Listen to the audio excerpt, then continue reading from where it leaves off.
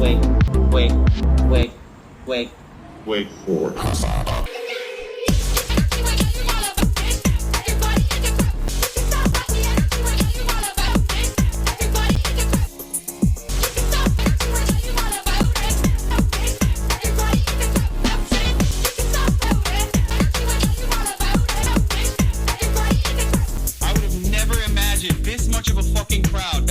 Campus anywhere in solidarity with the Palestinians. This is what it's about, okay? I did not stop advocating for the cause, and now I don't feel lonely. I don't feel as lonely anymore, and that's because of you guys. I hope that you can continue advocating for the right things.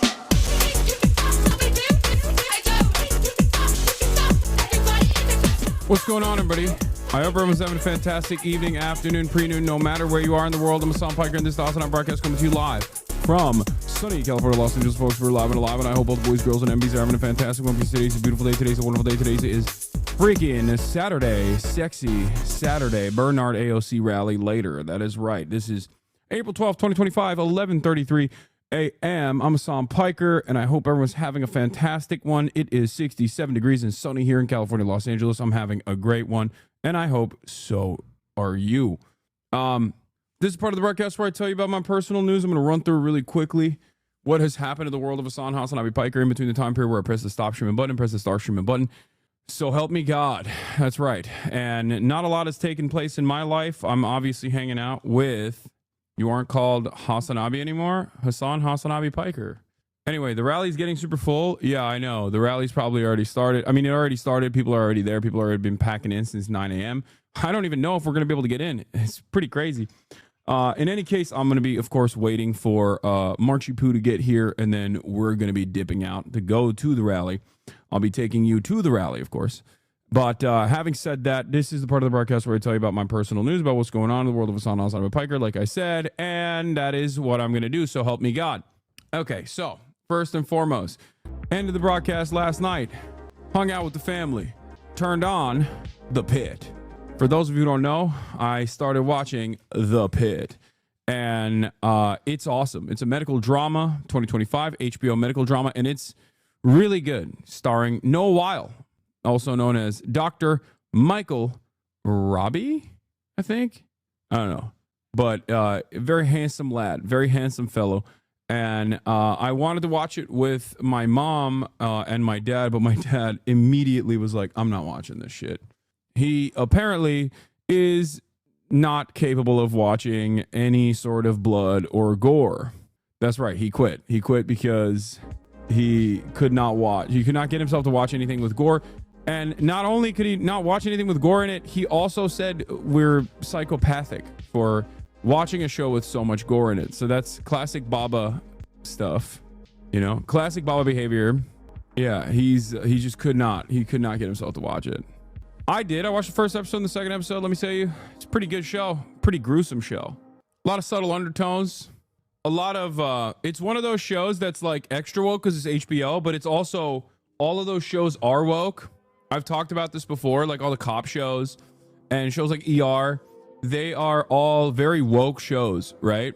For those of you who don't know, The Pit. The show I'm talking about is The Pit. Okay? But shows like, you know, 911, First Responder, Cops, FBI, America's Crime Unit, whatever the fuck they're called. Like, they're all technically propaganda shows, very much propaganda, very much constantly explaining to you why. No. The propaganda shows are very, very woke. You guys are wrong if you think they're not woke. They're woke in like the liberal Democrat social consciousness wokeness.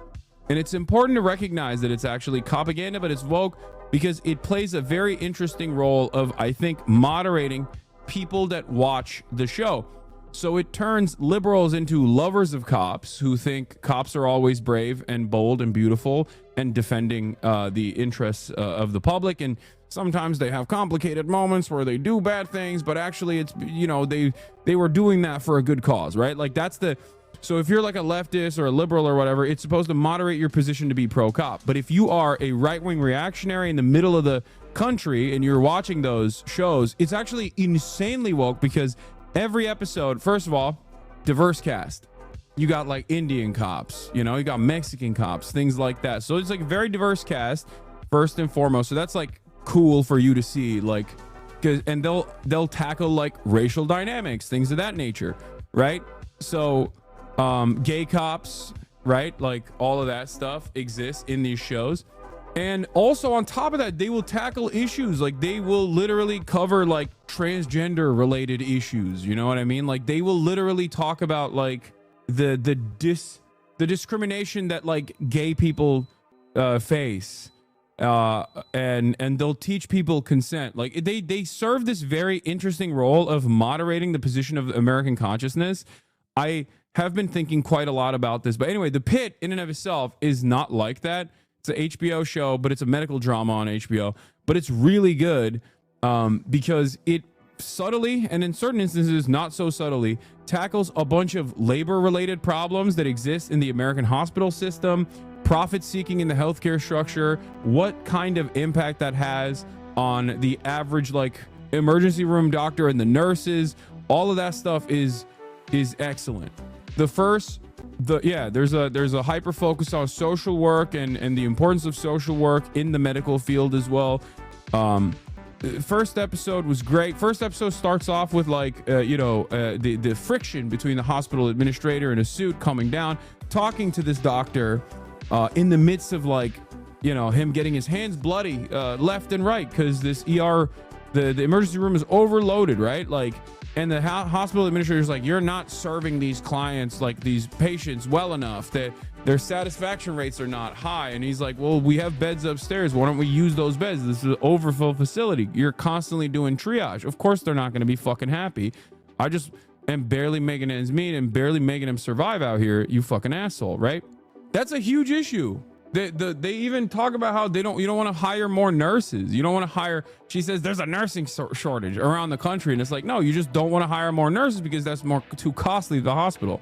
So it is really, really good. It shows like the incredible amount of pressure that like our medical professionals go through, especially in ERs, because ER is the one mechanism that like poor people can use in general, or poor people often do use in general, because like they don't go to the hospital until it's far too late. So it's just overloaded. Homie, you're watching Boomer Daytime TV dramas? Yeah, I am. But it's very good. And so I like that. And then the second episode, there was a sickle cell moment where like they are, the white first responders are like literally restraining this woman. She's black, and she's going through unimaginable pain, but they're treating her like she's a tweaker, right? And there's this moment where like they subtly, but not so subtly, talk about medical racism without like serving it to you directly. It's very good. I like it a lot. I like it a lot. It's very cool that they were doing that shit. Anyway, I've never seen House, but the show is called The Pit. I watched 2 episodes. It's a tough watch. Okay. I will admit it is a freaking tough watch. It's very gory. Yeah, it's incredibly gory. It's a medical drama on HBO. Of course, it's incredibly gory. But yeah, did you rug pull my Day One Founder Series merch purchase? What are the words that are coming out of your mouth, or what are you even typing in my chat right now? I have no idea. Anyway, so that show was great. Beyond the show, where my merch at, bro? I don't fucking know. Why are you asking me, dumbass? What the fuck? Do I look like a help desk here? What's happening? Go hit the fucking Warren James line. They're supposed to do this exactly. I'm not customer service. Aren't you the CEO of the merch? No. What do you think? I personally package every single merch and like give him a little kiss at the end of the night in the 2 hours that I have? No, I'm watching The Pit. Get that woke liptar shit out of here. I only watch Pawn Stars, reruns of Cops, like a real American. Anyway, all of that aside, went to bed, woke up this morning, and let me tell you, woke up early, hit the weights, hit some good weights actually. Here's your boy going for 9 reps here. Here, gave you a little titty pic as well for all the psychos out there, for all the lovers of the titty pics. Here's a little bit of titty for you. Here's an itty bitty titty. I've been tittied out the wazoo. I'm not gonna lie. This is probably why, because I've been pumping. Look at that. Look how many reps the boy's putting on there. That's 205, dude. It's not a big deal. Hitting that for 9. No, not even a spotter. I could have hit it for 10, but I didn't have a spotter, so I didn't want to risk it. You know? No hoop lately. Feel like I haven't heard much. No, I've been hooping. I'm just not very good at hooping. But yeah, those are double D's. Austin posted a titty pig and Haas scored. Like, what? Yeah. Them shits are staring right at you, you know? It's just like in your face. Get Gary's economics on the stream. Okay, y'all are annoying. I think chat missed the point when you talk about liking these shows. Not that you love it and it really resonates with you. No, you're saying it's good that these kinds of things are being represented in content that people like your parents are going to be watching. Yeah. Yeah, for sure.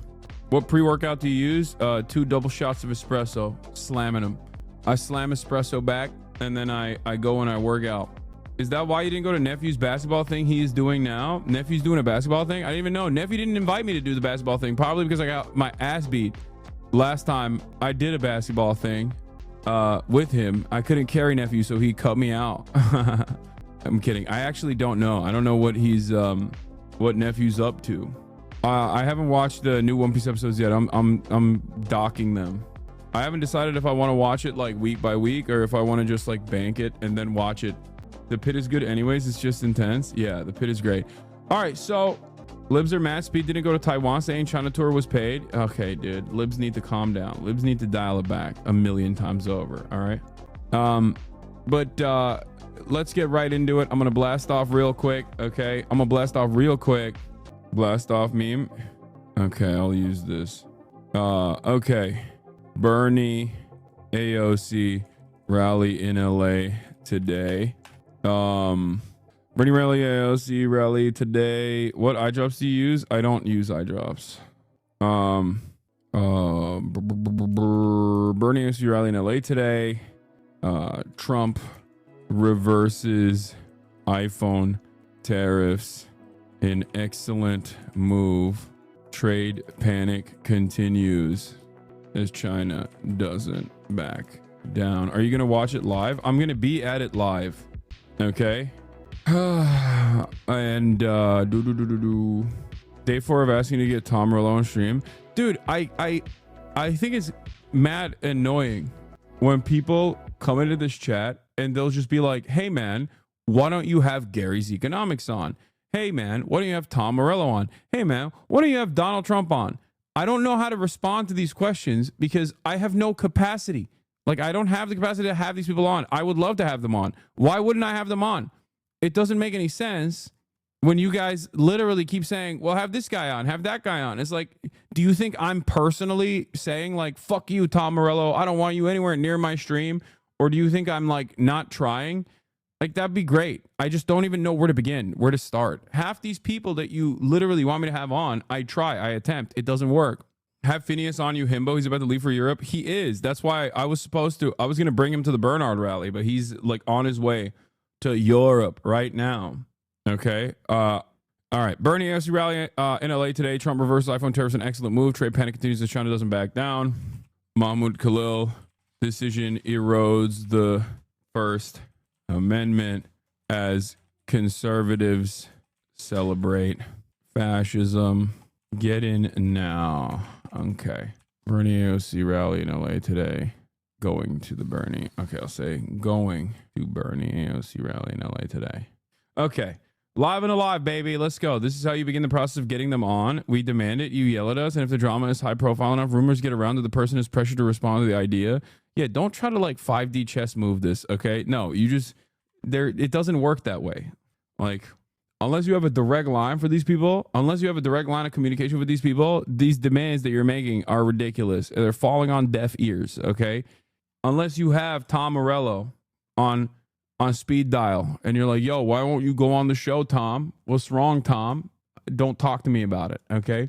Speaking of people who I can have on, however, Kneecap. Kneecap is at Coachella, and they got the crowd to sing Maggie's in a Box. If anybody was wondering, Margaret Thatcher is still dead. I wanna do something with them. I might even go to Coachella for it. Like, I don't know. Mikey's in a box. Na na na na na na na na na na. Mikey's in a box. In a box. Mikey's in a box. Na na na na na na na na na. Please no. I might go for the day, is what I'm saying. Mikey's in a box. Next week, for their next week's performance potentially. I don't know. I've been talking. I've been trying to figure out what we can do. They are supposed to be, traffic's insane, by the way, like hours just to get there. Yeah, I know. We got to figure out a way, dude. We got to figure out a way to do some stuff with these boys. I think it'll be fun. I think it'll be good. You're allowed to have fun, lol. This isn't like, this would be fantastic. It'd be fun, but it would also be literally for work as well. So we'll see. AOC, Bernie, Maxwell all breaking for lunch at the rally. You got some time? Wait, the rally, you got some time? Wait, doesn't the rally start at 1 p.m.? Am I crazy? Like the speaking starts at 1 p.m., right? Am I wrong? No, I know it started at 9 a.m., but like 1 p.m. is when it... Wait, no, 1 p.m. Pacific is when the fucking speakers start like Bernie's not going up until 1 p.m. Am I crazy? Yeah, no, it says 1 p.m. PT speaking program starts. Man, y'all are so fucking stupid. I swear to God, dude. I swear to freaking God. Y'all are so... Why do you do this? Why do you always do this to me? Why do you always do this to me? You always literally will make me second guess myself because I stupidly always think that chat probably knows better. Chat probably knows better. They probably got some information. I always doubt myself so much, you know? It's going to take you like 90 minutes to get there, though. I don't think so. It'll be fine. No, this says 1 p.m. Eastern. Yes, the rally starts at 1 p.m. Eastern, but Bernie doesn't start speaking. Bernie's not going to go up until 1 p.m. Pacific. You're like the buddy we fuck around with. No, I just, it's annoying. All right. Well, we've blasted off already. Let's get it started. Let's get it twisted. Let's go crazy. Here's Bernie bagging you up. Thank you, Los Angeles. 15,000 people already on site. AOC and I don't go on for a couple of hours. This is going to be a big one. It is a big one, I think. Sounds like a you problem. Everything's a me problem. Everything's a me problem. I have the responsibility at the end of the day. Dog, with all the stopping and horrible traffic, you might not make it, to be honest. Dude, can you stop? Can you motherfuckers stop doing this? Can you stop, please? I don't want chat to backseat me, okay? I know what I'm doing. I know it's going to take a long ass time to get there, okay? I am very familiar with Los Angeles traffic, especially going into downtown, especially when it's super slammed. I know. Yeah, I might as well just start walking there, I guess. Fuck it. March shouldn't even come over. I should just start walking over there. I know, man. I'm a big boy, okay? I know it's going to suck. And you guys are going to say, I told you so. And it's like, these are the decisions that I have to make. This is a decision that I have to make in terms of, like, starting the stream here and then moving on to the IRL portion. Yes, I know it's going to be fucking annoying. I know I'm going to be sitting in traffic for a very long time, as a matter of fact. I know that. I know all of that, okay? I know. It's only Bernie Sanders? Yeah. Why are you going to the location? What do you mean? I'm going to the location because I want to go to the rally. Joe Biden was right calling these people garbage is a cult. I mean, yeah, it is a cult. Heavy is the head that chose to wear the crown, especially such a tiny head. Yeah. Yeah. Also, we get to have one of the favorite recurring bits, which is I interview Uber drivers about their politics. So I don't know why you guys are complaining. It's literally people's favorite fucking bits. Is one of people's favorite things to do. When will we get another median Uber voter driver combo? Yeah, that's going to happen. Yeah, remember when I talked to you guys about the Chinese peasants comment and how that was going to cause so much commotion in China? Very few comments by U.S. officials in the past few years have radicalized the Chinese people against the U.S. as much as J.D. Vance's Chinese peasants. Why would he say this? It doesn't help with anything. To Shenzhen by train. Right now I'm in... Yeah. It quite literally is an invocation of century of humiliation shit. China at this stage has overcome exactly that. And the very fact, as soon as I heard him say they're peasants, as soon as I heard JD Vance say, call the Chinese peasants, I told you that this was going to extend, or at least, at the very least, it was going to cause the Chinese population to be significantly more. It was going to cause the Chinese population to be more angry towards JD Vance. It was also going to cause. It was also going to cause it was also going to cause them to hold strong against American action. in China, and I'm going to Shenzhen by train. So I've forgotten my phone, and I want to get something from the store. So I'm at 7-Eleven. So I'm gonna pick up the sparkling water. And what's very interesting is they actually have. So I'm gonna scan it. They actually have WeChat Palm Pay. So that's my WeChat ID. That's my WeChat ID, and I just paid without having my cards or my wallet on me or my phone, which is pretty crazy, mind-blowing. You don't have to take anything with you when you go and travel. So that's the beauty of China. It just shows how ahead China is in terms of technology. I've seen so many goddamn TikToks. I have seen so many TikToks about Chinese people being like, I'm a peasant. Fuck you. Yeah. Hassan, I got called old because I didn't like the beat selection on Ken Carson's album. I'm turning 24. Yeah, you're 1 foot out the door, little bro.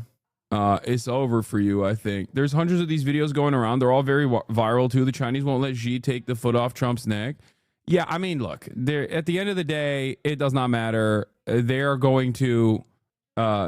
Xi is going to do what Xi's going to do. You know what I mean? And in terms of maintaining global stability, trade stability especially, which is something that benefits China as it stands, and something that China wants to maintain, this is the reason why I say, after showing the world a lesson, showing the global leaders that are paying close attention to what's going on right now and the dangerous instability, he's going to turn around and offer, like I said, an olive branch to the Trump administration. The Trump administration will take that olive branch. Everyone who's actually smart will recognize exactly what took place. But of course, we are surrounded by incredible dumbasses. So all of those dumbasses will turn around and go, oh my God, he did it. He did it. He did it. He is the mad lad. He fucking did it. He is, Trump is the mad lad. He actually made China back down. Also, one of my favorite things is the people that like Donald Trump, but also like BRICS. A lot of these BRICS guys also are pro-Trump, weirdly enough. And I don't know how that happened. And, but these accounts posting these signs are popping up all over China. These Chinese peasants are killing me with their wicked sense of humor. Starting from today, our store will charge 104% service fee to American customers. If you have any questions, please consult the U.S. Embassy. After being brought up in a China-hating country, it's very hard to swallow. They're not the big evil guys. I mean, it doesn't matter. The world is not run by the people that have these opinions. The world is run by people who will still recognize when, the American government is the one who's causing the instability and the Chinese government is the one that's maintaining global stability. So it doesn't matter. Anyway, this is... You don't have to worry, 'cause you have no money. People on the river have big guilt. Think we'll keep on burning. Keep on. This kind of stuff is just this is a little bit reactionary. I already hate AI art, and this is not to be the friend who's too woke or whatever, but this kind of stuff is a little bit reactionary, where they're just oh yeah, you fat fentanyl addicted Americans, good luck making these chips. Now, the reality of the matter is we can't make these chips. Okay, these are incredibly. The manufacturing process for this stuff is so insanely high tech. It is not something that you can put together overnight. You have to have you have to have a shit ton of training. Okay. It is still, of course, better than let's nuke the Three Gorges Dam posting, which is what a lot of the Americans have been doing, which I talked about as well. It's something that I've been seeing on my timeline quite a bit, and it's been very frustrating, very annoying. Hey, Fiona, stop.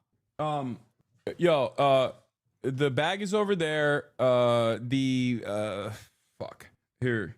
the bags over there, some of the batteries are being charged next to the marches here, guys. Some of the batteries are being charged. This one's not full yet, so I'm still charging it. But some of the batteries are being charged next to the couch. And Kitchen Island is where the camera is. Also, there's a camera bag there as well. We can get a smaller camera backpack to bring with us if you want.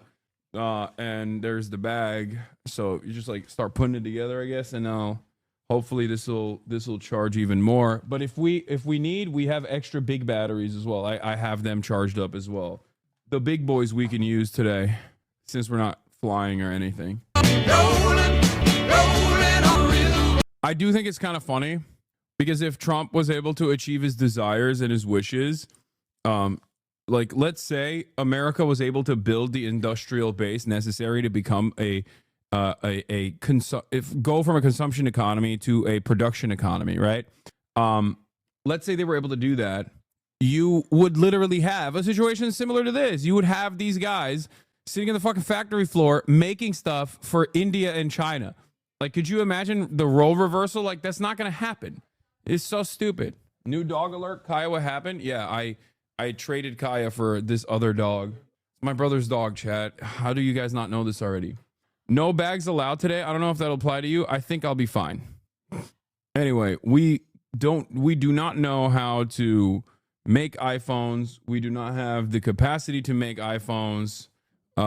We just don't have the factories to make iPhones. We just don't know. We don't have anything. Like, it's just so stupid. Yeah. If you want to understand like something that I've been talking about for the past couple of days, maybe if you weren't watching me, you might be confused today. You might be going, Hassan, I'm an Asmongold head. I watch Asmongold every day. And he keeps telling me these are brilliant moves that the Trump administration is making. But I found myself briefly coming over to your broadcast for a moment. And you're saying a lot of interesting stuff here. And I'm a little confused, right? I'm a little confused as to what is going on. Why did Trump make exemptions for the phones and chips? On the one hand, Trump said tariffs are good, and I celebrated that because Asmongold celebrated that the tariffs are good, and America is going to be a rapidly growing industrial economy. That's what I was thinking of. And then he turned around and he said, okay, no more tariffs. We're doing a pause on tariffs. So I was a little confused then because then everybody started saying, art of the deal, art of the deal. Donald Trump did it again. But now he's caving without getting a single phone call from Xi Jinping on some of these tariffs that were supposed to happen for phones, computers, and chips. What the hell's going on, Hassan? Well, if you were watching me for the past couple of weeks or maybe the past year or so, I would have told you that this is exactly what was going to happen because America is nothing if it's not, America is nothing if it can't protect the bottom line of capitalist corporations, and America is nothing if it can't offer cheap consumer goods to its base. It's nothing. That is the only thing holding the social contract together. And Donald Trump, as I've said already, basically destroyed that. He tried to nuke it. In the words of Felix Biederman, he molested the money. That's what Felix calls this. You know? He just put his grubby little hands on it and he molested the money a little bit. Okay? He had a moment of money molestation, and then they were like, you can't molest the money any longer. Jamie Dimon made a boss call and was like, no, no, no. But then he still has some of his fingers in it. And then I guess Tim Apple made the boss call as well. And he was like, no, no, no. So what is, it's fine. It's a little spiky, so it's weird. Yeah, I don't like that it's spiky. We're trying to make a like an impromptu mic right now. But yeah, the treats must flow and the money must flow, and Donald Trump tried to fuck up the bag that way for both sides, and it's not going to work. Back let's today take a look. with a 125% tariff on all U.S. goods sold in China. This comes after President Trump placed a 145% tariff on Chinese imports. Can I score breast milk on you today at the rally? Dude, some of y'all, I know you're joking, but some of y'all really make me not want to go outside, bro. Like, please just fucking calm down, all right? Jesus, Lord, mercy on my fucking soul, dude. Oh my God. It's like, I want to say touch grass, but you literally want to touch grass in this situation, and you want to spray me with titty milk? I don't want that. Nobody wants that. Please be normal. And now we're learning of a possible reprieve on certain products. ABC News senior White House correspondent Selena Wang has the latest from Washington. Hey, Ike, as the U.S.-China trade war heats up, the Trump administration is exempting smartphones, laptops, and other electronics from his... So I want to understand the mindset of an Asmangoldian. You know what I mean? Asmangoldian, a fan of Asmongold. In this very moment, do you feel like Donald Trump still got the big dick? Is he still doing the thing? Is he still hitting the fucking red button over and over again? What happened? How did he buckle? Like, what is a guy who is only getting beamed right-wing commentary to his fucking frontal lobe? What does that guy think at this moment? They're called Asmonglers, by the way. No fucking way he calls the fans Asmongoldians. No, I do that. There's also another thing that people call his fans, but I don't want to say it because it's a little bit, it's ableist. Reciprocal tariffs. That's according to a bulletin posted by U.S. Customs Border Protection late Friday night. Now, those exemptions also include solar cells, flat panel TV displays, flash drives, computer processors, memory chips, and semiconductor-based storage devices. So this is some relief for big tech companies like Apple, which relies on China to assemble the iPhone. UBS had estimated that the cost of the new iPhone 16 Pro Max could jump by $950 under the 145% tariffs that Trump has imposed on all goods from China. And right now, there appears to be no end in sight for the U.S.-China trade war. China has imposed 125% tariffs on American goods, and those steep tariffs go into effect today. The White House has said that there currently are no negotiations happening between the U.S. and China. Now, this trade war is painful for both countries. Last year, the U.S. imported $440 billion worth of goods from China, everything from toys, clothes to... Wait a minute. Wait, hold on. Lutnick 5 days ago said smartphone manufacturing was coming to the U.S. because of tariffs. Brennan, you've said that robots are going to fill those jobs. Lutnick's is automated factories. The armies of millions and millions of human beings screwing in little screws to make iPhones. That kind of thing is going to come to America. It's going to be automated. U.S. publishes tariff exclusions for specified products. U.S. tariff exclusions apply to computer smartphones. U.S. tariff exclusions also apply to chip-making equipment. Tariff exclusions apply to so-called reciprocal tariffs. Trump exempts phones, computer chips from reciprocal tariffs. What happened? Yeah, as soon as Donald Trump said this, go back. What did I tell you?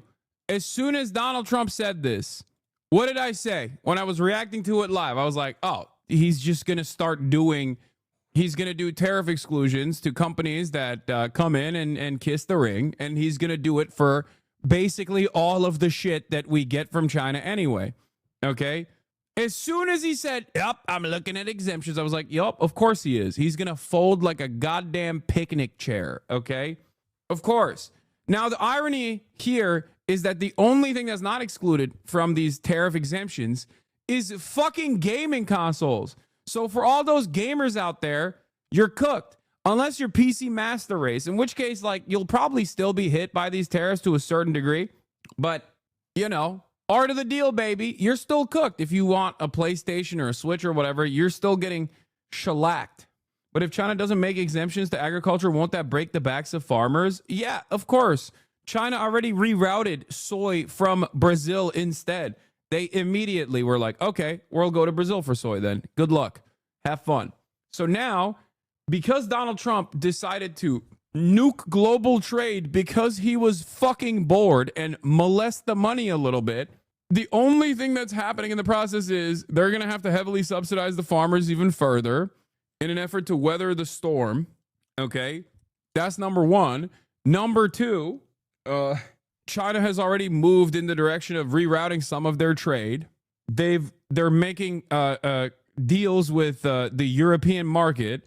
China never even needed American soy. They were only buying American soy because of the deal they made with the U.S. in the first trade war. I know that. I know. I just had breakfast with my Republican dad, and he full on believes that Trump has the best interest of the average American in mind. I just couldn't help but look at him in amazement. Yes, man. Jews for Hassan. We got it. Calm down. Okay. Jesus Christ. Also, what is this? Jew221? Thank you. Thank you for your support. Okay. Stop spamming. Also, for this exclusion, they're making it go into effect from imports since April 5th. So if tech companies already paid for the duties, they'll have to be refunded. Oh, don't worry. They haven't paid for the duties. You want to know why? Because the fucking tariff collection system mysteriously broke. So they haven't even collected any of the tariffs anyway. That's right. So they couldn't even collect the tariffs. We covered this yesterday. Anyway, good news for U.S. consumers that President Trump has now exempted imports of smartphones, computers, hard drives, computer processor, memory chips from reciprocal tariffs, so they don't face the 10% global tariff or the extra 125% on China. It's also a win for Apple and Nvidia, etc. But you have to wonder, why didn't this exemption exist on April 2nd? Did the Trump team truly not know how reliant the U.S. is on China for popular electronics? U.S. depended on China for smartphones and game consoles. Top 10 U.S. imports from China by value in 2024. 86% of game consoles, 79% of PC monitors, 76% of toys, 73% of smartphones, 70% of lithium-ion batteries, 66% of laptops, 38% of plastic products, 14% of wireless headphones, 9% of computer parts, and 7% of medicine. Incredible stuff. Brilliant move, sir. They refunded it too if they'd have collected any. It's retroactive. Yeah. So why did we do any of this? And does this spell confidence for the market watchers? Because it's still, they're just chipping away slowly but surely. This is turning into Trump 1 real quick. Okay. Trump 2 was supposed to be different. This man was on a mission. He was vindictive. He was going to punish everyone that told him no. Okay. He was going to tell all the money guys, fuck you, I'm doing my thing. Okay. For no reason whatsoever. Okay. For no seeming, no real reason at all. Okay. But it turns out he is still listening to the money guys. They're still telling him, like, you can't do that, sir. You can't do that, sir. And he's backing away like a baby. So what happened? What happened? Here's Charles Gasparino breaking. It's a classic news management for Trump and co. to announce the so-called Apple carve-out, no tariffs on electronics, late Friday when the news of the week is done. But make no mistake, this is another sign of a tactical retreat from the White House's initial tariff strategy, which nearly led to a 2008-style market meltdown. I hate using the term Lehman moment, which gets thrown around so much, it's cliched and not very descriptive. Lehman and the banking collapse involved private sector folly of irrational exuberance involving housing. This moment was created by massive amounts of debt, our dependence on foreigners, even adversaries to keep buying it, and the government doing a U-turn on global trading relationships, which needed fixing, not destroying. Like, the system has been going on this way, and America being the global reserve currency maintains the system's stability. Donald Trump weirdly wanted to get everyone involved and everyone to pay penance, while simultaneously they already are paying penance structurally by being what? Oh, now he went from Jews for Hassan to Netanyahu. Heart eyes. Aw. Okay, dude. Well, eat this band then. Suck my dick. So is he doing all this tariffs so that 1% can pump and dump and get rich fast? No, I don't. The 1% is going to pump and dump and get rich fast no matter what he does. Okay, that is secondary. The primary goal here is Donald Trump enforcing his agenda and seeing the people's appetite or willingness to be able to. That dude was trying to bait anti-Semitism. I think so. Yeah. R.I.P. Clip Farmed. Wait, what do you mean? If you throw Netanyahu hard eyes, I will fucking ban you. What the fuck? It's like saying W Hitler in this chat. You know what I mean? I'm gonna fucking ban you. Like, get the fuck out of here. So where is the liberation? Where is the liberation? Where's the liberation that's happening? Electronics, those reciprocal tariffs, those are going to hurt American farmers. China buys more soybeans from the U.S. than any other country. All of this is hurting small businesses as well, not just consumers that could face those higher prices. I visited a toy store in Virginia, and the owner told me that virtually everything she sells in her store is either made in China or made with parts from China. Ike? Selena Wang, thank you. More executive actions from President Trump. Liberated, all right. Late last night, the president authorized the military to take control of federal lands along the U.S.-Mexico border to bolster immigration enforcement. Ready to go? The memo directs the Defense Department to use the military to take steps to secure the border, including construction of a border barrier. It comes as the White House is set to begin new nuclear negotiations with Iran and work out trade deals with dozens of countries during a 90-day pause on tariffs. Willie James Inman is traveling with the president in Florida. Willie, good morning. My stepdad lost 20K of his 401k since this shit popped off. RIP, dude. It's fine. He's liberated from the joys of retiring at a reasonable pace, you know? It's good. Work is good, right? It sets you free, or whatever people say. Good morning to you, Michelle. Following a week of market turmoil, the White House is pushing ahead with its plan for punishing tariffs on Chinese goods with no end in sight and with negotiations up in the air.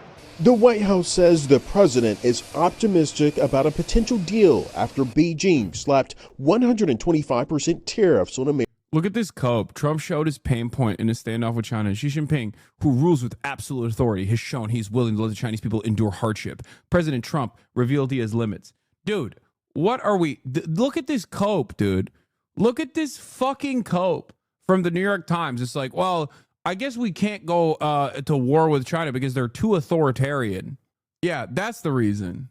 That's what it is, for sure. Yeah, President Xi can just like... Donald Trump tries to nuke the global economy for no reason, and it's still actually liberals are still trying to uphold the almighty market system that we have designed here. Okay, it's so unimaginably stupid.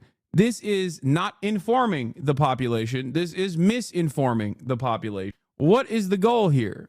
What an embarrassing copium moment from the New York Times. Like, do your fucking job, man. Educate the people. Educate the people. You don't even like Trump. Why? But of course, there's a higher priority here. I'll give you an analog, okay? The analog here is kind of like all the fucking weird, like, Groyper drama accounts, Keemstar adjacent drama YouTube accounts that fucking despise Ethan Klein, right? For years and years, they've shit on him. But the one time Ethan Klein has a different enemy, there's a higher order of priority. They hate me more than they hate Ethan. So when Ethan is attacking me, they love Ethan Klein. This is the same principle with the New York Times. They hate Donald Trump, but you know who they hate more than Donald Trump? China. So when Donald Trump is fighting against China, liberals have to find a way to just make sense of this. To say like, well, the American systems are actually really good. It's just that we're too liberal and love democracy too much. And Donald Trump loves democracy too much. That's why there's no way for Donald Trump to be able to compete against China. It's just the weak point of America is that we love democracy. It's awesome. Except the lesson to be learned from this then for the Trump world is what? To be more like to be more authoritarian, I guess. I asked my aunt about it, and she said, we're used to trade 1 kilo of white flour for 2 kilos of coarse flour just to feed the family. This is nothing. Yeah. This was part of your 2025 predictions. Liberals will support Trump in the direction of his China stances. Oh, my God. I did make that prediction, but I guess it's the easiest prediction of all time when you think about it. Like, Donald Trump is out here already whipping every law firm into shape so they can offer pro bono work as they, like, I don't know, go after random immigrants, right? Go after random immigrants for the crime of hurting the feelings of the state of Israel, a foreign nation, and to make sure that they don't actually fight back against this administration as it desperately claws constitutional powers away, as it rips apart the Constitution, okay? And in that process, we're like, you know what the problem is? Trump is too democratic. Yeah, okay. Don't worry. He'll show you. He'll show you. American exports in retaliation for a 145% rate on Chinese goods set by the U.S. I'm very comfortable now, but I've always gotten along well with President Xi. We had a good relationship, very good, and I think something positive is going to come out. The trade tensions between the U.S. and its trading partners sent the stock market into a spiral this week. Stocks briefly recovered after the White House announced a pause on retaliatory tariffs, but markets spiraled again after the Trump administration clarified tariffs on some Chinese goods would be 145%. All three indexes ended the week in the green on Friday. The uncertainty with trade hitting Main Street businesses hard. Fertilizer, fuel, herbicides, machinery, all have gone up. Some business owners who source their products from China worry they may have to increase prices. We have a merchandise line, and a lot of components of that merchandise comes from China. And so we're really trying to figure it out. We don't want to have to significantly increase our prices. The White House says at least 75 nations have come to the table for negotiations, and that 15 of those have already submitted offers. We can set the tariff, or we can do it a number of different ways, but that seems to be appropriate. And they can pay it or negotiate it, or they can not pay it. The progress to strike deals with other nations may not be enough to cool nervous investors and business owners. I think the market was overall and oversold, and we're going to have some of these relief rallies from time to time, but a whole bunch of uncertainty in all the sessions in between. Today marks the start of what the White House is calling direct negotiations with Iran for a new nuclear agreement. And those conversations are taking place in Oman, with that nation acting as the intermediary between U.S. and Iranian officials. Dana? All right, Willie, thank you. And to respond to the Supreme Court ruling and the other courts about the gentleman who was from Maryland who was put in the El Salvador prison. Is that the one that was not Tren de Aragua, but he was MS-13? Just the one that they've said needs to come back. No, but was he MS-13? Because I only know by that. I mean, I don't know which one, but if the Supreme Court said bring somebody back, I would do that. I respect the Supreme Court. And the lower court judge as well. He's been asking for daily updates. I'm not talking about the lower court. I have great respect for the Supreme Court. So I'm not I'm not totally well versed as to the specific case, but if they said to bring him back, I would tell them to bring him back. An immigration judge in Louisiana ruled that the Trump administration can deport Columbia University graduate Mahmoud Khalil, despite his status as a permanent U.S. resident. Last year, Khalil led pro-Palestinian protests against the war in Gaza on campus. The State Department argued that his presence in the U.S. posed a national security risk and would undermine U.S. policy to combat anti-Semitism. Meanwhile, in Maryland, a federal judge ordered the Justice Department to give her daily updates on the return plan for a father wrongly deported to El Salvador. Scott McFarlane has more on that story. It was a month ago this weekend. Kilmar Abrigo Garcia was among those shackled and then flown to a prison in El Salvador with no chance to contest it. The Trump administration admits Abrigo Garcia, who had no criminal record, was included by mistake. He had a previous court order protecting him from going to El Salvador, a nation he fled about a decade ago. His attorney, Simon Sandoval Moshenberg, made a plea both outside and inside court for Abrigo Garcia's return. Neither we nor the family have been able to make any contact with him. This is one of the principal human rights violations that occurs in that facility, is that, inmates and detainees in that facility are held incommunicado. But the Department of Justice, they argued they're not able to say when they can secure his return. Maryland federal judge Paula Zinnes pressed to know Abrigo Garcia's condition, asking where is he and under whose authority. The response from the Department of Justice attorney, Your Honor, I do not have that information. What do you make of the government saying we can't tell you where he is, we can't tell you who has him, we can't tell you how he's doing? What I make of that is that it is purposeful stalling. Doris Meisner is former head of U.S. Immigration Services. We seemingly have an agreement with El Salvador to take these detainees. Those agreements implicitly are a two-way street. So for us to say... It's on U.S. Real Democracy. Average federal workers get fired. It's all glorious and efficient, but when billionaires lose a bit of money, Trump has to back down. Yeah, of course. Tens of thousands of people have to be fired. They have to. We have to purge them. All of that stuff is fine. All that stuff is good. It's actually for the greater good. Don't you need to be on the road by now? Don't you need to shut the fuck up and let me live? Stop. God damn, dude. People are so fucking annoying. All right. Fired up. Okay. Uber's about to be here. Mind your damn business, chatters. Holy fuck. Okay. God damn, there's so much happening in the send somebody that we then understand to have been wrongly sent. Certainly one has to expect that we could go back to El Salvador, explain that, check the records, and get that person back. The federal judge in Maryland has ordered daily updates on this case until she gets information about Abrigo Garcia's return, his condition, and his placement right now. For CBS Saturday Morning, Scott McFarlane. Thank you. All right, we're going to see this man in a little bit. Republicans are taking notice of our fighting oligarchy tour. Good, he says. I'll let this run as the Uber gets here, and we'll go and talk to. Just curious, why you bother responding to the one or two annoying chatters who's any bullshit? It's so funny because you're doing that thing. You're doing the annoying chatter thing. Okay. All right. So we're going to be heading over to the Bernard rally in Los Angeles. After the Bernard rally, I'll obviously come back and continue. I'll obviously come back and continue along with the regular stream that I'm doing. What is this? Weekly share of rejected home mortgage refinance applications hits highest level since October 2008. Bloomberg. Nice. What is this? All right, Democrats, how do we win an election? Just say Trump bad, fight for the working class. Yeah. I mean, they're not, like, in a weird way, we have this, like, very obviously insane cult of people, okay, that are not even hiding that they have this, like, weird cult-like identity, that are doing things broadly that are just, like, hurting people, openly hurting people. And the Democratic Party seemingly is asleep at the wheel. They're not even like, why is this guy not moving? Come on, man. What is happening here? I have a headache already. What is happening to me? Okay. You got a Google Maps of prison in El Salvador. There's literally bodies piled outside of one of the buildings. Okay.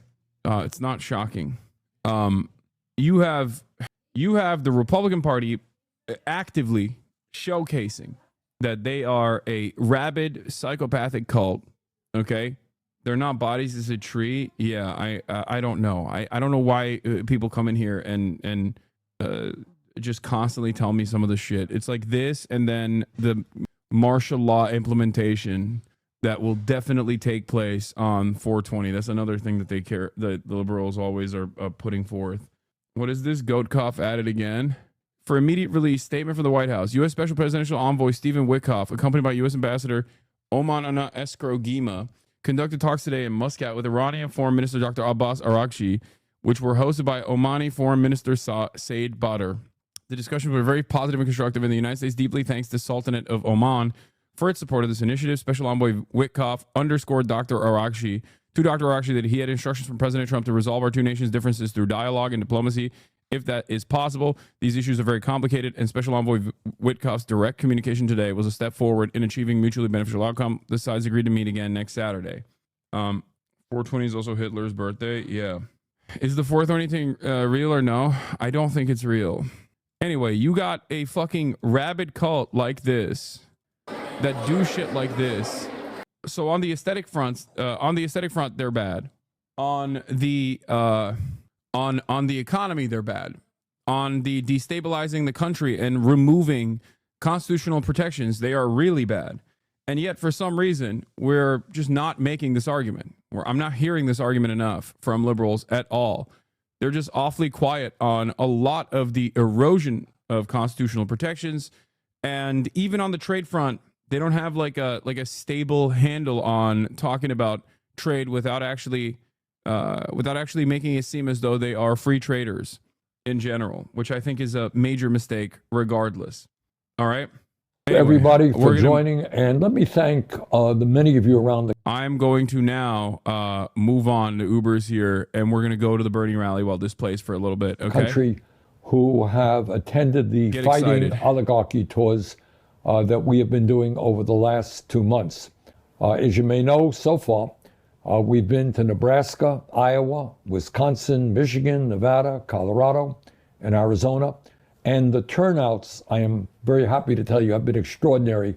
Well over 100,000 people combined have come out. And Republicans, surprise, surprise, are taking notice. They are quite concerned. Both Trump and Musk have had to respond, and not surprisingly, they've responded with lies. Mr. Musk claimed that many of the 34,000 people who came out to our Denver rally were paid organizers, and Trump was busy boasting falsely that his turnouts were always larger than ours. Not quite the case. On Saturday, this Saturday, the next phase of the Fighting Oligarchy Tour begins. Alexandria Ocasio-Cortez and I will be starting off in Los Angeles. We'll then be going to Utah, Idaho, back to California to 2 rural areas in conservative districts, and then we'll be finishing up in Montana. And most of these events will be held in congressional districts that are represented by Republicans, and there is a reason why we are doing that. Let me say a few words about what we hope to accomplish with these events. Number one, in these extraordinarily difficult and depressing times, I want people in the communities that we visit and people throughout the country to understand that they are not alone when they feel outraged by what Trump is doing to our country. In fact, when they stand there amidst thousands and thousands of their neighbors in opposition to oligarchy, opposition to authoritarianism and xenophobia and attacks on the working class, they very quickly understand that they are not part of some fringe minority who are opposing Trump, but that they belong to a strong majority of Americans who want this country to move in a very different direction than where Trump is taking us. What Trump and his friends claim they have this huge mandate, nothing you can do about it. And what these rallies are doing is proving them wrong and providing hope for people all across this country. Secondly, what we do in these rallies is that given the nature of corporate media and the dominance of big money over the 2 major political parties, the Democrats and the Republicans, it is vitally important that we provide a progressive political and economic analysis that many people around the country have really never heard. And one of the main reasons that the establishment is able to maintain the rigged economic and political systems that we have is they do that by deflecting attention away from the most pressing problems that working people face every single day. And when people are not provided with rational explanations as to what's going on in their lives and in the world in which they live, they say, nobody understands what I'm going through. Everybody, is full of crap. Why should I participate in the political process? And that is, my friends, exactly what the moneyed interests want. They want you to give up. They want you to believe that there are no solutions to the problems that we face. Let me give you just a few examples of how the establishment functions in that regard. Now, I want you to stay with me here. When is the last time that you heard a serious discussion or any discussion at all on television about the unprecedented level of income and wealth inequality that we're currently experiencing? Today in America, 3 people, Musk, Bezos, and Zuckerberg, combined own more wealth than the bottom half of American society, 170 million people. Think that's an important issue? Yeah, I do. I think that's maybe the most important issue that we face from an economic perspective. But we don't talk about it. You're not going to see that on TV. You can watch TV 24 hours a day. It is not going to be discussed because the people who own the networks don't want serious discussion about the immorality and the economic injustice. For now. Yo, can you hear me? Damn, that was a quick transition. That's crazy. All right, you'll be in the chest pocket for a little bit, chat. Testing. Can you hear us? I don't know why my Chatterino is not working. I was watching. Give me back my Bernie. He was cooking. Okay, everybody calm down. Hassan doesn't want us to know? Okay. Yeah, you got uppies. Okay, it's lovely and warm here. All right. Oh, I don't know why I have a headache. You and me both, brother. Well, I know why you have a headache. Are you Mike? Why not? Yeah. Why do I have a headache? Yeah. Why? Well, I know why you have a headache, because you've been partying. You've been a bad boy. You have been. I'm back now. What do you mean? I'm here. I'm at work. Mm-hmm. You've been misbehaving. How was New York? How was New York? It was a lot of fun. Yeah? Yeah. I actually really like it. We should move there. We should move everything there. Okay. How are we gonna get Will on board with that? I think he'd be down. It'd be really funny because Austin won't even move to. Austin won't even move to LA. We should wait till Austin moves to LA. And what do we do with? And then go to New York. Can and you have him fly in for the podcast after months and months of not having Cutie on the podcast? It's gonna be very funny when we when she finally is back and we just move to New York unceremoniously out of nowhere. But yeah, it was great. I hung out with Lolo a bunch. We got matching tattoos. Oh yeah. Yeah. Where'd you get it? It's on my arm. Oh, you can't show it right now. Yeah. I mean, they can't see anything right now. But yeah, me and Alex are basically best friends now. Hung out Yeah. a bunch. That's cool. Talked about how much cooler I am than you. I mean, he lies a lot. So yeah, you have to be aware of that. Yeah. Because like to me in private, he's like, "You're so much cooler than March." Like I'm actually using March to get to you. That's what he says all the time to me. It's weird. He does lie a lot though. He does. He's a lawyer. That's what lawyers do. As all lawyers do. And bisexual. He's bisexual. Bisexuals lie a lot too, and lawyers lie a lot. So he's got both of those covered. Think about that. Yeah. Not gonna lie, I was at a club in Brooklyn 12 hours ago. That's probably the reason for your headache, I think.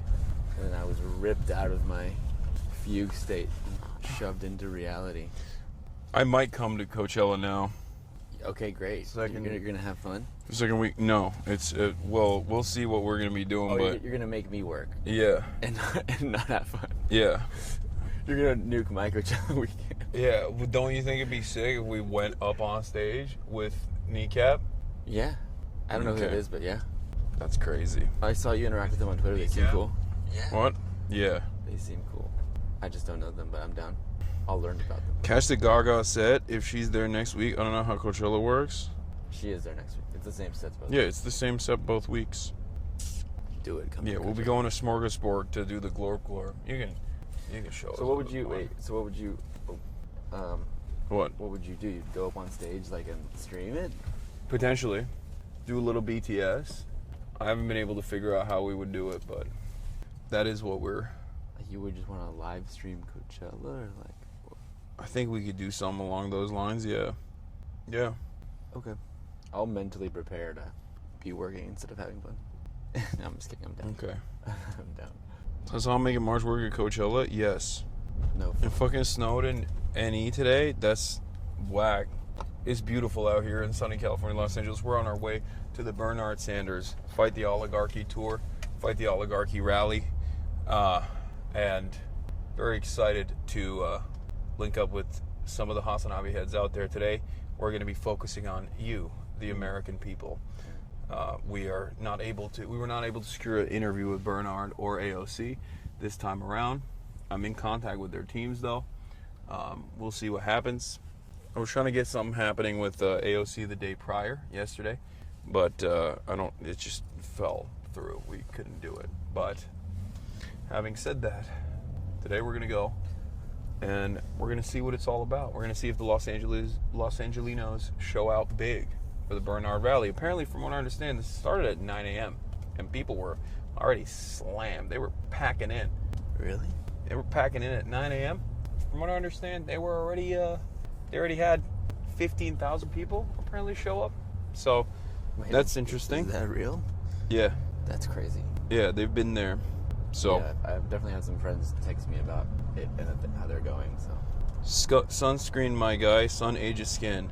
Sometimes I want to nuke myself out of orbit in a video game when I read stuff like that in the chat where it's like I'm a 33-year-old man and you got people micromanaging my skincare habits.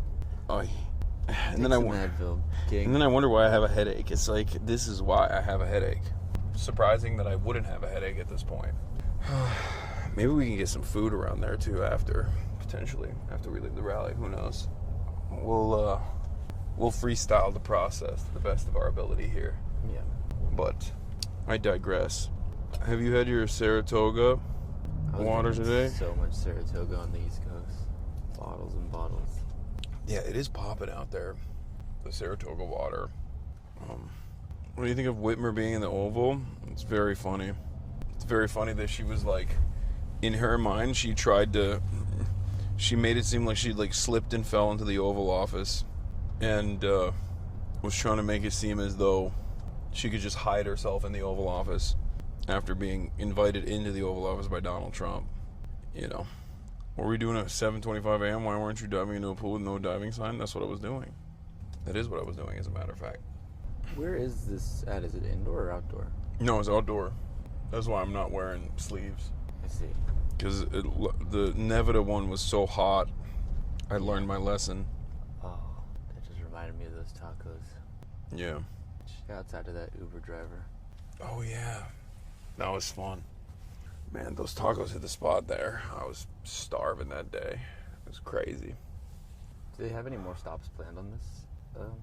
I don't know. Tour? I can ask them. I can ask the team. They probably do. I don't know. Sir, what do you think about Bernie? Do you like him? Sorry? I said, what do you think about Bernie? Bernie Sanders? Yes. Do you know anything about him? First time knowing. Oh, okay. Where are you from? Jordan. Oh, you're from Jordan? Yes. No way. I'm from Turkey. Yeah, Turkey. I'm close. Nice, nice. I'm go to Turkey.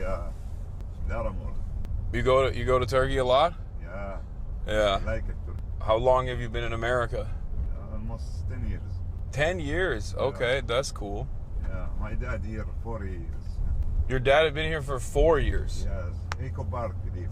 What do you think about everything that's going on right now? It's pretty chaotic, huh? Yeah. It's not good. Offend him. Offend him. Yeah. I only know bad words in Arabic. Yeah. I only know, like, the least bad word I know is gappa. Or, yeah. Or kalb. That's it? Well, no, I know really bad words too. Yeah. I'm just not saying. You want me to say it? Yeah. Oh, you want me to? Okay. Kosuktak sharmuta. Kos immek. Oh my God. Yeah. Kos immek. Oh my God. Yeah. Oh, you like that? Do you know any bad words in Turkish?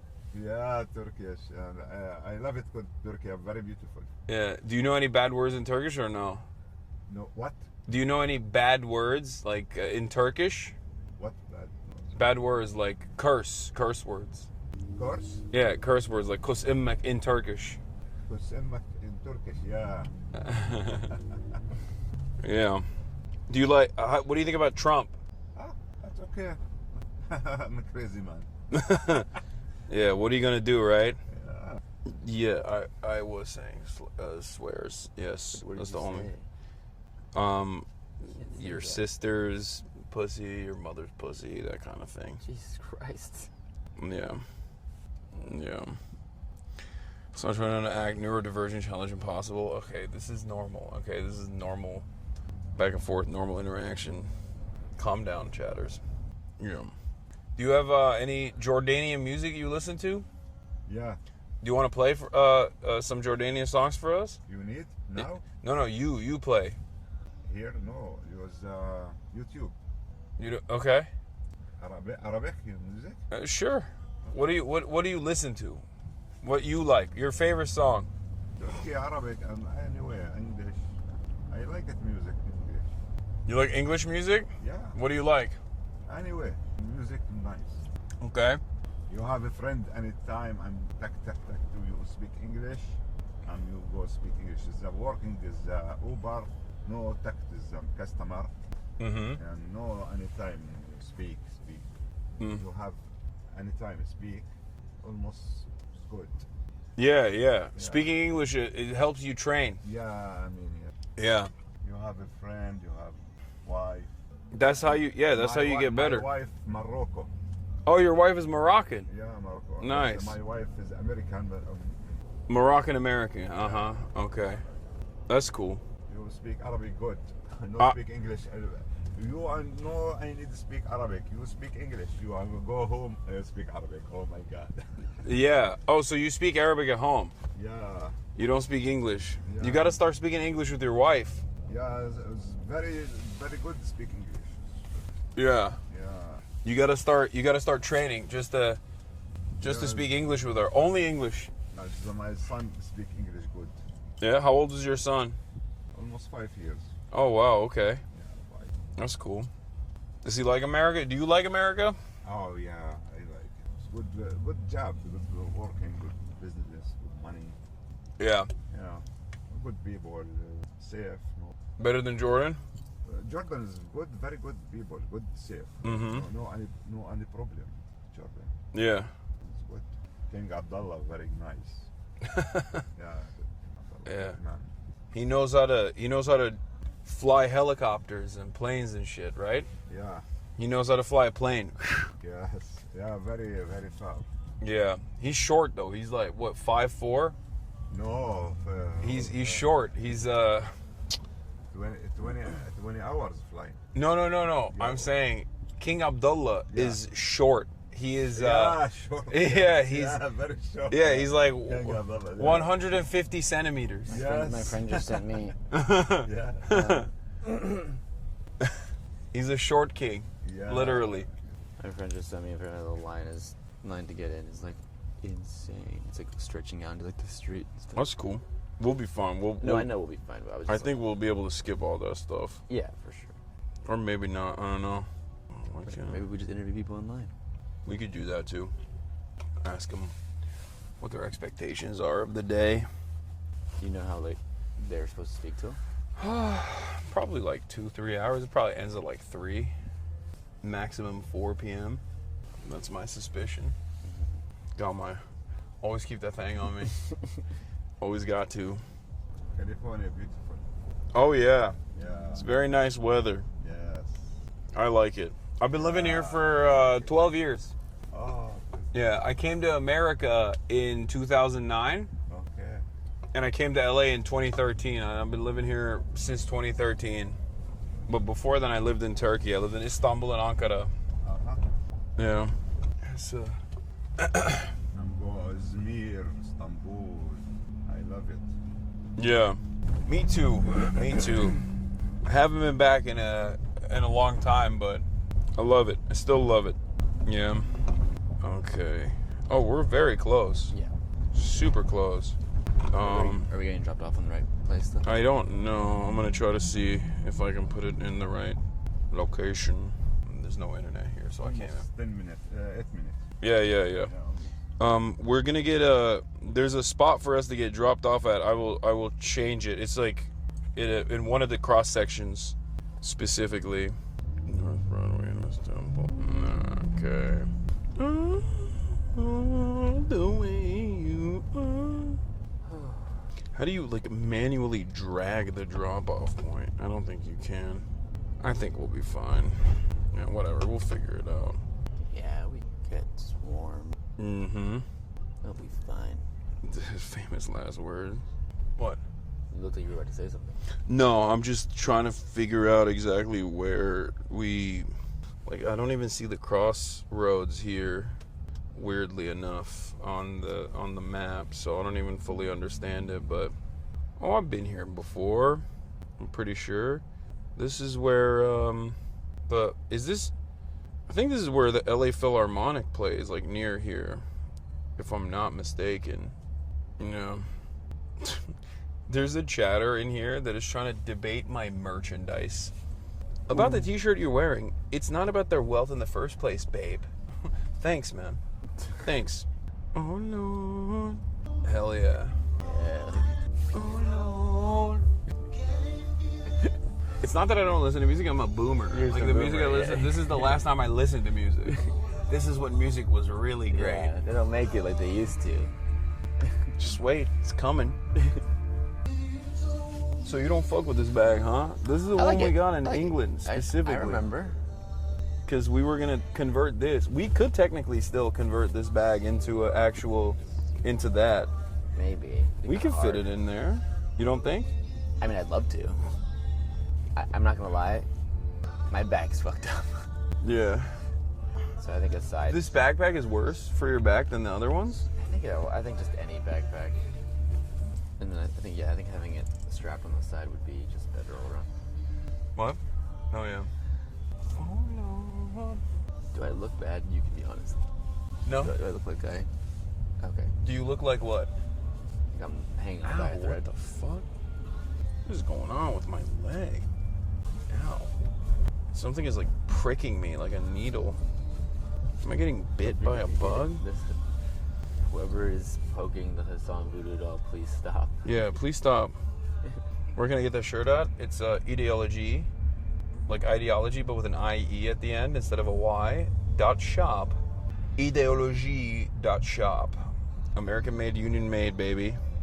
Doesn't sound very American to me. Okay. Iconic. Ask him if he thinks Queen Reina is hot. That's crazy. That's an insane question, chatter. I kind of want to ask, though. What do you think about the Queen? The Queen of Jordan? Do you like the Queen? Yeah. She's Palestinian too, right? Yeah, I'm close. No, the Queen. The Queen is Palestinian, no? Yeah. Like Palestinian background. Yes. Yeah. She's very pretty, beautiful. Yeah, nice. Very beautiful. Yeah. She's taller than he is. She's taller than the King Abdullah. It's true. He swung for the fences there. Good for him. We love a tall queen. No shit, he's tiny. I mean, a lot of people are taller than the king. It's not that hard. Let's look at his age. Yeah, he's 5'5". Oh my God! On Reddit it says the literal short king and tall queen of Jordan. It's the first thing I looked up, King Abdullah height, and this is the first thing that popped up. And he's got height boosters on too. Can you see? Yeah. I don't know because of the lens. Oh, dude, I should have peed before. This was a mistake. I never learned my lessons. It says here. Yes. All right, we're good. Thank you, sir. Thank you. Welcome. Have a good day. All right, You you take too. that one? Bye-bye. Yeah. Please hold, chat. Okay. All right, let's figure it out. I don't even know where we're supposed to be going. Look at that, class war, not culture war. Let's see. Broadway and Temple. Oh, we gotta walk down we gotta walk down 2 blocks. Okay. Wow. Beautiful, sunny Los Angeles. Holy shit. Yeah, it's nice. I was in rainy ass, freezing New York for a week. I thought you liked New York. You wanted to move? I loved it. I loved it. It's weird being here now. What? It's weird being back. It's weird being back. You were gone for like a day, bro. Chill. You go to New York for a week, all of a sudden, it's weird being back. You're like those kids, they go to the Barcelona for a semester at sea program, and you're like, oh, Barcelona is so different. I don't need this shit, man. My accent has changed now, dramatically. One of these days I'm just gonna leave, man. I'm just gonna move away. You're gonna realize. I'm gonna miss you when you're gone, is that what you're saying? Gonna miss me when I'm gone. Yeah. I will. Who else can I abuse and go on little excursions such as this one? You know? Not many. No one. No one. No one does it like me. You need me. Yeah, just wait till I find a dude who's down. Wait till I replace you with another roll dog. Then you're cooked. Doesn't exist. That's what you think, dude. That's what you think. Why is the song focusing on the king's height? I was just trying to shoot the shit and have fun with the driver. He, you know, the language limitations kind of cook me from having a conversation about the personal politics in that situation. There's so many chatters in here being like, I'd be your photo video guy. So fucked up. They're like, oh, please. I'm so good to you, chat. Yeah. I'm so good to you. Nope. Look at that doggy. All right, one more, and then we hook a right. I'm literally so good to you. I carry you guys. I break my back to carry you, and you're trying to replace me. Also, you know all those chatters have no drip. They don't have that shit on. They're definitely not hungover. They don't have motion. It's more than just holding a camera, chat. It's vibes based. Yeah. Thanks, man. It's true. I mean, you do have drip. I will admit. The only redeemable quality of downtown Los Angeles is the beautiful architecture. Straight up. All right, this is it. Should I hide the camera or anything? What? No, it's fine. I don't think so. Dude, I don't know. What's going on, man? How you doing? I'm doing all right. How about yourself? You see me grinding, getting the footage, Yeah. baby, getting the footage. Yeah, don't drop it, dude. This is how we get through. Whoa. Something smells so good. Oh yeah, they got the I'm so hungry. they got the abuelas on deck, dude. Hell yeah. The, It's one thing New York does not have. chat, who's talking right now? Is it AOC already? Not yet. Oh, thank you. No, it's all good. Oh, this line's not too bad.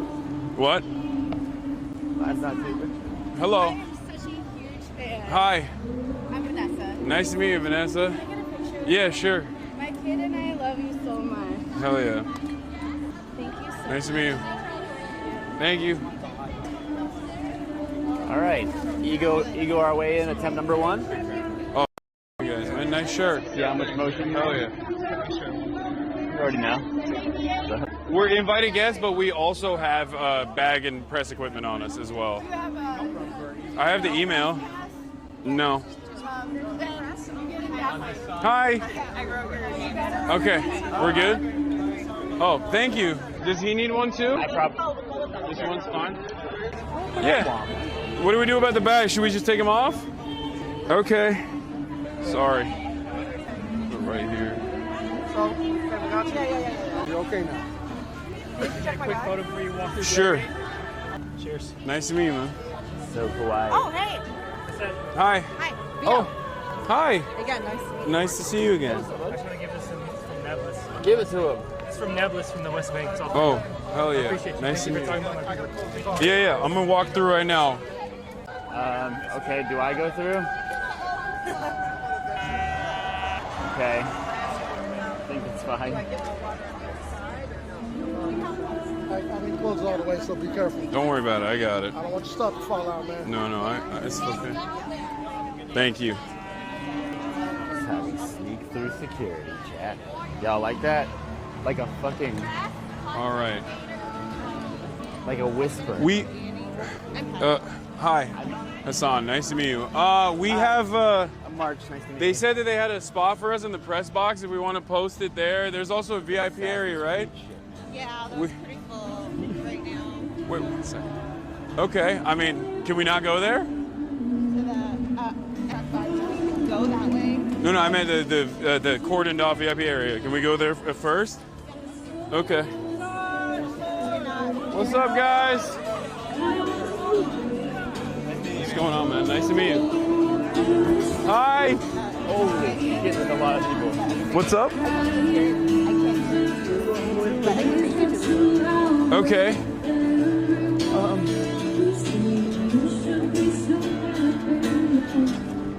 Hi. If you keep reaching, I'll keep coming back. But if you're gone for good, then I'm okay with that. Give me the light on. I think Annie has a place for you in here. Okay, so this is the press area, right? Yeah. Hi. Nice to meet you. We are, where is is this The creator. oh, this is the creator area. Okay. Where's the press area? You guys said we can have press, they told me Prefer that. to be the press center? Yeah, but, so this is the VIP creator area, is that what it is? But you can have whichever. Like, Okay, no, we definitely prefer the press area, but I just wanted to come in here first and just like see who's here and talk to them if they want to talk. Because I want to like interview people while we wait. Is there a bathroom around here or no? we only have the porta potties. No, that's fine. They're right over there. Okay. That's the lines have been short because there's music up right now. Okay. Come on, like you're welcome to come in. I should get you a pass. I have a press pass on me right here. You should be so happy now. Yeah. If you keep reaching, Okay. I'll keep coming. Thank you. But if you're gone for good, then I'm okay with that. Okay. Okay. We'll go inside.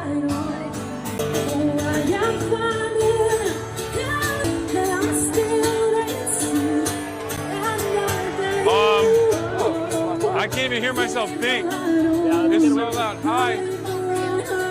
Yeah. Well, we would rather shoot from over there. Yeah. I have a press pass as well.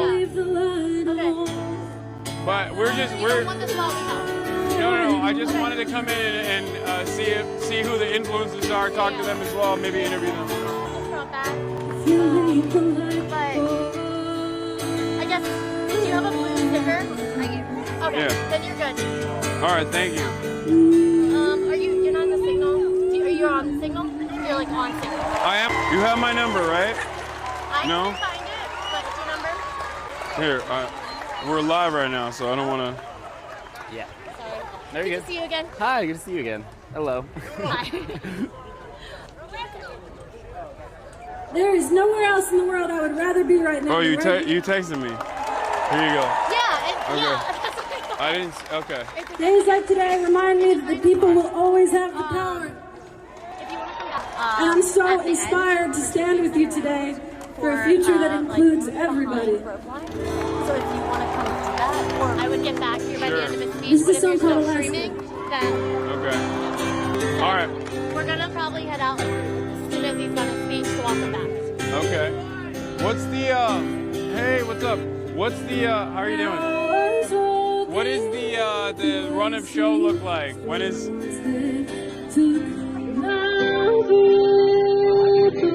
Right now. Can you send that to me? Yeah. And right now we're at Maggie. There's gonna be SEIU, Neil, AOC, Bernie, and Gunda. Okay. All right. Perfect. Thank you. All right. What's up, guys? Hi. Okay, no, we're gonna go over to the press area and see where we can. We'll go over to the press area real quick to see where we can film from, and then we'll roam around, and then we'll go back there when the Bernie speeches or when the AOC and Bernie speeches are happening. Right? Also, do you have the thing, the mic? Oh yeah. It's in there. Do you have a blue sticker? No. What's I up? don't have anything. Yeah. I just snuck it. Does he need a badge too? Okay. No, I know. I saw. Where did you put the mic? Hold this. And if you are trying to go back at all, you'll need someone that has a yellow sticker to escort after. Wait, where? Go back where? If you're going back at all. Oh, backstage? Okay. That's fine. Learn to talk and tell All right. Hold it. What? Actually, hold it for a second too. What's up, Chad? Can you guys hear me speak clearly? Probably not. Or is it too loud? Because I can't even hear myself speak. So I suspect that.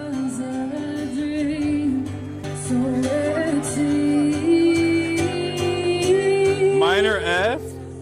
Audio's good. Too loud. We're right by the speaker. A bit crunchy. Yeah, we're right by the speaker. That's why. Yeah. Let's go back. What? No, I'm good. Thank you. Let's go to the press area. Let's take a look at the press area. And then after that, wow, look at the crowds, dude. It's crazy. God damn. We'll go to the press area. Hi. We'll go to the press area first, take a look at where we can plop the camera, and then I have to piss. Or maybe I should just rip a piss right now. Right? Sure, let's go.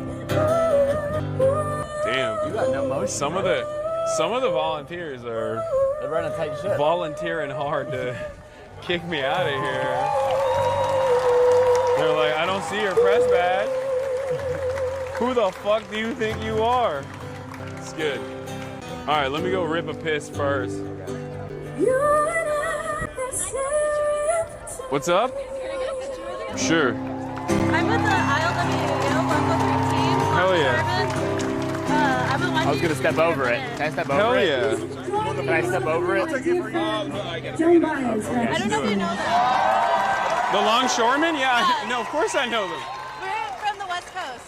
Yeah. Yeah. Excuse me. Sorry. Is it not good? Don't mind. Go for it. Yeah, 1 second. No, you can do it again. Hold on. I just Good, just getting started. All right. Thank you. Nice to meet you guys.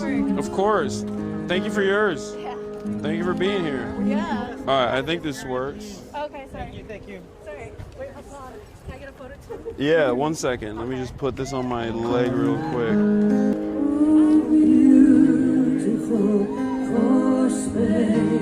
Thank you. Nice to meet you guys. Sure. All right. What's going on, guys? One more? Sure. Sorry. I got it. Thank you. Nice to meet you guys. What's up, man? Thank you for being here, guys. For me, a giant ball. Yeah. Well, I gotta pee first. So, well, you guys are going back there, right? All right, I'll come over there in a second. Go piss, girl. What? It's like go piss, girl. Oh wait, is there a line for the bathrooms? Oh, I'm so sorry. Oh. No. Uh-oh. Uh-oh. All right, I guess we gotta wait in line. We gotta wait in line. Wait, maybe they have a... Do you think they have another... Do you think they have a porta potty in there? Check. All right, we need someone with a yellow badge to walk us in there. Because we don't have... Yeah, where's Bernie supposed to be? I don't know. Your shirt. Oh, thank Feels you. like the only sensible thing that I've seen today. Thank you. Ideology.shop. Paid actor, by the way. American made. American made. Union made.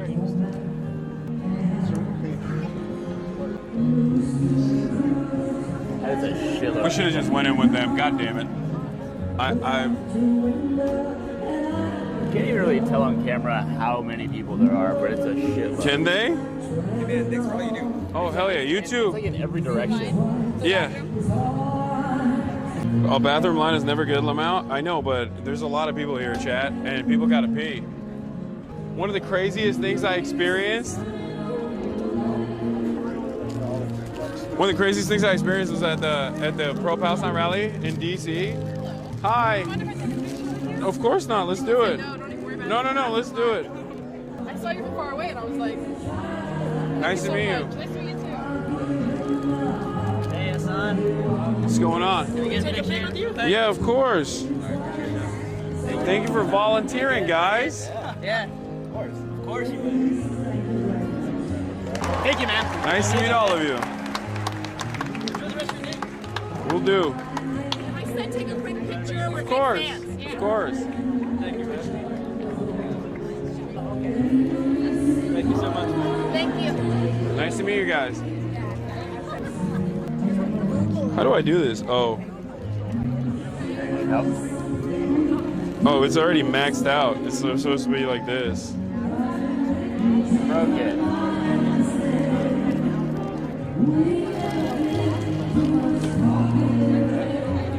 I just wanted to say thanks. You prevented a few of my friends from going down the Red Pill right-wing pipeline. Hell yeah. So I appreciate that, man. You Of course. speak to a certain type of people. I'm sure you get that all the time. I try my best. Nice to meet you. Appreciate it, man. That's not too bad, the line. No, we're almost there. What's up? You guys want to take a photo? Yeah. Of course.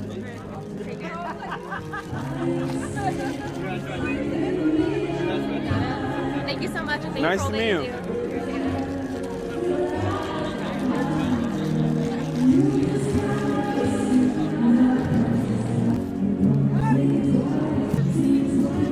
It's just you and me, chat. Just you and me now. Let's get the fuck out of here. What if we just left? That's Hassan Piker. He's a Twitch streamer. And what is that, like a podcast? It's live streaming. Like we're live right now. Okay. Yeah. No, you're good. You're good. Wait for the right side. Yeah. The correct side. I can't read chat right now. Don't know what you're saying. The sun is beating down so hard on me right now. Okay. I don't like being on stream anymore. This is getting awkward, chat. Hassan, hurry up. Please, pee faster. Excuse me. Were you going to use social too? No, I'm just waiting for her. All right. I'm opening chat. I'm reading you guys. Looking. Just kidding, he's done. Thank God. Here you go. Should we do it with just your mic, or should we do a? Yeah, let's stick mic on there. Okay. Yeah. Oh, it's kind of exposed. Sorry, chat. All right, here. What is this? It's from. It looks like you could stab someone with it. It's from the mic arms, like the Gato table clamp mic arms. Okay. Thank you for doing the good work. Thank you for being here. Look at that. Just don't swing it too aggressive. Oops, sorry about that. All right, let's see if we can get back here. Wait, how do we go through here? We're doing better. If people are sitting Wait, is this? But to get in here, we need some. Are you guys trying to get backstage? Yeah. Go down this way and just like the lines right. Okay, thank you. Can I get a picture real quick? Yeah. Thank you. Nice to meet you. Guys love you. Oh, thank you. What's going on, guys? Hey, big fan, man. Thanks, bro. Nice to meet you guys. Thanks for being here. Oops. We need someone to walk us in here, right? Is this backstage? We have access. Okay.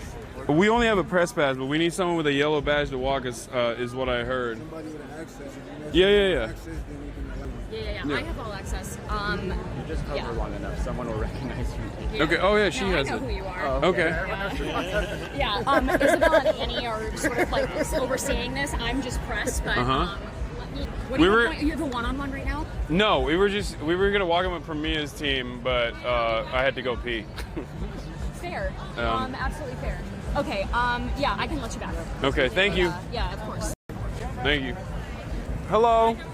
Of course. I work for Rogana and Bernie. And You're also live, by the way, just so you know. I was like, Go if ahead. I meet Hassan, I'm stopping my work. Okay. I'm saying hi. No, it's valid. Hello. Hi, world. You're amazing. Keep doing what you're Nice to doing. meet you. Thanks for all you do with Road, too. All right.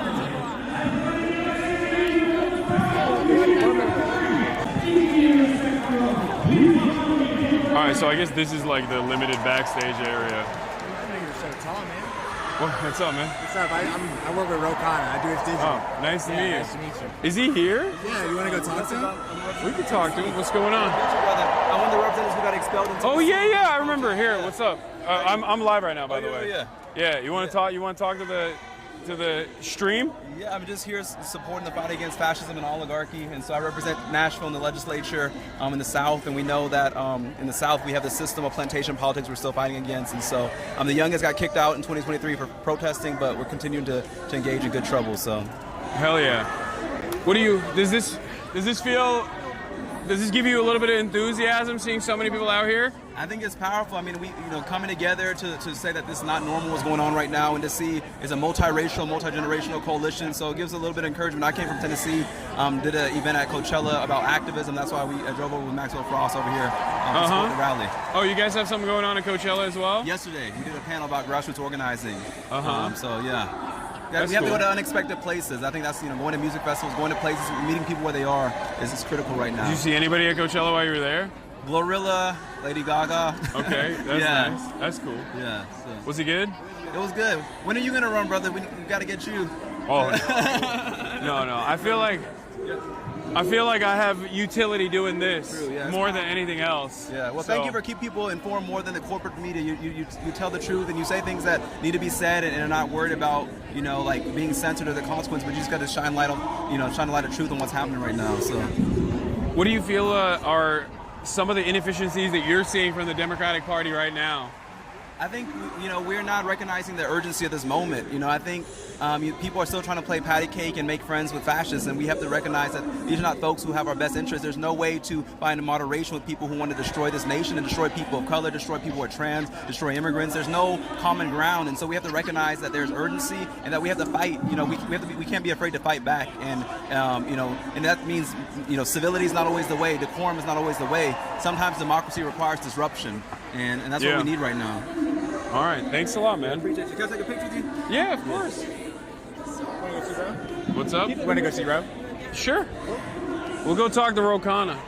Nice to meet you, man. Yeah, thank you. Keep up the good fight. Sean Piker, All right. quick get a photo with you? Yeah. Can someone take a please take that photo with me and Sean Piker? I'm the executive director of Progressive Democrats of America. Oh, nice to meet you. Nice to meet you. How are you doing? You're live, by the way. What? You're live right now. Oh, I am great. Oh. Well, on behalf of the young Progressive Democrats of America, I'm here with your hero, Hassan Piker. Oh, so okay. you've been in touch with some of our steering committees from YPDA. I'd love to tell you what we do. We are the organization that drafted Bernie Sanders to run for president as a Democrat. Back before Sanders ran in 2016, we were the big fish in the small pond of electoral left politics. And now we're one of the major national mass membership organizations. We're on the far left wing of the Democratic Party, Democratic Socialist, Social Democratic. But man, I'd love to hear your thoughts on the contemporary Democratic Party, more than mine, because I hear mine all the time. I say mine all the time. They know my thoughts on the contemporary Democratic Party. It's always a day late and a dollar short at a time when there's no time to waste, you know? Don't you think the base of the party, though, supports the Sanders platform? I do. Right. Yes, I think so. So it's the money power that controls. I still think like even the Sanders platform doesn't go far enough by my estimation. But I think that at least like he's trying to claw back some of that podium away from the Democratic Party in the appropriate direction. And that's a good thing overall, and it clearly is something that people are responsive to. Mm-hmm. Yeah. So every time I go to one of these things and I see these massive crowds, I'm very excited. Well, to your audience, right? To your audience, don't forget, we're in a situation where, by the way, a lot of political scientists and historians note that left progressive Some of your young progressives over there. that success for a left progressive movement, especially a redistributive one, happens after a severe crisis in the world. We have our crisis. We have an opportunity to remake America on a social democratic socialist plane, folks, with universal health care, a prosperous middle class, not dominated by oligarchs. But here's the thing. Is the Democratic Party the vehicle or the barrier? It was the vehicle in FDR's time, and if it is the vehicle, because I think we need unity, therefore we're not going to see third partyism, because no one's going to start a third party, because no one will vote against the fascists. We need unity to defeat the fascists, but we got to make that vehicle of unity what the people want, or it will be gaslighting and it will lose. Yeah, I agree. So there we go, man. Nice to meet you. Did you take the photo? I think so, or maybe took out my phone. Great to meet you. Nice to meet you. Yeah. All right, let's go talk to Rokana. Yeah, sure. Thank you. Kenneth Bahia. Yeah, of course, Bro, man. What's good? You know Jane, right? We were trying to do because the budget's coming up. She was like, we should do a stream where we work out and talk about the budget. I would love to do that, man. Guys, this is the LA City Comptroller. Oh yeah, we are live. Controller, yeah. Yeah. Hey, what's Kenneth up, Bahia. You are. I think you've outperformed my expectations out of all of the local picks that I had that I was actively supporting. You've done a phenomenal job. Thank you, man. We need to let people know where the money's going in the city. So. I know. Yep. What do you think is the biggest budgetary crisis in Los Angeles right now? Oh, right now there's so many lawsuits in the city of LA. We're facing a $1 billion budget deficit. $320 million this fiscal year is spent on lawsuits, a lot of it. Yeah. The top part is police. Next there are the dangerous roads and stuff like that, but too many lawsuits and not a lot of revenue coming in on our tax dollars. I always tell folks that are watching, that are listening, listen, if you're pissed off about your potholes, if you're pissed off about the shitty infrastructure, if you're pissed off about the social safety nets that the city used to provide, lack of adequate public transit, even homelessness, a big part of that is because our local budgets are unfortunately designed to constantly go to the police. Yeah. And then also the additional expenses are also going to the police in terms of lawsuits that the city has to pay out back to the taxpayers when the cops inevitably do things that nobody likes. Yep, and what happens is when they overspend, they have to cut or take the money from another department. And so that's what they're looking at. Because of this $1 billion budget deficit, the city's looking to cut thousands of jobs. So. Yeah. If you all pay attention, April 21st, that's when the City of LA budget drops. Pay attention, and we'll be telling everyone where the budget drops. And maybe we could do something when it drops so we can let everyone know where the money's going. Watch out. Can I take something for you? Yeah, of course. I'll give it to Jane. She I still have your muscle tee. Oh, really?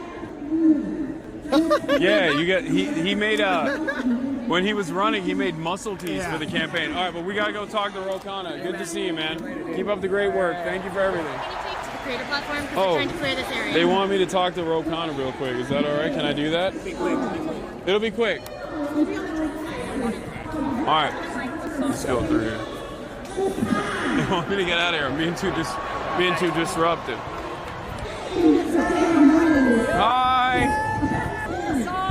What's up? To survive. Changing the damn rules so no one has to choose between medicine and food. Changing the damn rules. So hear me. So no one has to live in the shadows. Changing the damn rules so that our democracy the people and not the you. I'm good. How are you? That was at the convention. Yeah. Here, you want to pop this on? I can do that for you if you want. Or you want to do it? I can do it. Here we go. All right. So you guys do one-on-ones here? I'm sorry. I didn't even schedule anything. We were just kind of going. We're just doing it casual. But all right, we're here with Ro Khanna, everybody. Good to see you again. Remember a lot of the stuff that we had a conversation about at the DNC. I feel like I was ringing the alarm bells. You were right. And you were ringing it on Gaza. Yeah, and unfortunately, it feels like it came true, and now we are staring down the barrel of unlimited control in a very scary way. The erosion of due process, the erosion of the First Amendment. How do you feel about all of this? Well, it is very, very concerning. The only thing that we have going for us is people are realizing Bernie Sanders was right. You know, I co-chaired his campaign. 40,000 people out here today standing up against mass deportations. Supreme Court ruled that Abrego couldn't be deported to El Salvador. Unanimous decision. Unanimous. Because people are speaking out. I'm going to Yale Law School on Tuesday to take the fight to J.D. Vance. Both of us went to Yale. And it's one of the most hard-hitting speeches. I'm going to call them out on calling universities the enemy, on watching idly while students are being snatched from universities for speaking out on free speech. Law school, the law firms as well. It's very obvious that the Trump administration is actively undermining any part of the legal apparatus that could even remotely fight back against the unjustifiable, unconstitutional actions that they're engaging in. I think aside from protesting, which is great, what are some of the tangible things that people can do? Show up in red districts, and I've been on this town hall tour. 1,000 people in rural California, going to Nebraska, Pennsylvania, because we can get Republicans in these swing districts to start to speak out. They are. Josh Hawley called Trump and said, I can't vote for any Medicaid cuts. You got the Supreme Court now at least saying you can't just deport people without due process. You have people like Don Bacon speaking out against the tariffs. It's too few, but the more we mobilize, the more some Republicans are going to start speaking out. So the suggestion for people in red districts is to go out and show up on social media, show up at town halls, show up at rallies. By the way, there are all these studies that show 5% of the country's population marches and mobilizes. That's the biggest way to push back against authoritarian tendencies. We got there almost in this past weekend, 5 million people. So we have got to just continue to organize, show up, mobilize. Your voice matters, and it's making a difference. People say, how's it making a difference? Look at the Supreme Court. Look at them backing off Medicaid cuts in the Senate. All right. Well, thank you, Ro Khanna. Thank you. I got to get the mic back real quick. Okay. All right. We'll go. We'll leave now. No problem. Listen. Do something with Frost. He wants to, but we have to just do it out. Sure, we can do it wherever. What's up? Hey. Councilwoman Eunice Hernandez. Nice to meet you. Nice to meet you. Thank you for fighting so hard against that. Well, actually. I'm live already. Okay, that's okay. I'm sorry. No, it's good. Thank you for your work. All right, thank you. She was about to say something, but thank God the microphone was in my hand. All right. So, where are we running? We're going back to the creator. Okay. You see that May 1st? Hell yeah. All right, we'll be there. Hey, what's up, man? All right, what's going on? Nice to meet you. Is this where we're doing it? Oh. Yeah, we're always live. All right. Oh, okay, cool. Yeah. I got the mic right here. Yeah, nice to meet you in person. Good to meet you in person, too. Oh, Michael from Pennsylvania. What's good? Hey, what's up, buddy? How you doing? I'm talking all these lips. What? I'm talking all these lips here. Nice. All right. Where are we supposed to go? Is this good? I think we're good here. It's so fucking loud with the goddamn views. What's going on, man? Nice to meet you. Where is the best possible place where we can talk? Because I can't even hear myself think. Right that corner. All right, we'll just be back. I don't know. Here, you can hold it if you want. I have a mic already. Oh, cool. Wait. Oh, we can. Oh, perfect. We can leave. All right. Anyway, we can walk and talk. Yeah, man. All right, Congressperson. Are you still the youngest? I'm still the youngest. Yeah, I'm 28 now. 28. Hopefully that changes though, because if you're the youngest for too long, that's a problem. Because I'm getting older. Yeah. So like, what do you think about a lot of the young talent in the Democratic Party right now that are coming out and working to run for office? Yeah. And I mean, I think we're going to see the most like young people running for office we've seen this cycle coming up.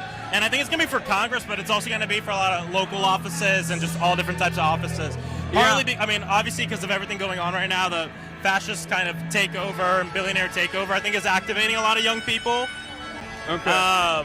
But it's activating a lot of young people that are at the age where they've also been through a lot of other social movements, and maybe they weren't old enough to run for office, or it pushed them to, go out and march. So I'm thinking about things like George Floyd, March for Our Lives, like the older kind of Gen Z contingent, which I'm the oldest of.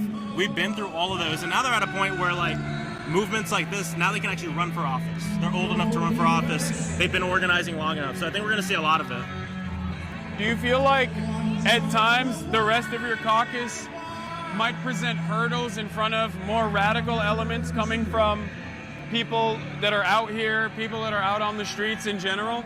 Yeah, and it's the people, but the institution itself is not meant for people to come in and say everyone should have health care. We should do something about the climate crisis. Like, there's hella hurdles, and honestly, my biggest hurdle is financial. Like, you have to raise money, then you have to have money to live. Like, one of the first things I did when I got in Congress is help pass this rule with the FEC where candidates can give themselves a better stipend. Because, I had to drive Uber and I was homeless during my campaign for 2 months because I didn't have enough money to sustain myself. And that shit, we don't count the number of candidates that drop out because they can't afford to continue. Like, they can't afford their rent, and so they have to stop. Yeah. So the institution itself is not set for anyone from the left, any progressives to make it in, and then young progressives, young working class progressives, it's even harder. We still have to try, but when we get in, I think every progressive that wins an election, part of the things they have to focus on is changing the institution to make it easier for more progressives to get in. Okay. Some of the setbacks you said are the campaign stipends offered. Are there any other setbacks that you experienced that you wanna work on fixing? Raising money. I mean, we really need to have publicly funded elections. The fact that you have to raise money for these races automatically puts all working class people at a disadvantage. And in congressional races, 98% of the people who win raise the most money. So that's a huge thing. Then dark money, we have to end Citizens United and super PACs. I mean, that's a huge liability. And I can tell you, being in Congress, there's times where I talk with colleagues who are like, I want to vote this way on something, but I'm worried about a primary and tons of money coming in. Leak some names. It's just like a sentiment, you know what I mean? Just that I mean, one issue that I can think of is obviously Israel. This is a major fissure amongst the Democratic base of support, both pre-election and even post-election. Newest polls that came out from Pew show 71% of all Democrats have an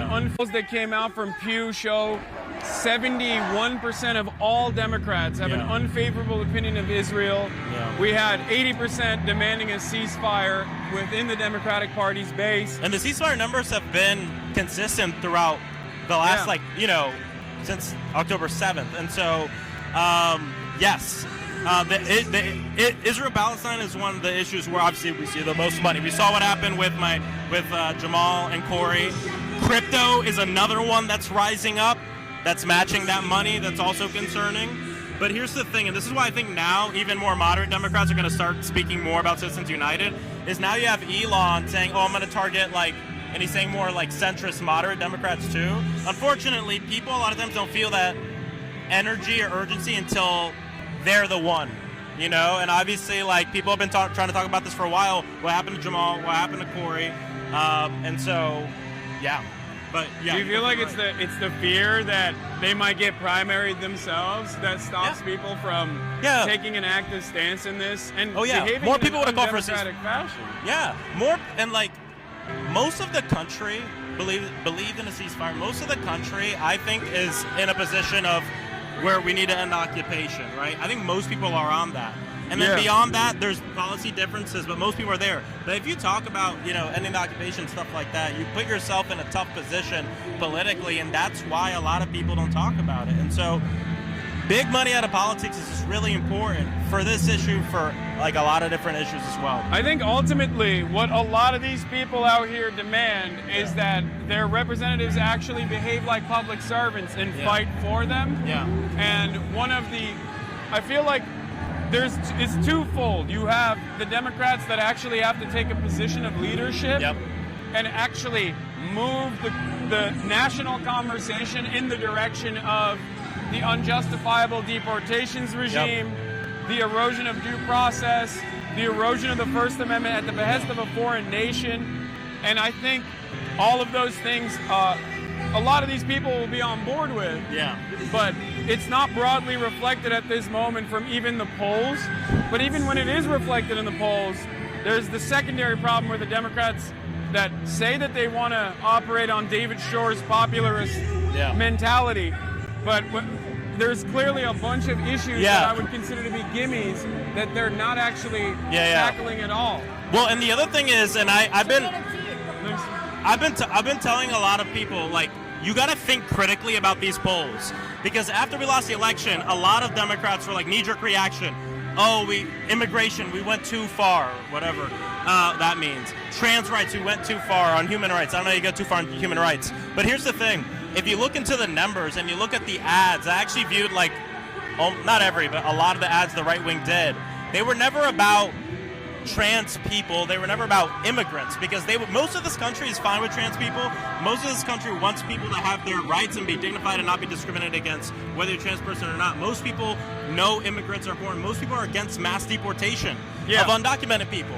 But what the right wing does is they find a vulnerability and they look at the numbers and try to see, okay, we know that most people don't want to be hurt. So the crimes or the ads on immigration weren't just about immigration. It was about the most craven, bloodthirsty, undocumented immigrant you can find. And if you don't like Trump, they're going to come and kill you. Same thing with trans people. They honed in on trans kids in a very specific way. And so I think what Democrats have to do is not shy away, but we have to be very forward and stand 10 toes down and dominate the conversation, because if you leave it open, they will take advantage of it. We did it to them on abortion and guns. So we can't allow that to happen. Yeah, I agree. I mean, this is what I've been screaming about from the rooftops, even before this election, and it's not in perpetuity. But it does feel like a lot of Democrats, at least older Democrats, that have calcified in their positions of comfort and their positions, their ideological positions, refuse to tackle any of these issues head on and are too terrified of counter messaging on anything and demonstrating leadership. And one of the things that the Republicans did, I mean, they know their positions are unpopular, but they still actively push for it and dominate the media landscape. And it's not just about appearing on podcasts. It's a multifaceted approach where the people, the representatives themselves, are reflecting the values that they want the base to have. Whereas in this situation, we have popular mobilization happening in one direction, but the Democratic Party is not responsive to the demands being made. Even a demand as simple as fight back against this administration. I will say I'm seeing, at least where I work, I'm seeing a big a shift going on, in part because of this. and these rallies happening very close to a lot of congressional districts, and I think that shift is really important. We saw what happened in the CR vote. Obviously, the Senate messed this up, but I'm not sure we would have been that strong if it wasn't for these mobilizations going on. So I'm 100% with you on it. I mean, a lot of people are learning all the wrong lessons from this last election, and part of the purpose of these rallies, I think, too, is to get people engaged, but also make sure people know these issues. I find the word like the center so interesting because everyone has a different definition of what the center is. Is it what most people believe or what's most likely to get done in the institution right now? Because Medicare for All is the center. Like, most people are for it, right? The ceasefire is the center, was the center. And so this is we're the moral center of politics. So I feel like we got to lean in. If we don't, we're going to lose more. We're going to lose worse. One last thing. Yeah. That I want to bring up in terms of the trans issue or in terms of getting bullied on this sort of stuff, on immigration, beyond counter messaging, I think the Democrats are not identifiable on tangible policy prescriptions to the problems that American people are facing. Mm-hmm. What would you say are 3 top policy positions that would identify you? Ooh, that would identify me? Yeah. Well, a big one I have to bring up is, and specific policy positions, I would say, like banning assault weapons, generally around gun violence. Gun violence is what got me involved in politics when I was 15 because of Sandy Hook shooting. And then we had Pulse nightclub, like where I live. And 3 months after that, I survived gun violence in downtown Orlando. So the reason I always bring up gun violence is it's the symptom of other issues, like housing. And so I would say that. The other one is fixing the housing crisis. We really need better tenant protections and national rent freeze or rent control. I think is really necessary. Housing is the #1 issue I hear about from people when I knock doors. Yeah. Like, because whether you're a tenant or a homeowner, you're pissed off right now on the housing situation. And then I'd say the third one would be Medicare for All. I mean, and just getting everyone health care. I think that would be one of the most transformational things to happen in this country in terms of like lifting everybody up. But there's a million things we need to do. Yeah, no, there are a lot. But I'd say those 3 really identify with my story and why I came to this work. Okay, all right, Yep. Thanks a lot. Yep, good to see you, man. Nice to meet you. Course. All right. I think, all right, AOC. Hey, what's up, guys? Hi. AOC speaking. Let's try to find a place to plop up on the press box. Of course. Let's do it. Thank you so much. Nice to meet you. All right. Hi. What's going on? They said we had a spot on the press box. It seems pretty hectic up there. Is it possible we can just plop up over there right now? Go for it. All right. We'll just muscle in there. Oh, you want to take a photo? All right. Nice to meet you, man. We're all here together. What? We're here. Hi. No, I can't right now. That comes from watching those in power. Let me go up there first. Actively tear down. Let me see. Refuse to fight for Sorry. everyday working Americans like us. And we are here together because an extreme concentration of power, greed, and corruption is taking over this country like never before. Pull it up. Oligarchy in America. I don't know if it's in the car. Let's acknowledge the terrifying moment that we are in right now. And that I'm what holding we it, are pull it. hearing and seeing with our own eyes is, in fact, happening. Okay. We are watching our neighbors, might not be students, tall enough. and friends being fired, targeted, and disappeared. Sorry. It is real. People we love are being targeted and harassed for being trans or queer.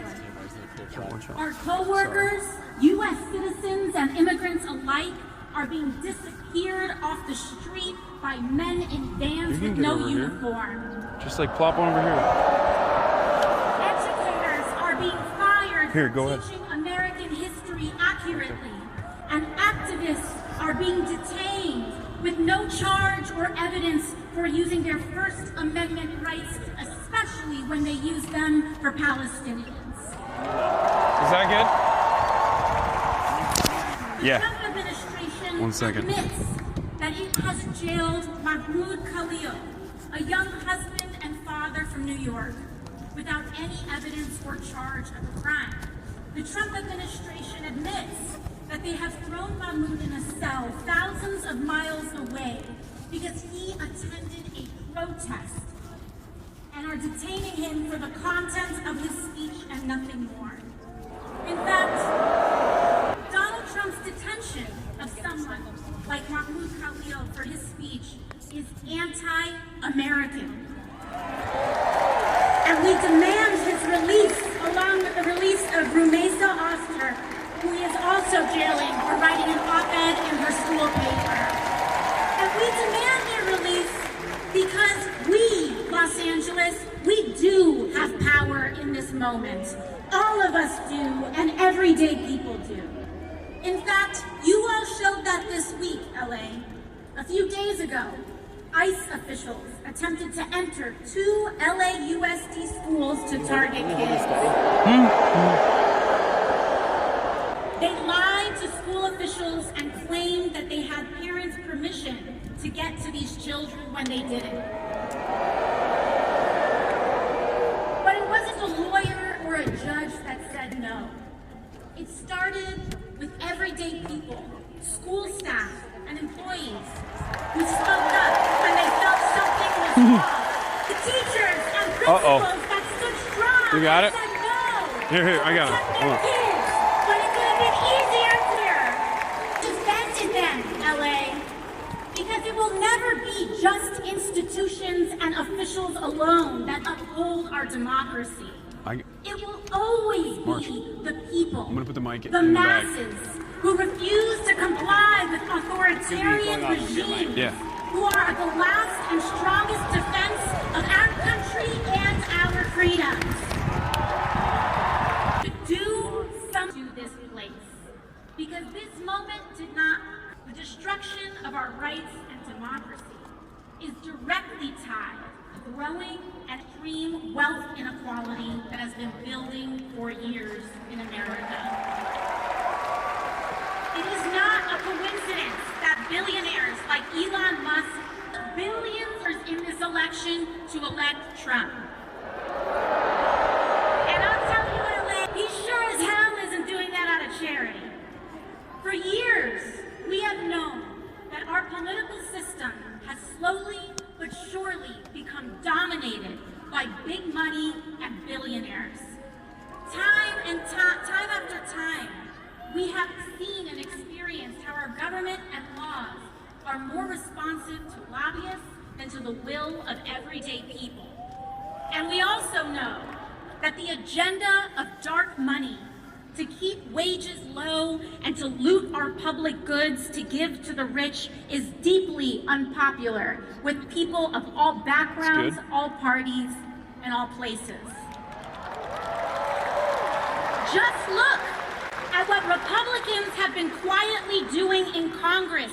They have been voting just this week to advance cuts on hundreds of billions of dollars from Medicaid and veterans benefits and Social Security so that they can take that money and give it to the billionaires who elected them in the form of tax cuts and sweetheart government contracts to companies like SpaceX. And you know who voted for that from California, by the way?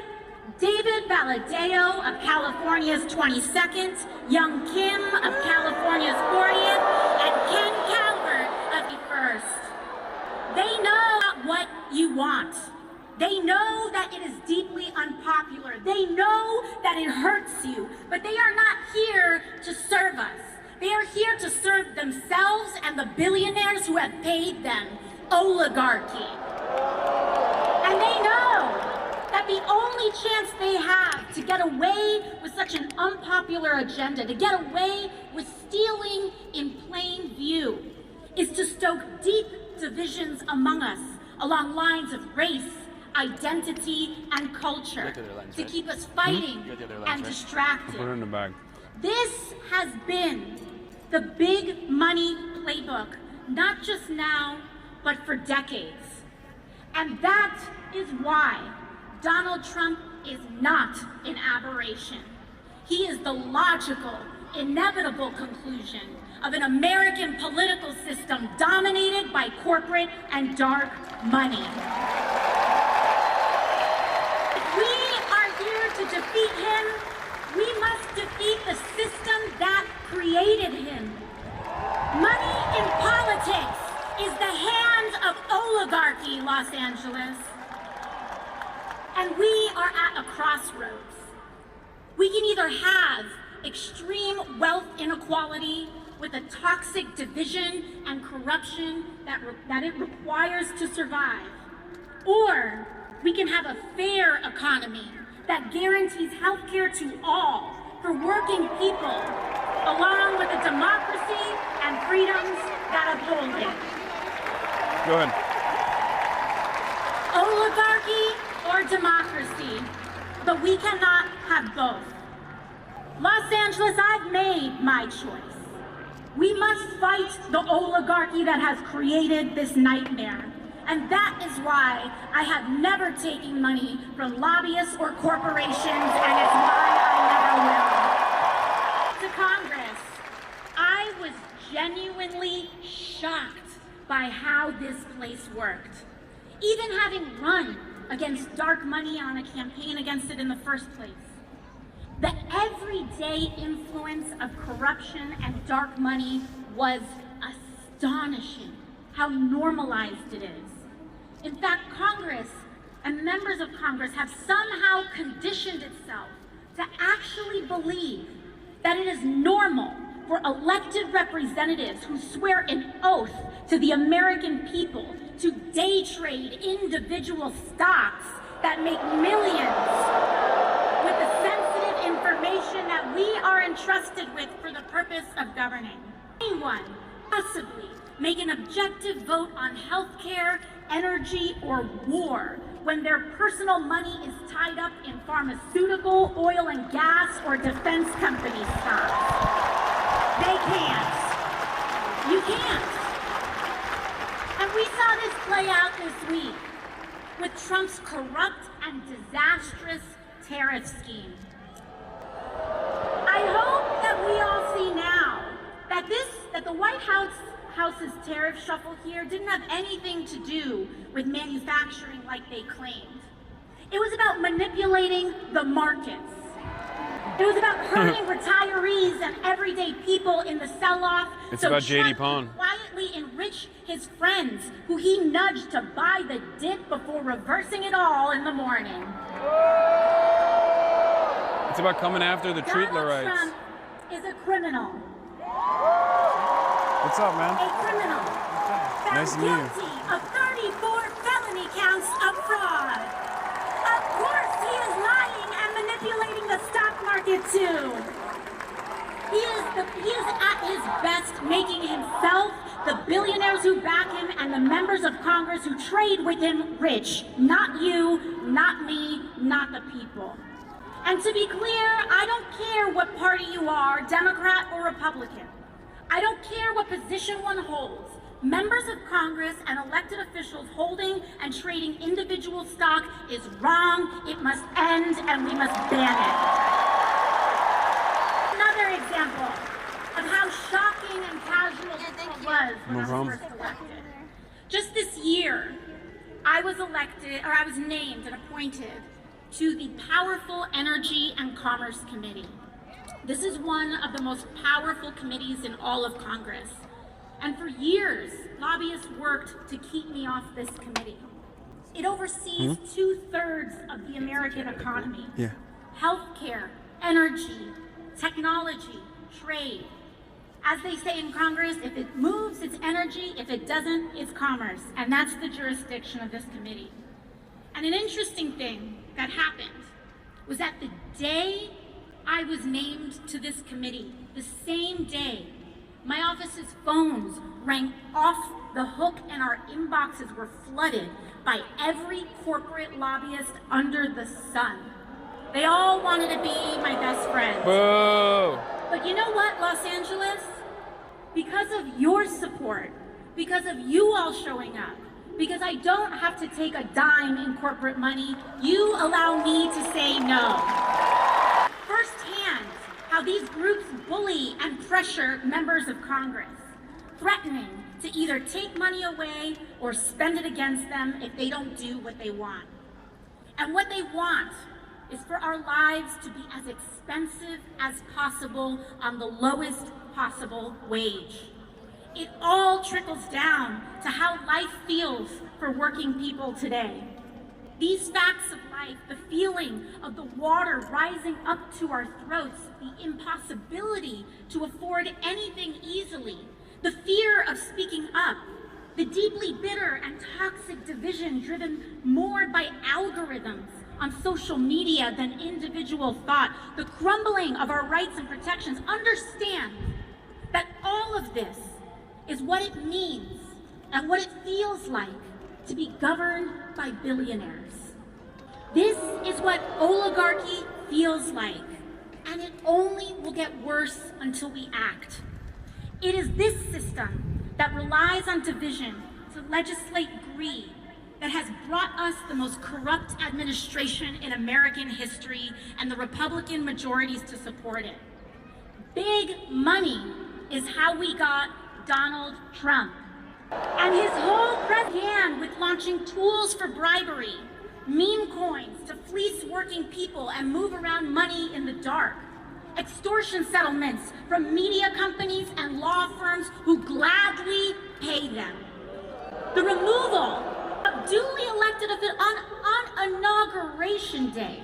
Donald Trump removed duly elected officials from the chamber in order to make space for who's really in charge who were the billionaires who sat behind him.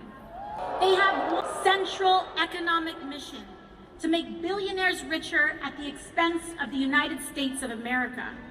And it does not surprise us that their first economic mission has been to target Medicaid, Medicare, and Social Security, to fire our federal workers, and fleece and abandon our veterans so that they can hand that money off to the billionaires who are backing them. But this isn't just about the Republican attacks on working people, LA. We need a Democratic Party that fights harder for us too. All of us coming together, choosing and voting for Democrats and elected officials who know how to stand for the working class. And LA, I thank you for working very hard and doing your best to try to make that happen. In fact, last month, when other Democrats caved, your senators, Alex Padilla and Adam Schiff, stood strong against the DC pressure and voted against the Republican spending bill to cut billions for working people. In fact, all of your Democratic members of Congress and all of your members here today voted against that bill too. Defend them, LA, and don't stop there. I want you to look at every level of office around and support Democrats who actually fight, because those are the ones who can actually defeat Republicans. So folks, you know what that means. We have to start working now to give David Valadao, Young Kim, and Ken Calvert the boot and replace them with a brawling Democrat who will stand for the working people of California. Damn. But beyond elections, LA, our task is to build community. Block associations, volunteer groups, church organizations, PTAs, activist organizations, because community is the most powerful building block we have to defeat authoritarianism and root out corruption. This is the path to guaranteeing health care to every American, to establish a living minimum wage, to take on skyrocketing rents and mortgages, to tackle the climate crisis, and establish a country where the American dream is actually possible for all of us. From a working class family. My mom cleaned houses, my dad worked to start a small business, and they worked so hard just to make life possible, a little bit better. for my brother and I. And when I was a teenager, my dad was diagnosed with cancer. He passed away before I was even 20 years old. And the rug was pulled out from us, all in the middle of the 2008 recession. So many of us live like this. One accident, one bad day, one piece of bad news away from our lives falling apart. We don't have to live like this anymore, Los Angeles. We can stand with one another and stand for ourselves. And we might come from different places, but we share the same experiences. So to all who came here today unsure of whether this is where you belong, I want to say that you do. No matter if you have all the right words to say, no matter your race, religion, gender identity, or status, no matter if you disagree with me on some things, but if you are willing to fight for someone that you don't know, you are welcome here. If you are willing to fight for working people regardless of who they are, how they identify, you are welcome here. Because here, everyone is valued. But we have to stand together. We cannot be tempted to turn in our neighbors or be fooled into thinking that we are really that much different from a trans kid who wants to get accepted by their friends. That we're that different, a dreamer who works to go to college and try to provide for their family. That we're that different from anyone who's not like us. Hate is a trap that sinks us all. And it is standing together without exception to reject division. That is the only way we can win. It's the only way we can win. So I hope you see that this movement is not about partisan labels or purity tests, but it's about class solidarity. It is about of you who came out here today to stand together and say our lives deserve dignity and our work deserves respect. I need to move some food into my mouth. No matter who we are here to make a sacred promise to each other. We're filming. And our goal today is to commit to building the kind of country we all deserve. And we will make that promise. To take care of each other on our worst days, and to share in the successes of our best. Thank you so much, Los Angeles. And it is my honor here is life to bring us together. So let's get loud, and let's be grateful, because Senator Bernie Sanders is in the building. To the people! To the people, power to the people, power to the people, right on. The people, power to the people, power to the people, right on. To the people, power to the people, right on. God, I can't stress this enough. There are a shit ton of people here. I don't know what the exact number is. We'll find out. I'll ask the campaign. It's not I'll ask their Bernie, team. It is you. Let me thank our brothers and sisters in the trade union movement for being here. Let me thank Unite Here, LiUNA Local 724.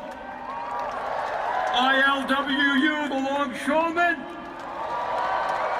CNA nurses, NNN nurses, NUHW Kaiser nurses, UTLA, UAW, California Labor Federation, AFL-CIO. And today we pledge with our brothers and sisters in the trade union movement, we are going to grow the movement. Millions of workers want to join unions because they know they're going to get better wages, better benefits, better working conditions. Let's do it. I got numbers. 36,000.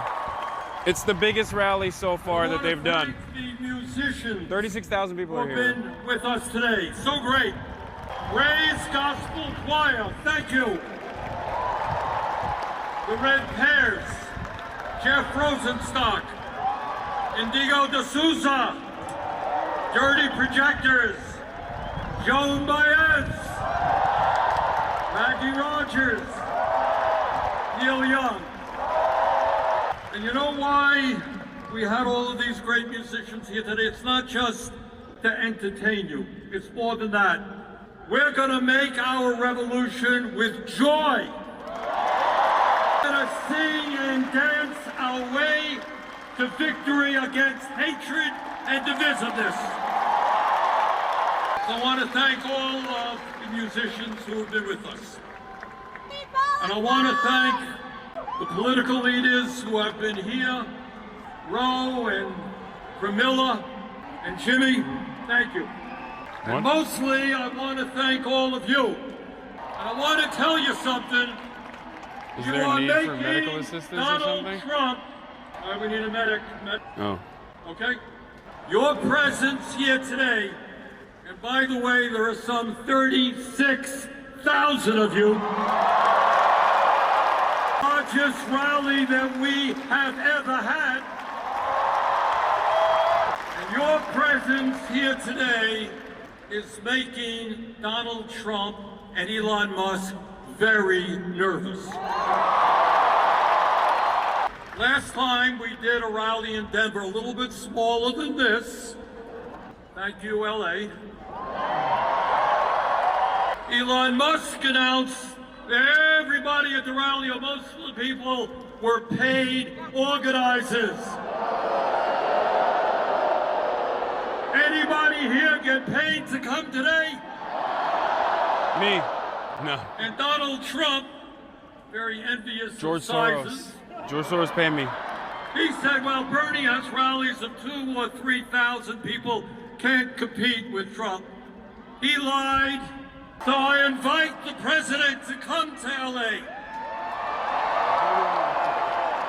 Tell the people here why you think it's a great idea to cut Medicaid and nutrition and health care, to give tax breaks to billionaires. The people of LA would love to hear that.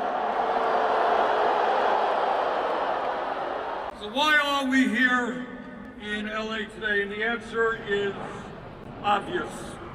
We are living in a moment of extraordinary danger. And how we respond to this moment will not only impact our lives, but will impact the lives of our kids and future generations. And in terms of the climate, it will depend, we can depend on whether or not the planet Earth survives. That's why we're here today. We're living in a moment where a handful of billionaires control the economic and political life of our country. We're living in a moment with a president who has no understanding or respect for the Constitution of the United States. Let us make no doubt about it, moving us rapidly toward an authoritarian form of society. And Mr. Trump, we ain't going there. We are living a moment where the Republican Party has, to a large degree, become a cult of the individual, obeying Trump's every wish. And at a time of massive income and wealth inequality, right now as we speak, they are plotting about how they can give $1.1 trillion in tax breaks to the 1% and devastate programs that working families need. You know, it's funny, just yesterday, our good friend Elon Musk Mr. Musk sent out a tweet. And in essence, he said, you know, Bernie Sanders has been talking about the growth of oligarchy year after year after year. Well, Elon, you're damn right. That's what I've been talking about. The difference is, I'm no longer talking about how we're moving to oligarchy. I'm talking about how we are living today in an oligarchic form of society. 78%. Oh, I guess Suave. 3 months ago, when Trump was inaugurated, standing right behind him during his inauguration were the three wealthiest people in this country, Mr. Musk, Mr. Bezos, and Mr. Zuckerberg. And right behind them were 13 other billionaires who Trump had nominated to head up major federal agencies. And that, brothers and sisters, is what oligarchy is all about. You know, lately, given what's happening in America, Oh, I've sorry. been Are you trying to get out? remembering the history 1 second. lessons that I learned when I was in the 6th grade. And I remember, and I think many of you will recall, when you think about your education, you'll remember hearing about Abraham Lincoln on the fields of Gettysburg in 1863. And that was just a few days after 20,000 Union soldiers had either died or been wounded fighting against the nightmare of slavery. I'm gonna go grab And Lincoln looked out on that field. And this is what he said, you all remembered. He said, quote, we here highly resolve that these dead shall not have died in vain, that this nation under God shall have a new birth of freedom, and that government of the people, by the people, for the people, shall not perish from the earth. And that is precisely why we are here today, to make sure that government of, by, and for the people does not perish, and that we do not become a government of the billionaire class, by the billionaire class, and for the billionaire class. The American people do not want the richest guy on earth running all over Washington, D.C., decimating the Social Security Administration, making it harder.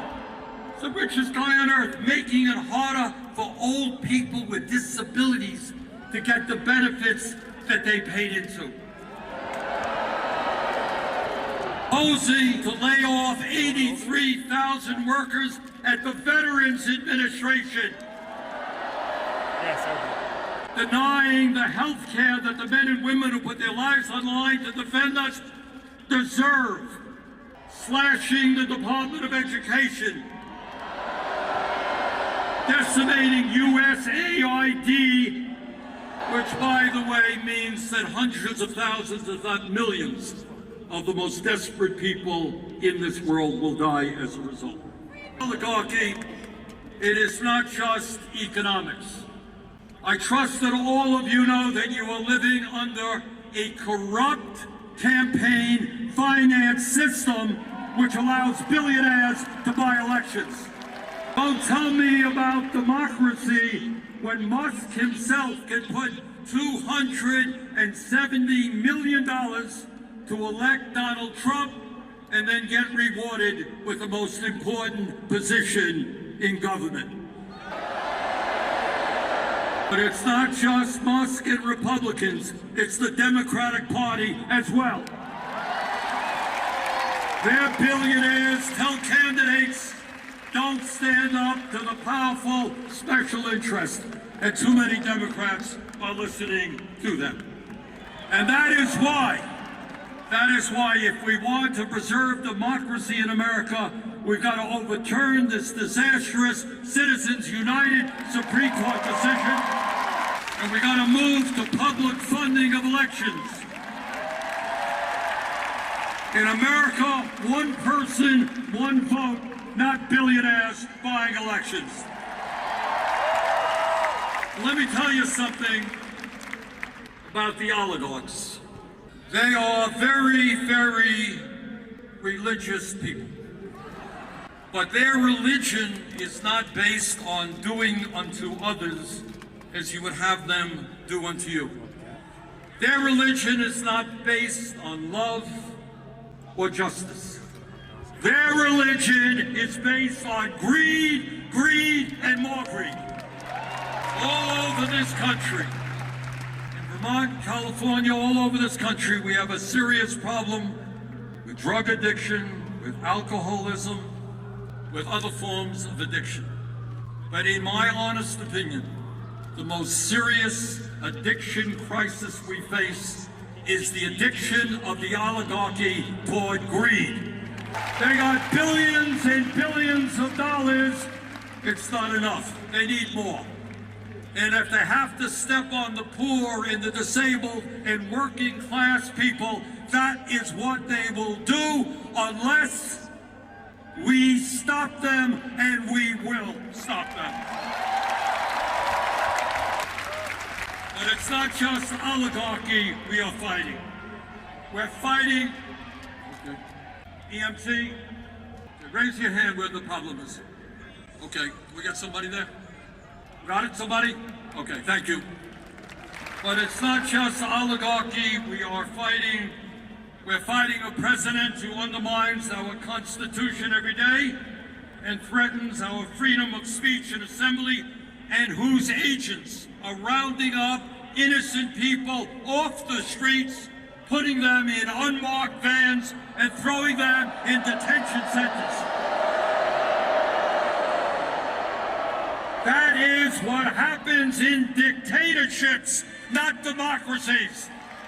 And we're going to stop that outrageous action on the part of the president. You know, our founding fathers in this country were no dummies. They wrote a constitution and established a form of government with a separation of powers. Remember our reading all about that? You got a legislative body, Congress. You got an executive branch, president. You got a judiciary, the federal courts. And they wrote that document because they had just fought a brutal war against the autocratic King of England. And what they understood as they were forming this new country, that they never wanted to see a nation where one person had unlimited power. Well, Trump wants that power. We are not giving it to him. Trump is suing the media because they say bad things about him. Oh, how horrible is that? He has sued ABC, CBS, Meta, the Des Moines Register. His FCC is investigating NPR and PBS. He loves the media when they fawn over him, but he can't take criticism. This from a guy who has made vulgar comments about his opponents. Hey, Mr. President, if you can't take criticism, get out of politics. That's what democracy is. Trump is going after the powers of Congress. He is illegally abolishing agencies that Congress created. He's withholding funding that Congress has appropriated. He is establishing tariffs that he has no legal right to do. But it's not just the media and Congress that he's trying to intimidate. In an absolutely outrageous and unconstitutional way, he is going after the judiciary. His view is if a decision comes down from a judge that you don't like, you try to get rid of that judge and impeach him or her.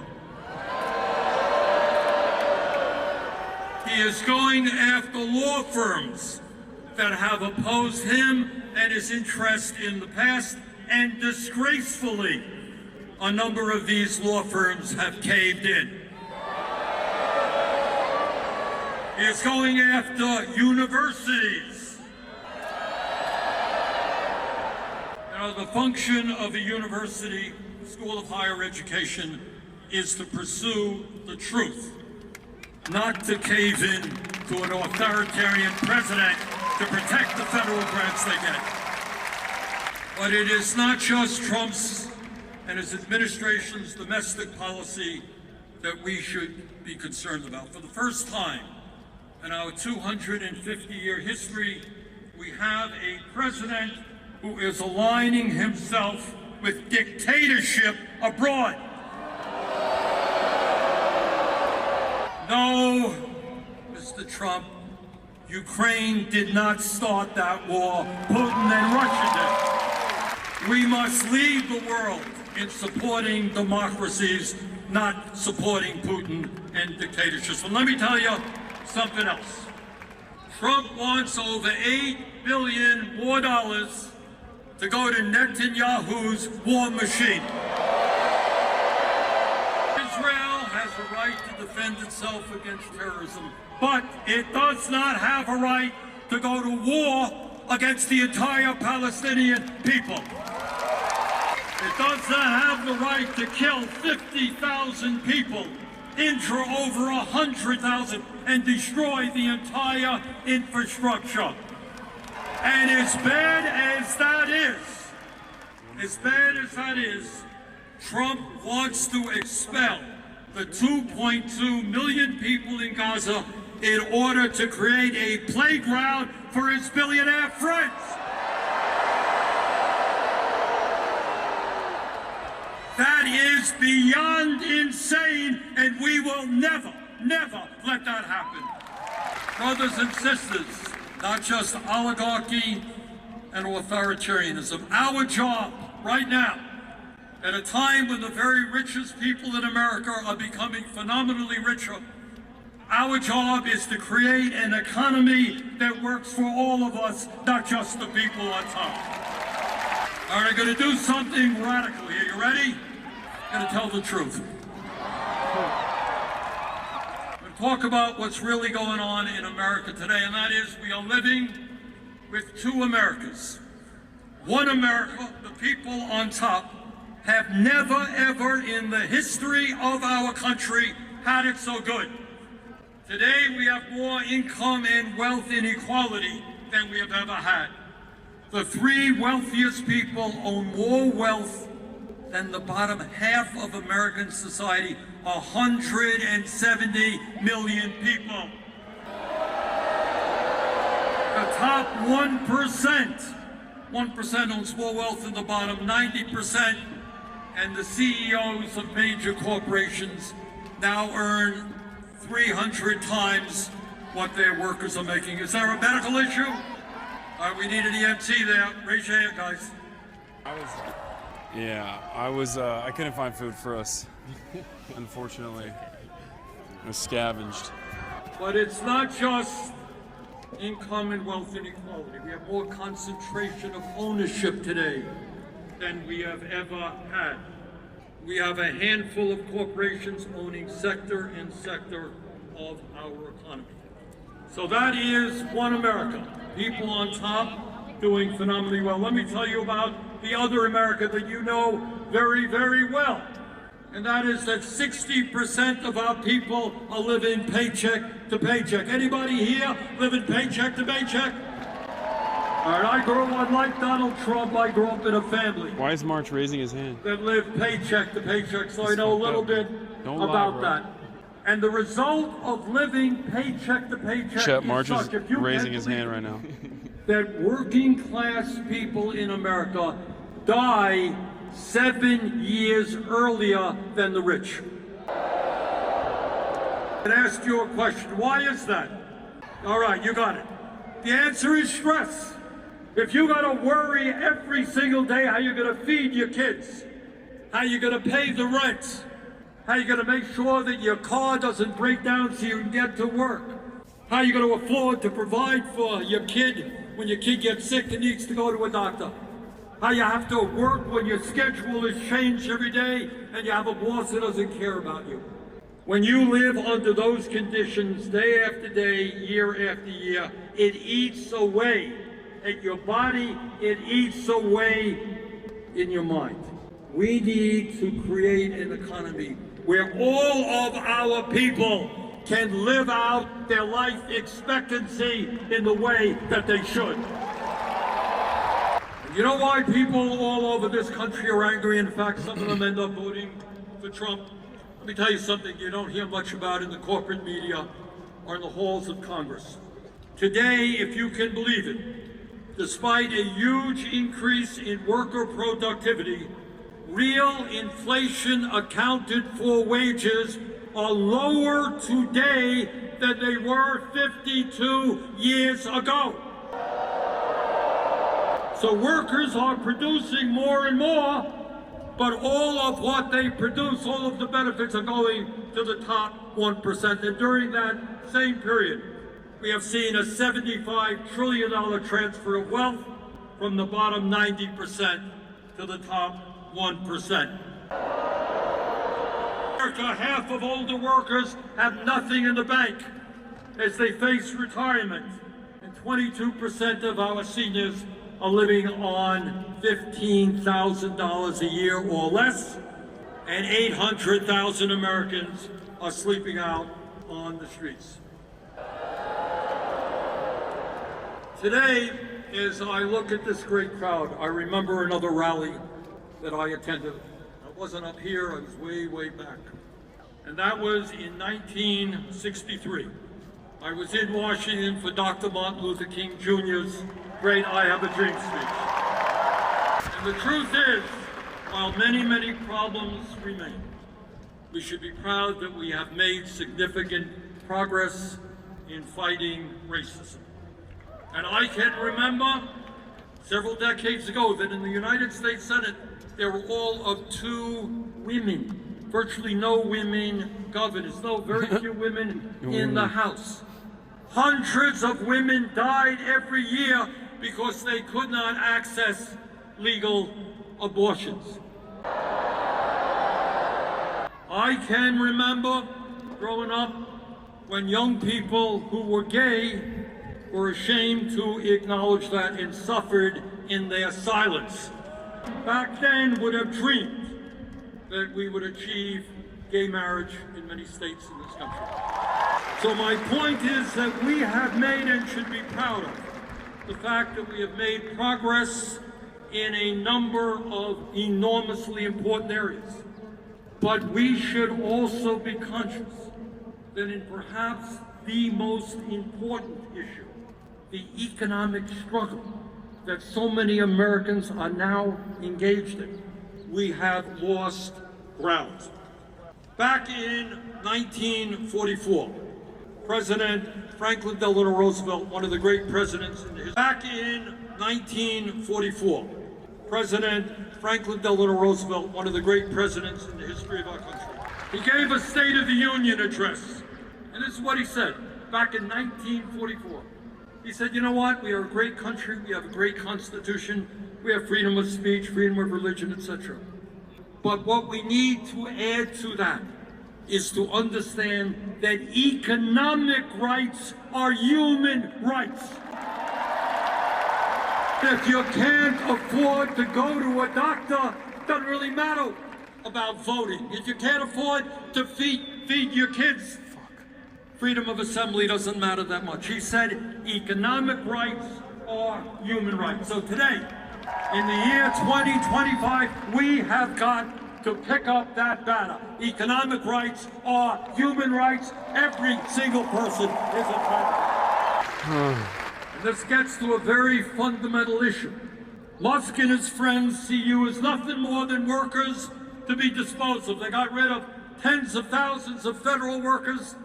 And when information, artificial information, and robotics comes, they're going to throw you out on the street as well. They don't give a damn about you. They don't give a damn about your kids. And what we have got to do is say, sorry, we are human beings. We are entitled. We are entitled to certain fundamental economic rights. So no, we are not going to give more tax breaks to billionaires. We're going to demand that they start paying their fair share of taxes. No, we're not going to keep a federal minimum wage of $7.25 an hour. We're going to raise that wage to a living wage. No worker in America should live in poverty. End of discussion.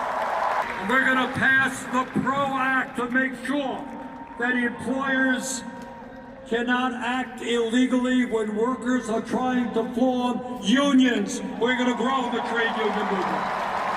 In America, we're not going to turn our backs on our parents and grandparents who helped build this country. We're not going to cut Social Security. We're going to expand Social Security benefits.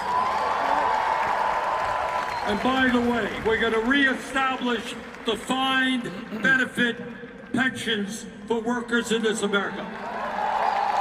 Instead of making massive cuts to Medicaid, we must do what every other major country on earth does. It ain't radical. Healthcare is a human right. We're going to guarantee healthcare to all through a Medicare for all single-payer system. The function of healthcare is not to make the insurance companies and the drug companies rich. And we're going to stop paying 10 times more for some prescription drugs than the people of other countries. We can lower prescription drugs by 50%. In Burlington, Vermont, and all across this country, we have a major housing crisis. All right? And it's not just homelessness. It's people paying 40, 50, 60% of their limited incomes in housing. Instead of spending $1 trillion a year on the military, let's build 5 million units of low-income and affordable housing. Brothers and sisters, we live in a competitive global economy. And if we're going to effectively compete, we need the best educated workforce in the world. It is nothing less than insane and counterproductive that we have young people leaving higher education $50,000, $80,000 in debt. We need more doctors. You know what doctors are leaving medical school with? $500,000 in debt. Nurses are leaving $100,000 in debt. Education is a human right, from child care through college. We need sheet metal workers.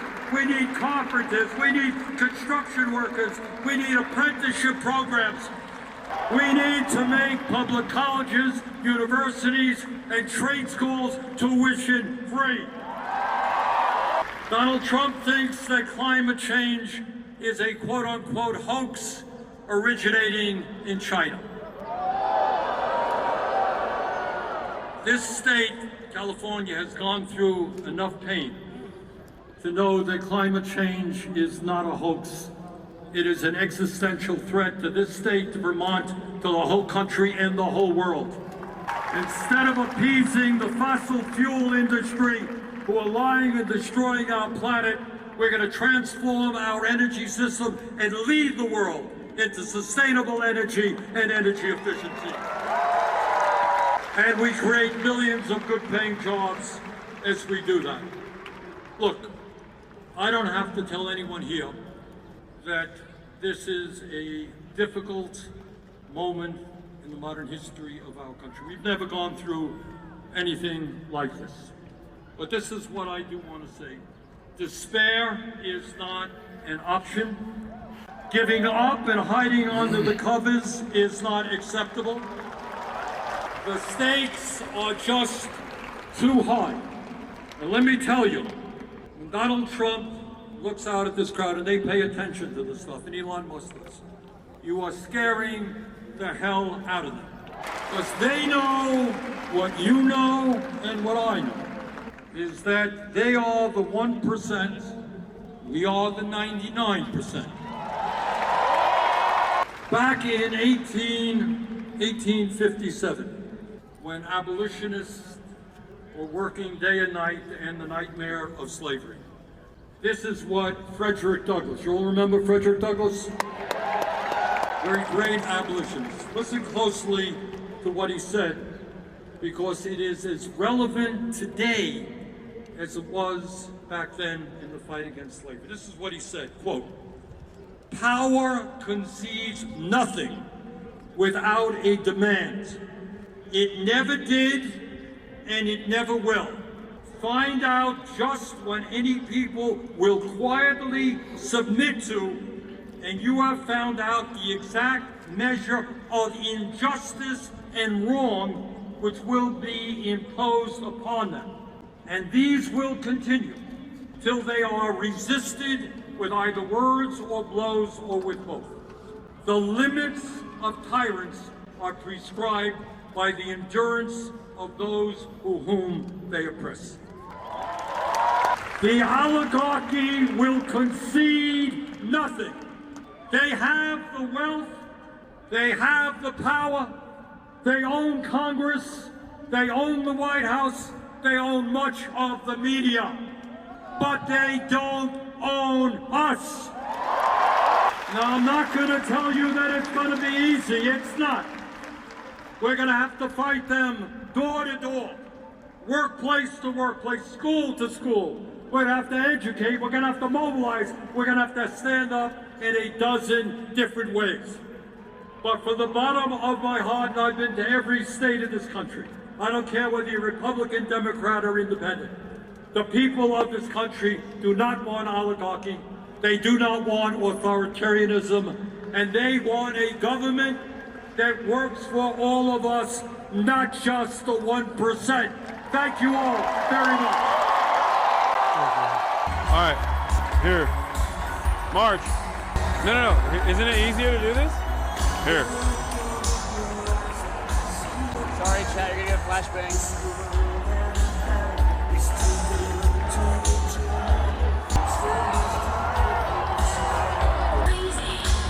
It's hot. My brain is cooked. We gotta dip out to the best of our ability without getting mobbed. Hopefully.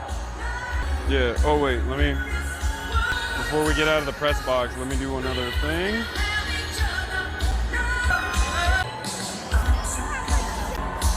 It automatically works, right? Yeah. What's up, man? Here, you wanna show them? What's good? Oops, sorry guys. Sure. What's up, guys? What's up? Yeah. Hi, chat. His head is really small. What's up, man? Hey, Carla. Pictures. We love your stream. We listen to it every day. Thanks for watching, guys. Thanks for being here. Of course. Yeah. Keychains also. It was nice to meet you. Hi. Yeah. Thanks. Nice to meet you guys. Yeah. Where's Elijah? I've been watching you since Three of us. Too bad they went through all that. Too bad they went through It's all all that. good. But you, man, it's all What's up, guys? Thank you, Ron. Yeah. You're so tall. Yeah. I want to make you nice too. Yeah. Nice to meet you guys. So can I get a picture? Yeah. He's working. He's on Respect. Thanks, man. Nice to meet you guys. Thanks for being here. I'm at you at 0.5. Okay. Can I do a 0.5 with you? Okay. Thank you, Hasi. All right, no problem. All right, yeah. Thank you, Ron. Oh, yeah. Let's not go. I love your Stefan. I just want to thank you because I mean you did just as much as you talked to chat about changing people's views. Yeah, I was on a different trajectory back in like 5 years ago, and I was gonna become a very different person until I found you during COVID. Hell yeah. So to chat, like it's true. So thank you. Nice to meet you. Yeah, of course. Thank you. Yes, Danny. All right, we gotta go, guys. We gotta go. All right, last one. Come on, go see sometime. Thank you. Can you say hi to my friend Violet? Hi, Violet. All right, yeah. Last one. This is the last one. All right, have a good one, guys. All right, let's go this way. All right. Oh God. Hi. All right, quick. You gotta snap him real quick. All right. Okay, can we also get a picture? Sure. Could you take it out? All right. All right, we gotta go. Okay. Nice to meet you, man. Thank you. All right. What's going on, guys? Can I take a picture? Quick, just take your phones out. All right, nice. Oh, Hassan, yes. What's up? What's up? Yeah, there you go. Yo, Hassan, I love you, bro. That's Oh, nice to meet you I watch guys. you every day. Hell yeah! Thanks for watching, guys. Dude, please. Oh, I'm so sorry. We're gonna go like this. Fuck it. Send it. Dude, hell yeah. I love you, bro. Nice to meet you. All right, quick. Thank you. Hey, what up? How are you? How's it going? Hassan? Big fan? Nice to meet you guys. Nice to see you. Free Luigi. Free Luigi. Thanks, man. All right. Nice to meet you guys. Nice to meet you guys. All right. Thank you. Nice to meet you. All right. Sure, just, yeah. Can I get one photo real quick? All right. Nice to meet you.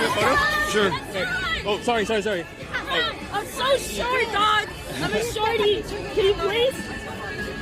Yes! Nice to meet you guys. All right, we got to keep walking. Oh, did I fuck it up? No, I saw. All right. Thanks for getting a picture with us, bro. Sure. Thank you for being here, guys. March, Yeah, thank you. Thank you for being here. What's up, man? What's going on? I watch you every day, bro. Nice to meet you, man. Thank you. Parasocial. All right, have a good one. Watch you every day, Hassan. Big fan. Nice to meet you guys. Appreciate what you do, man. Thank you so much. Thank you for being here. Can I get a picture? Sure. All right. I'm really sorry. Can I get one too? Yeah. Yo, this is really fucking weird. Here, just hit the video and then screenshot it. Oh, yeah. Yo! All right. Have a good one. Nice to meet you. Okay, thank you. Thank you so much. All right. Thanks, bro. What's up? See you, bro. Nice to meet you. Thanks for coming, man. Hey, what's up? Hi. I got Nice into all to- power books because of you. Oh, hell yeah. They're great. Nice to meet you guys. Thanks for being Can I here. butt in real quick? Just real quick? Sure. Thank you. Sorry to Nice- harass. nice shirt, man. Thank you. Free Luigi. Shake your hand. Yeah. Nice to meet you. Shake your hand, too. All I'm a right. real big fan. I've watched Nice you to meet for you like guys. 5 years, man. Thank you. Thank you for watching. Appreciate you so much. Hell yeah. It's an honor. Hey, have a good one. Hassan. Hey, what's up, bro? What's up? What's going on? We gotta get out of here. All right. I think we go that way and then. Sucker fun the political baddies. All right. My friend is Good super luck. shy. Can she take a picture? Sure. Can you take it? Sure. I'll take it. No, it's fine. I got it. All right. Here you go. Have a good one, guys. Crazy. Sure. Yeah. Here. Thanks. All right. Nice to meet you. Thank you for everything you do. Thank you. All right. Can I please have a photo? I'm so Sure. All right. Last one. Hi. I love you. Thank you. All right. Have a good one, guys. All right. I'm gonna call. Hi. Hi, Katie from Albania. Hi. Nice to meet you guys. Sure. Thanks, buddy. All right. Okay. Almost there. We're almost there. What is happening? One of the crazier Okay. warnings we've had. I think that was handled well. You mean like on that just now, the exit? It's fine. Yeah, it was great. There's gonna be a march right here to the ice. Oh. Hell yeah. Okay. Hold on. I'm calling a car right now from here. I think this should be. I hope I called it from the right place. Hopefully. Fingers crossed. Nice to meet you, man. Hi. Nice to meet you. Appreciate it. Okay. Sure. Thank you so much. My girlfriend and I love you so much. Hi. It's nice to meet you. Nice to meet you. You want to take a photo? Thank you so much. No problem. Have a good one. Whew. All right. We are. Oh, shit. Yo, I love you. Can I get a photo with you, man? Yeah. My friend Brandon wants to get a photo too. Hold on. 6 minutes out. Oh, man. You're fucking humongous. Nice to meet you, man. Nice to meet you too, bro. I love you. Sure. Thank you so much. Thank you. Nice to meet you. What's up, man? Nice to meet you. Oh, nice to meet you. Watch your stream on YouTube. Hell yeah. Live stream. Nice to meet you, man. Nice to meet you as well. Oh, it's just a mic. Okay. Just holding it to people. All right. I already called it. It's coming here. Can I shake your hand? Yeah, of course. What's up, man? I don't know if it's a trouble. Can I take a picture with you? Yeah, no, it's fine. I Hi. don't know if it's disrespectful. No, it's all good. You can do it. Did you want to do the picture too? Because yeah, I always feel like it's disrespectful. A lot of people. All right, I called it to that corner. We're good. Is it okay? Yeah. Do you want to be in the tour? Oh, you want to be there? Yeah, sorry. Thank you. Thank you. I love you, Hassan. You're the greatest. Thank you for Are watching. you Hassan? Hold on, let me ask him. Sir, hi. What's up? A former staffer of Bernie Sanders is facing deportation. There's more information here. He's been in jail for more than 400 days without bail in San Bernardino County. I'm not going to give this all to you. It's just here. Here's the information. You can call Sylvia on this. The thing is, you know Eden. Okay, remember the dude named Eden? He was protecting the street vendors in LA and all over. So they caught him up like in December 2023. Made up some. They said he kidnapped somebody he never touched. They said he made a criminal conspiracy against 3 people he never met. 2 of the alleged incidents happened in Los Angeles County, but San Bernardino County is trying to prosecute it. How does that sound to you? That sounds like corruption. Yes. Yeah, it sounds like fascism. Yeah. So, anyways, he has a court hearing next month. But anyways, he has been in jail for more than 400 days without bail. During that time, he suffered internal bleeding. He was having difficulties seeing a specialist. Okay, his lawyers have tried to like get the trust. What's the plan? What do you want to mobilize around? Okay, so we want to look into corruption around in San Bernardino County. I'm sorry about that. San Bernardino County. We're asking representatives and organizations to please ask for Eden's immediate release. Publicly demand his immediate release. Call for a federal investigation in San Bernardino County law enforcement corruption, including the roles of Fontana PD, Mayor Warren, and the San Bernardino County Sheriff's Department.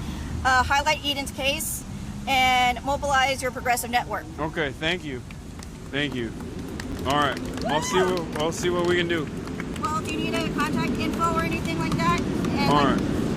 Actually, you can call her.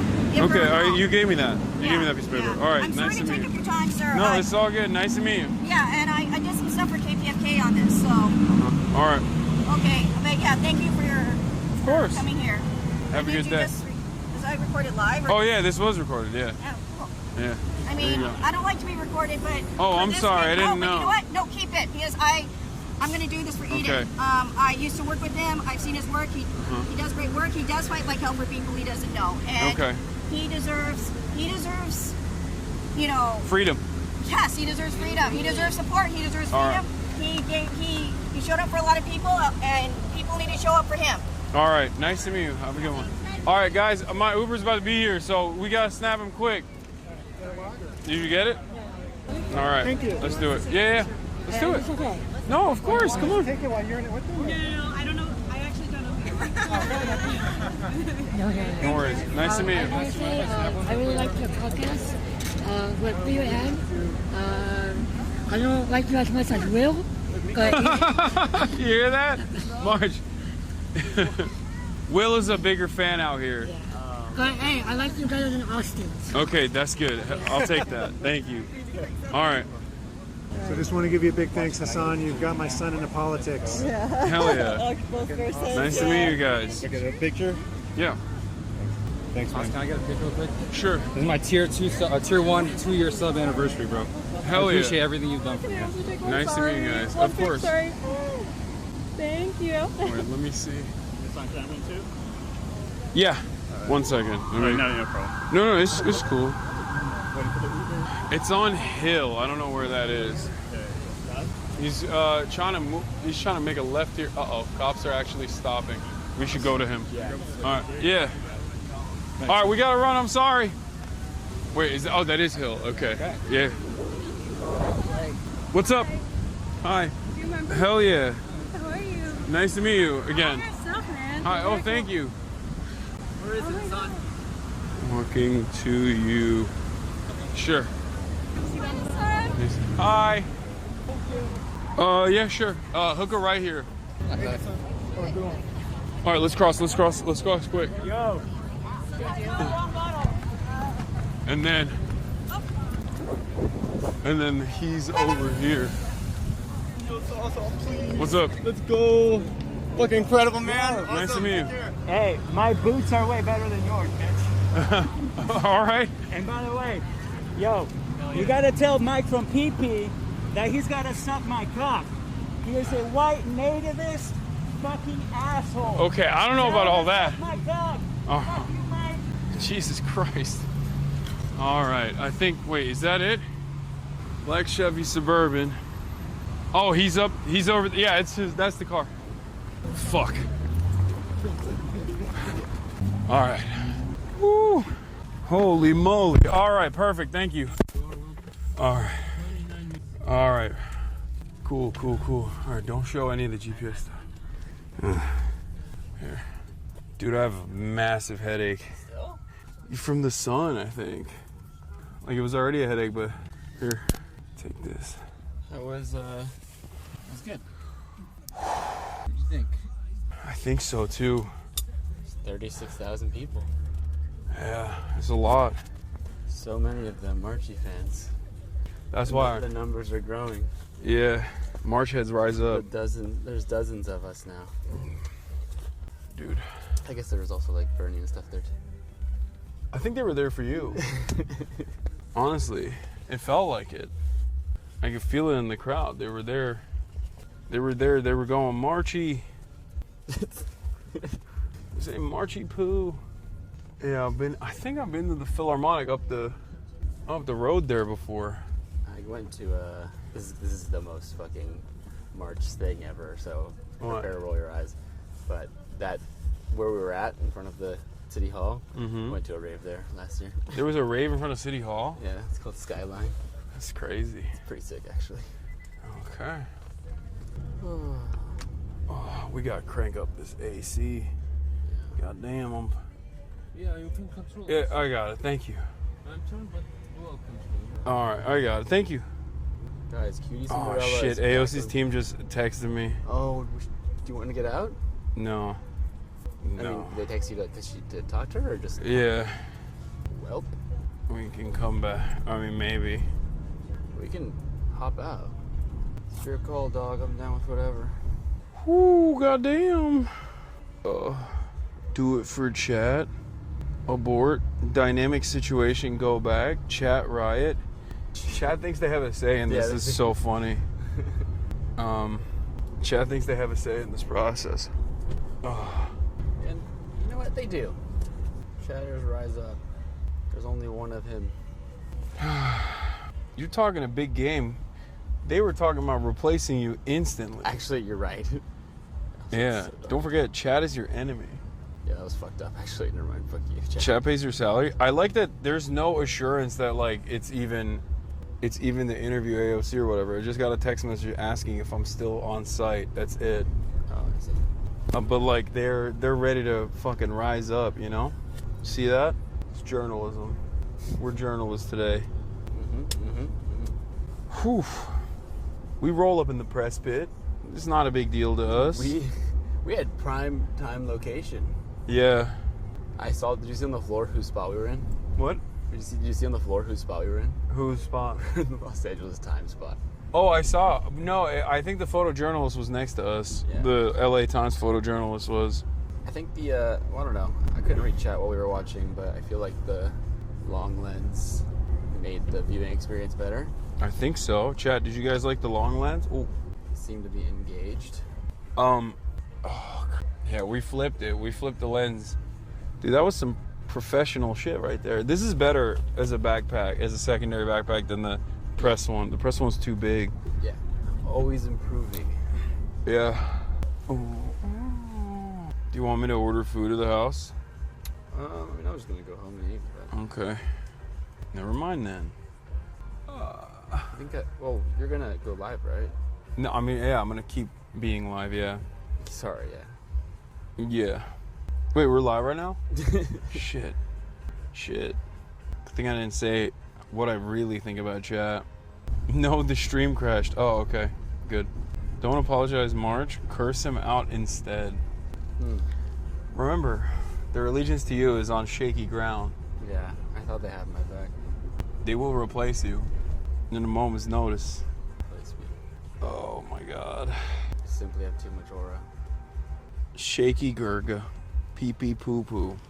The thing is, like, typical production Andes, typical cameramen, like, they might be good cameramen, but they're all swagless. No, people, that's true. You do have them on the swag category.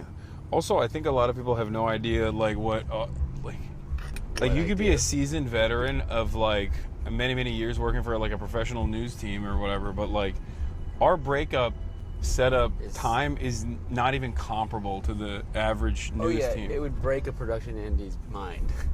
Yeah. Not to say that, like, what they don't do isn't equally as difficult and impressive. It's just different. That's what I'm saying. I'm saying it's not as equally impressive. Oh yeah, no, it's actually so. I'm saying that. Okay. Hold on. Oof. Everything is computer. Let's see if my parents pick up. Alo anne, evde misiniz? Evde misiniz? Okay. Mesaj gönderdim ama görmediniz galiba. Cevap vermediniz. Yemek var mı, tavuk var mı, hazırlayabilir misiniz? Ben 20 dakikaya falan geliyorum eve dedim.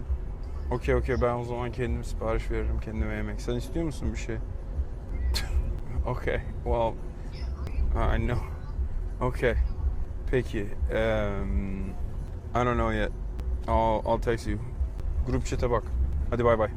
I'm getting the one thing Always hungry. Oh yeah, you heard her. I'm gonna get the one thing I couldn't get in New York, Mexican food. You gonna get some Mexican food? And Mexican food in like a week. It's unacceptable. Why hasn't it not taken a chance to order yet? Yeah, no. Nothing for you. You're starving. Really starving. What are you ordering? This place? You love that place, bro. Well, it's close, and also it's really good. Have you never had it? You know what? I'm gonna get that too. Here. Always copying me. Bro, just here. Jump on your order? Yeah. Then I have to wait. Okay. Don't jump on my order. Oh my god, you could just buy straight up a pound of grilled chicken. I might be ordering from this place way more frequently now. Oh yeah, I just put you on. Bro, I'm familiar with this place. I've just never. What's a mulita? That's the one that's like the tortilla sandwich situation. No, where is it? I don't know. Vampiro. It's all a taco. They just like think of like different ways to kind of construct a taco. Mm-hmm. And by they I mean we. True. Asada perron. What's perron? Again, it's the same. Are you gonna say it's just a taco, but in a different way? Yes, because that's literally what it is. I think it's also they add cheese to that one. I taco Andy today.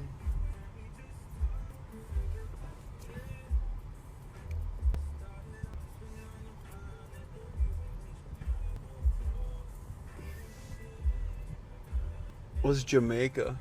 The drink. Jamaica? Jamaica? If I'm not mistaken, it's like a hibiscus kind of drink. It's really good. Jamaica. Bro said. Bro is not Latino. It's true. It's like a hibiscus fruit tea, yeah. It's fucking pog. I mean, Mexicans are Turks. So by that, in my heart, in my mind, in my soul, I am Latina. Not even Latino, Latina. Yeah. Bro is such a himbo. Jamaica tea is hibiscus tea. Jamaica. You know we don't pronounce the J with a J. Jamaica. Yeah. What am I saying? I'm Asian. I don't know what any of this means. Yeah, what are you talking about, bro? You sound a real Hispanic right now. You guys You mind sound if, positively Hispanic to me. You guys mind if a white boy speaks a little Espanol tonight? Nah, that was the coolest you've ever been. When? Where was that? Oh, in Vegas. In Vegas. You Yeah. just started spitting, dude. That was crazy. fuck me up. Do you want anything? I Or no? heard. Wow. You just want to hang out with me. Just say it. No, it's cool. You want to hang out with me. You like hanging out with me. You're jealous that I was hanging out with Lolo so much. No, it's cool. You're just gonna go home, get on your computer, and ignore me and everybody else. So it's true. I'd rather eat at my computer And ignore everybody and else. everybody else. Yeah. Nothing beats that though, honestly. Low key. Getting on your computer and ignoring everybody else. Yes. That's what life's all about. Oof. Turks or Mexican, get it straight? No, bro. Have you seen half of the Mexican food is basically Turkish food? The spinning donor? Everything's computer. I love Dessler. Damn, they got Salvadoran food here. This place looks bomb. This is from the DNC, by the way. Bro, you are. You know you're mic'd up. You're crazy. You're a crazy man. Do you know his Berlin origin? I'm gonna ban you. I'm gonna ban you in chat. Mods, ban that guy. Let's execute him. Mods, put that guy in a cannon. Shoot him out of the cannon.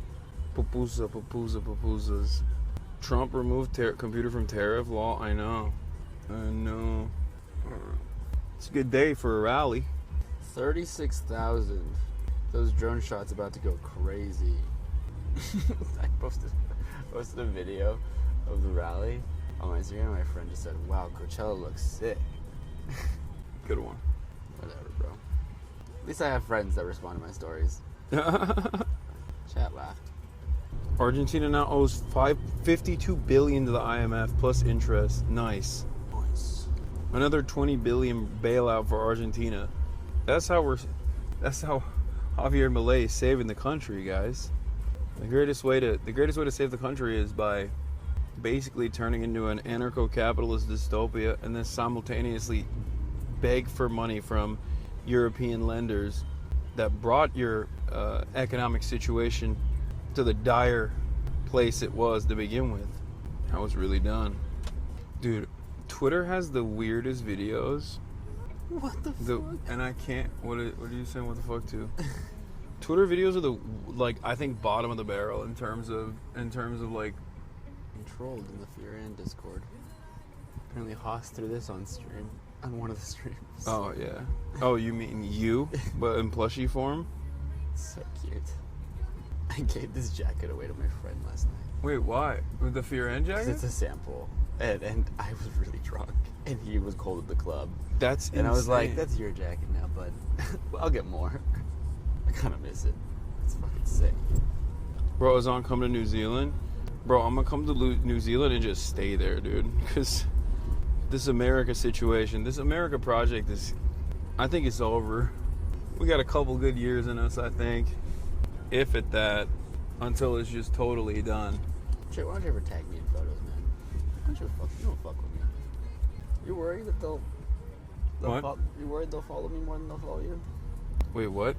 What are you talking about? You never tag me. You just use me. Oh shit! I know. I'm sorry. I'm so bad at that.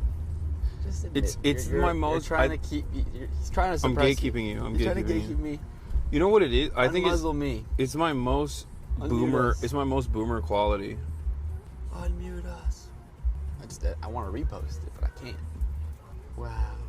Everything is boomer. iDubbbz announced that Content Cop returns. Oh. It's a big deal. Who's it gonna be about? What we do here is go back. They can't see that. Cop returns April 16th. Damn, as soon as hell. 4 days. Love a good Content Cop. Someone says, if it's not about Hassan Piker, might as well not do it. I got a feeling it's about the far right and Elon Musk, blah, blah, blah. Like, we don't have enough... we don't have enough video essays about that. There's literally no point in making a Content Cop on Hassan. Dude's fan base is so immensely brainwashed, he could be caught on CCTV bombing a nursery and they still cheer for him. Fair point, but could still be entertaining. But unfortunately, I think these days, Ian would agree with Hassan more than disagree. I love how delusional these fucking people are. Yeah, that was the biggest Bernie Sanders rally ever, just period. Yeah. That's crazy. Dude, if only I could hold his hand like this one day. Not gonna lie, And no, I'm not talking about the Spanish guy, okay? I think you can. I think we can.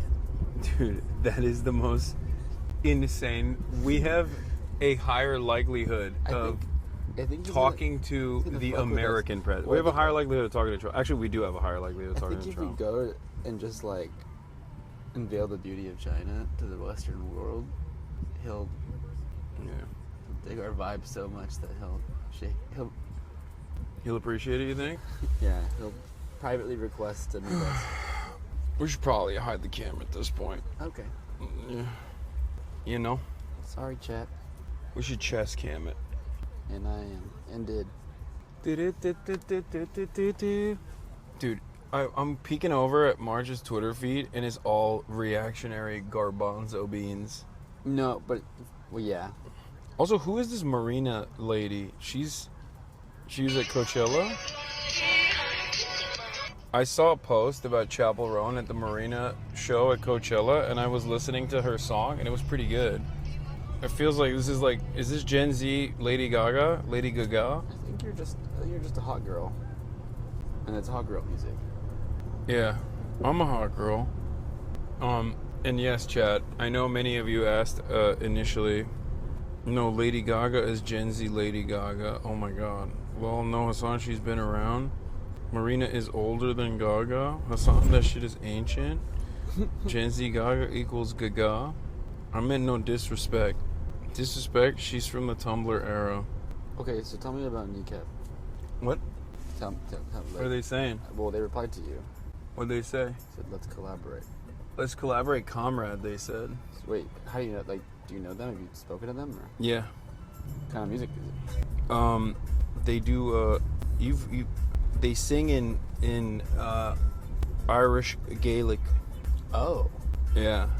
And they're like revitalizing the language. It's kind of hard. Yeah. It's pretty sick. There's a really good there's a really good song that I've been playing a lot called Hood. I've actually played it in the other in one of the Ubers that we were in, I'm pretty sure. March, how many times have you seen the Minecraft movie so far? I've seen it 3 times, and I was gonna go again tonight. I heard you go crazy when the chicken jockey scene happens. Yeah. I don't even know what that is. Fear End Cast. Look at what he posts. Look at what he put up. Look at what Austin is putting up here. Wait, who's the Latino people? Wait, oh, I am. Oh, you are. Wait, who's yeah. Kaya in a donut as well. You're the plushie, and Austin is Austin. Is this your stream right now? Yeah. Oh. It's true. Look how Austin is still just Austin. Yeah, it's a live Austin react. Yeah, that plushie is you. It is kind of weird. You should sue for using your likeness. It is so cute, but it's sold out like instantly. Chat, someone get one to me somehow. Or not Austinox, it's Haas. My bad. I don't know why I said Austinox. Did I say Austinox? Yeah, but your brain's also fried. Yeah. Whoa. That's cool. Describe it for the audio listeners. Guys, we're doing a wheelie right next to our car. Haas Erasure. Yeah, I'm basically, I think I might have had a little bit of a heat stroke or something, you know? Yo, a lot of people were fainting. What? They had to call for medics 3 different times. I mean, to be fair, that makes sense. Yeah. Because it was hot as fuck. Shit was hot. Soros doesn't pay enough? Yeah, Soros doesn't pay us enough not to faint. Actually, they were crisis actors. I just have to mention, if we're going to talk about Gaelic music, we can't forget Kneecap. Those guys are insane. That's who we were talking about. Literally who we were talking about? Oh, it's multiple people? No, that's who we were talking about. Still pays you more than you pay March? Yeah. I don't pay March anything. I beat him. I tell him if he doesn't show up, when I tell him to show up somewhere, I'll beat him. I know where he lives. I beat him sometimes even if he shows up. That's how it is. And then I say, did you say thank you? Did you say thank you once? Yeah. If Soros paid me, I just take the money and chill at home. Yeah. Oh. Why is chat broken? What is happening? Sing it. I ordered a pound of grilled chicken. You actually did it? Is that all you're getting? No, I ordered some. I don't know what I ordered. I just like blacked out and I ordered a bunch of stuff. Perhaps it's a little parasocial, but I sort of worry for Hassan when you're wrong. When you're among so many people like that, a lot of violent Nazi freaks out there. Have you considered, or what are your thoughts on getting a security bodyguard? You're important to the movement, man. Dog, let me tell you something, okay? You can't see right now, but I'm flexing my muscles. All right? I'm not flexing my muscles. Doesn't listen to music, knows the gayest song. You are not Castro, dog? Yeah. You can kill me, I am but a man. Hasan, kuru fasulye sever misin oğlum? Tabii ki de oğlum. Kim sevmez kuru fasulye? Yapma etme. Alright, I'm gonna flip it over to the screen. I'm gonna flip it over to the desktop, chat. I'll see you soon, okay? On the other side. I don't even know what's playing on my PC right now. The nightstand. Yes. Yeah, what was the significance of that? Looks like she removed it before bed and didn't get a chance to remove the other one. Because you believe that's when the attack occurred. On the edge of the bed, where the blood was found on the side rail, yes. And I think when she turned to take that earring out, she didn't see it coming. Would you mind, just for me to be able to say David is a perfect gentleman and is in the clear and did not harm his wife, would you mind taking a polygraph and proving that to us? Absolutely. Okay. Would that be a possibility?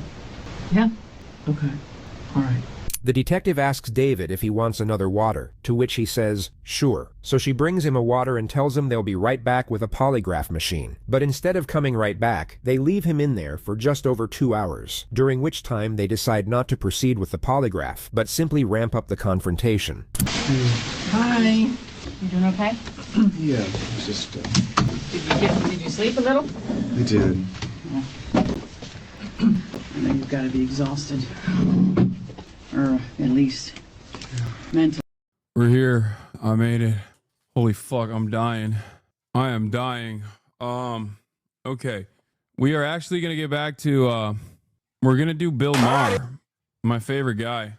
Bill Maher, the science guy. Alright, calm down, ladies. What is happening? I come back and instantly ladies gotta smell me and try to figure out what I've been up to. You know what I mean? Hello. Hello. Hello. Look at how she's going crazy. Hello. Hello, little lady. Big lady and little lady. Okay, okay. Okay, calm down. Big update. Trump on Garcia says it's up to Bukele. What do you mean? What an insane statement to make. Oh, you smell like outside. Kaya, what? Plopping down. Oof. I had to run in before TOS, some TOS came up. When you make me watch Bill Maher's when you're the worst leftist. Okay. All right. What is the outdoors like? It's very cool. You should try it out sometime, Chatter. Chatter's like, what does the sun feel like on your skin?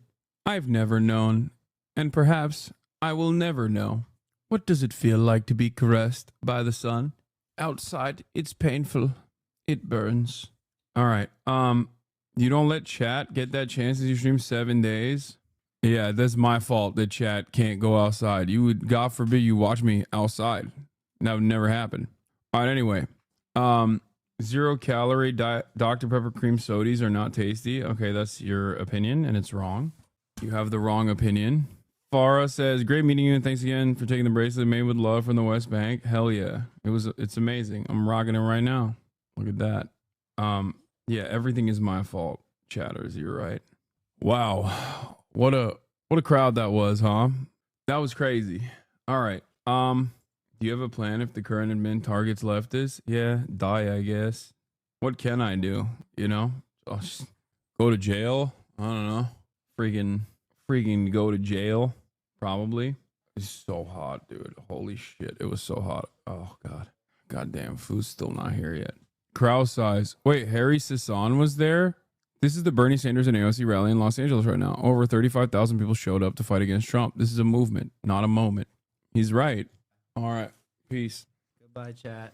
Please drink water, Hassan. I will. Please send this to Marchy Poo. What is this? Oh, Hassan, we need to do this last minute March. He is like that. He looks like that. He has the same exact plushy vibes. It's crazy. I've never seen somebody whose entire likeness is reflected so perfectly in the form of a pillow. The Bilderberg emo axolotl, you should find it for him. You literally passed it when you met Mike from PA? No, I didn't see him. I saw the other debate guy. It's ironic because I don't think Bernard Sanders' fight is just against the Republicans. I feel like a big part of the reason, if not the major reason why he's doing these rallies, is to literally fight against the Democrats, to get Democrats to actually, not gonna lie, the Houthis rallied more for Jackson Hinkle. Not impressed. Okay, calm down. No, I saw Michael from Pennsylvania. I did not see Harry Sisson. Yeah, he's doing this so that the Democrats actually turn around and do something.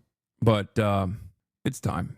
Apparently, my favorite dipshit of all time, the worst person, one of the worst people on television, decided to do yet another Nightmare Blunt rotation. Now, of course, it's a Nightmare Blunt rotation. Any rotation that features Bill Maher is automatically a Nightmare Blunt rotation. But this lineup was particularly bad.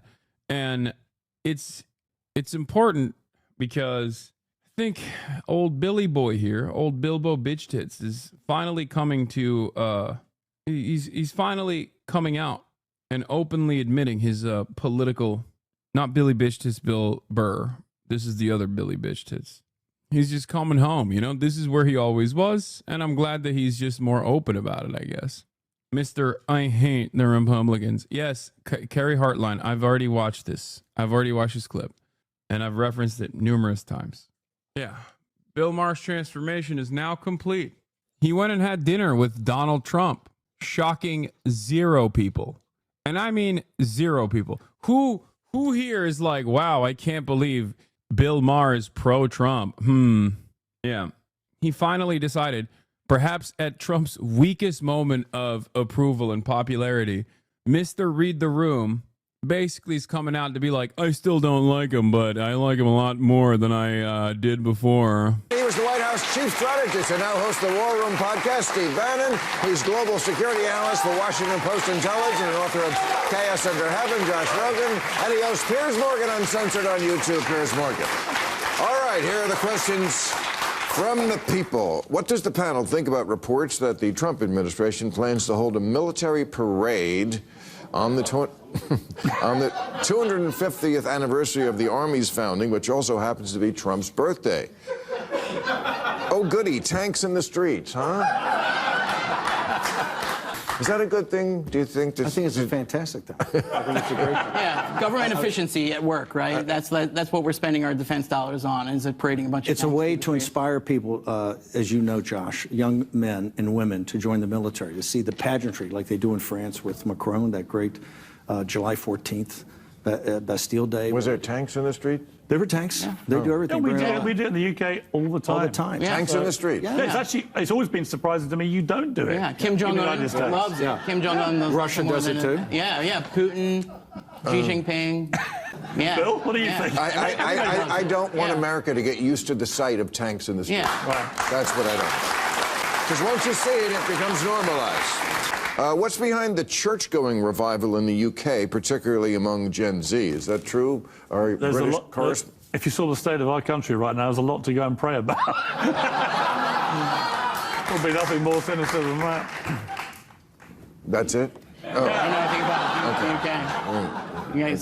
Kids are getting more religious? Is that what's going on? I don't know. I didn't actually know that was a fact, but Yeah, why would Bill hate that? Bill probably loves that. Oh, kids are getting more religious. Well, I like it now. I actually decided at least it's Christianity and not fucking Islam. I mean, church going generally has been going down. My daughter's too. Her only religion is Bluey. Thank God I don't have kids.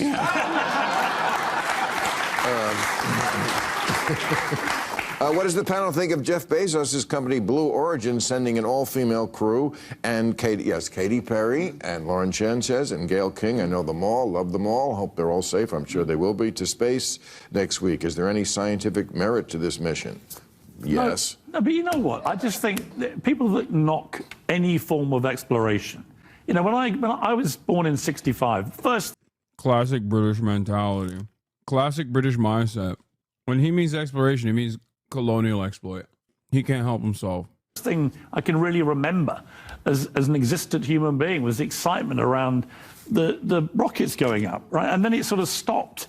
And you kind of thought, well, are we going backwards? I mean, exploration, space travel, the bold frontiers. Katy Perry is not exploring space. No, I know. Let's I know, but I wouldn't go up there, would you? Would you go up there? Absolutely not. I wouldn't do it in a million years, so I admire the balls. No. We should be cheering them on. No, I'm sure it'll be safe, but it's just, I wouldn't go skydiving either. No, I agree with you. I mean, there's just no reason. Jeff Bezos is my boss, and I support him. You toady little crawler. After all the lectures you gave us earlier. I wouldn't like to get fired today. I'm not trying to get fired. That's the trouble, you see. The trouble is, Josh, you get close to them and then it starts to take over. Yeah, guess what, America? Guess what, America? We're all part of the same hypocrisy. All right. Including Steve, including myself. We're all. Keep me out of it. Yeah. Too late. Yeah. Too late. Yeah. You're in it. You're in it. Josh Rogan is the Washington Post journalist. Join it. Yeah, no we here. I'm going to ask you a question. Mike Huckabee, you remember him? Yes, sir. He is now the ambassador to Israel. Sure. Mike Huckabee, we've had him on the show. If you don't remember, he was the governor of Arkansas. You know, a very religious man. Yep. And I'm sure they're sending him to Israel because he's a great friend of Israel. I have a problem with this. You know why people like that are friends with Israel? Because when you know who comes back. Right. The Jews have got to rule Earth under hell, right? That's the. Well, they all idea. die. Or they all die. Either way, it's not really a great deal for Jesus saves 144,000 Jews. Right. That's not a lot of I don't think I'm going to be. What's the difference between Bill Maher and Mike Huckabee in terms of how they analyze Israel, though? Or in terms of how they look at Israel's enemies? Like, there's not a lot of daylight. There is very little difference. Yeah, very little difference materially between their support for Israel. It doesn't make any sense. My food's here. I'm going to make the cut, to be honest with you. I'm not that's why very observant. super duper Christians love Israel. Yeah. Yeah. I'm just saying. And now he's okay. Low flow showers. Trump is. I'm going to believe that when the tariffs cause huge inflation, that the lower middle class are going to reward the Republicans for that when all the prices go up. Because in 1890, when we had tariffs, the Republicans lost the House and the presidency because the You should know this, Josh, better than anybody, because when we raised the tariffs on China in 18, prices came down. We didn't have any inflation in 19, and we had the highest tariff we ever put on the Chinese. Hey, how about that dire wolf? Isn't this supposed to be a show where people debate? They duke it out? Why is he defending Steve Bannon? Why are people clapping for Steve Bannon? Is this the state of resistance liberalism in America now? Clapping for Steve Bannon? What an incredible situation that is unfolded in front of our eyes, dude. I mean, I guess he said he'll raise taxes for the rich. I guess that's what it is. We're clapping for Steve Bannon when he lies now. We brought back the dire wolf. They brought back a species called the. It's not even a real thing. They didn't really bring it back. They just like genetically modified. They got GMO wolves now, dude. That's what they did. Everything sucks. The dire wolf that was extinct using DNA they had in a fossil. What could go wrong? I mean, it's just. I don't know. I mean, I can't. Yeah, they're going to do the woolly mammoth next. You know, I think they made a movie about this. Don't knock it until they. In 100 years, they bring back Bill Maher from a fossil. Think how great that would be. They made a movie once about, you know, bringing back extinct species and the risk of it. It was called Jurassic Park. Maybe you've all seen it, you know. I know, but so this maybe we shouldn't screw with science that much, you know? But it's not a dinosaur. It's a wolf. Yeah, but we know what it looked like. Yeah. And Bobby Kennedy says it tastes like chicken. So, all right, that's enough. Thank you. God, that was terrible. And now for what I know you've all been waiting for, I'd like to give you my book report on my visit to the White House.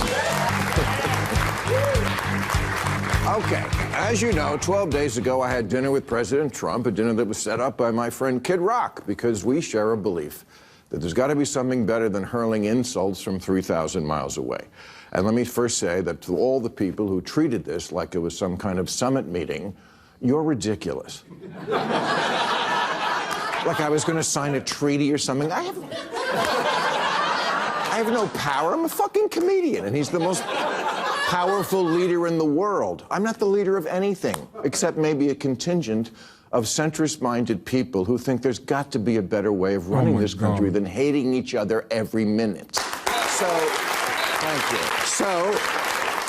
So meet up in person. Maybe it'll be different. Spoiler alert, it was. First good sign, before I left for the Capitol, I had my staff collect and print out this list of almost 60 different insulting epithets that the president has said about me. Things like stupid, dummy, lowlife dummy, sleazebag, sick, sad, stone cold crazy. Really a dumb guy. I'm glad that he was tackling the important issues when he met with Donald Trump. Fired like a dog. His show is dead. There's 60. I brought this to the White House because I wanted him to sign it, which he did. With good humor. And I know as I say that, millions of liberal sphincters just tightened. Oh my God, Bill, are you going to say something nice about him? What I'm going to do is report exactly what happened. You decide what you think about it. And if that's not enough pure Trump hate for you, I don't give a fuck. So... Dude, he's so brave.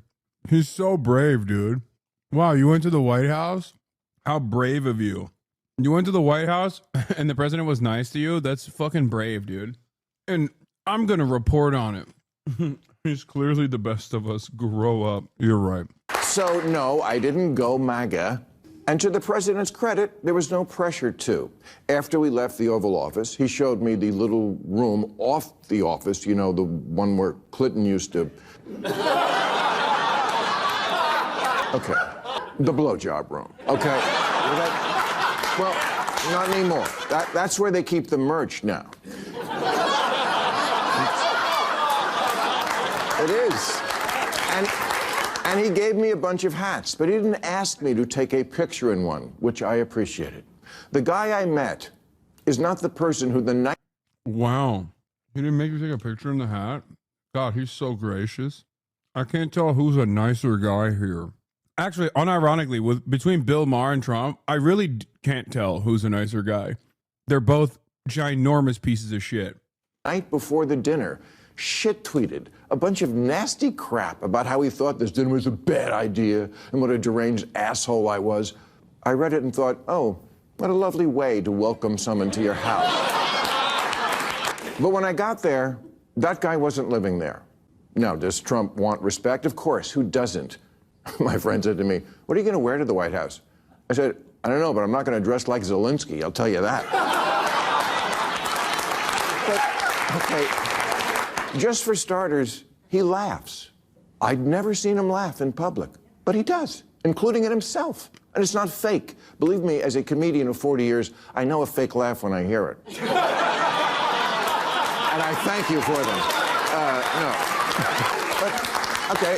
Example, in the Oval Office, he... Dude, Trump laughs? Oh my God. And he laughs at himself? I like that for years and years, this dumb fuck, the only thing that basically positioned him as anything but like the average Republican, because on policies he was completely locked in, right? But the only thing that positioned him away from the average Republican was his disdain for Trump and like how stupid he thought Republicans were. And now that last tiny hurdle has been cleared for him. He was showing me the portraits of presidents, and he pointed to Reagan and said, in all seriousness, you know, the best thing about him, his hair. I said, well, there was also that whole bringing down communism thing, waiting for the button next to the Diet Coke button to get pushed and I go through the trap door. But no, he laughed, he got it. I said to him at one point, Mr. President, you know the dog, that's unusual in the White House. He said, well, a lot of the presidents, they had a dog for political reasons. I said, no, people love dogs, that's what that is. Oh yeah, okay, that's true. I'm telling you what happened. At one point, we were walking through his amazing tour of the whole house. And I don't remember exactly what we were talking about, but it must have been something with the 2020 election, because I know he used the word lost. And I distinctly remember saying, wow, I never thought I'd hear you say that. He didn't get mad. He's much more self-aware than he lets on in public. Look, I get it. It doesn't matter who he is at a private dinner with a comedian. Dude, I'm losing my fucking Is this for real? Like, I already knew that he was he was inevitably going to become this person, but I'm kind of shocked that his audience would be into it. You know what I mean? Like, what differentiates Bill Maher at this point from any Republican? What differentiates him from any Republican? I guess the unprecedented access that he has to Donald Trump now puts him in a higher position on the Republican totem pole than the average one. Like, how did you get duped by Trump of all people? It's truly shocking how much these previous like resistance liberals who only aesthetically hated Donald Trump have completely dropped even the aesthetics now. But it's especially funny to do it right now, like on the heels of Trump nuking the global economy. I don't give a shit if Trump portrays himself like a madman in public, but he's like much nicer in private. I care about his policies. I care about the things he does, not the things he says or the way he carries himself. As a matter of fact, I like the way he carries himself. It's the only redeeming quality for Trump. I think it's hilarious. I have the exact opposite perspective that people have to Trump, where I think it's hilarious, where he's just like the most insane person openly in broad daylight. He'll just do shit that presidents are not supposed to do. To me, that's the redeeming quality. But he's a zesty man with a penchant for theater. Taking as a positive that this person exists, because everything I've ever not liked about him was, I swear to God, absent, at least on this night with this guy. Bob, Kid Rock, told me the night before, he said, if you want to get a word in edgewise, you're going to have to cut him off. He'll just go on. Not at all. I've had so many conversations with prominent people who are much less connected, people who don't look you in the eye, people who don't really listen because they just want to get to their next thing, people whose response to things you say just doesn't track, like, what? None of that with him. And he mostly steered the conversation to, what do you think about this? I know, your mind is blown, so's mine. There were so many moments when I hit him with a joke or contradicted something, and no problem. At dinner, he was asking me about the nuclear situation in Iran in a very genuine, hey, I think you're a smart guy, I want your opinion sort of way. And I said, bro, oh, it's because Kid Rock was there. At first, I was about to say, why would you ask Bill Maher about Iran? What the fuck does he know about the nuclear situation in Iran? And then I realized Kid Rock is there. And as you guys know, Kid Rock is his czar. Like, he's basically the Iran czar. If you recall from his last administration, he got in trouble for showing Kid Rock the Iran invasion plans. I'm joking. Well, I'm not joking that he did do that, the Iran invasion plans being shown to Kid Rock. I'm joking when I say he's the Iran czar. well, obviously you're privy to things about it, I'm not, but for what it's worth, I thought the Obama deal was worth letting play out because we made Iran destroy 98% of the uranium, and they were 15 years away from a bomb. And then I said to him, but we got rid of that. You got rid of that. He didn't get mad or call me a left-wing lunatic. He took it in. I told him I thought parts of his plan for Gaza were wacky, but that I had supported him in parts of his plans for Gaza. His plans for Gaza is full-blown ethnic cleansing. And Bill Maher was like, parts of the ethnic cleansing campaign yeah, I hung out with Adolf Hitler, and I told him parts of his final solution in the Holocaust were a little goofy, a little wacky. Like, there are much more efficient ways of killing everybody. Come on, Hitler. And the idea that Gaza could be Dubai instead of hell. I told him he was wrong when he tweeted the night before that I was critical of all things Trump. Not true. Check the tapes. Moving Israel's embassy to Jerusalem, loved it. The border did need to be controlled. Why? You didn't even find, like, why? You're literally anti-religion your whole career. You didn't even know you were Jewish until later in your life. I never knew he was Jewish. And it doesn't even fucking matter. Like, he literally was Mr. I hate all religions. And what, moving the fucking embassy? Yeah. No, Bill Maher fucking grew up Catholic. Also, I didn't even, dude, he has such, straightforwardly, he has such like a drunk Catholic asshole vibes. I don't know how else to describe it. Like, I didn't know. I didn't know he was Jewish until like literally last year. Or his like Jewish heritage. So there's straightforwardly, in his entire life, there's no association with even a fucking little bit of Zionist propaganda. You know what I mean? What do you mean you love when you move the embassy to Jerusalem?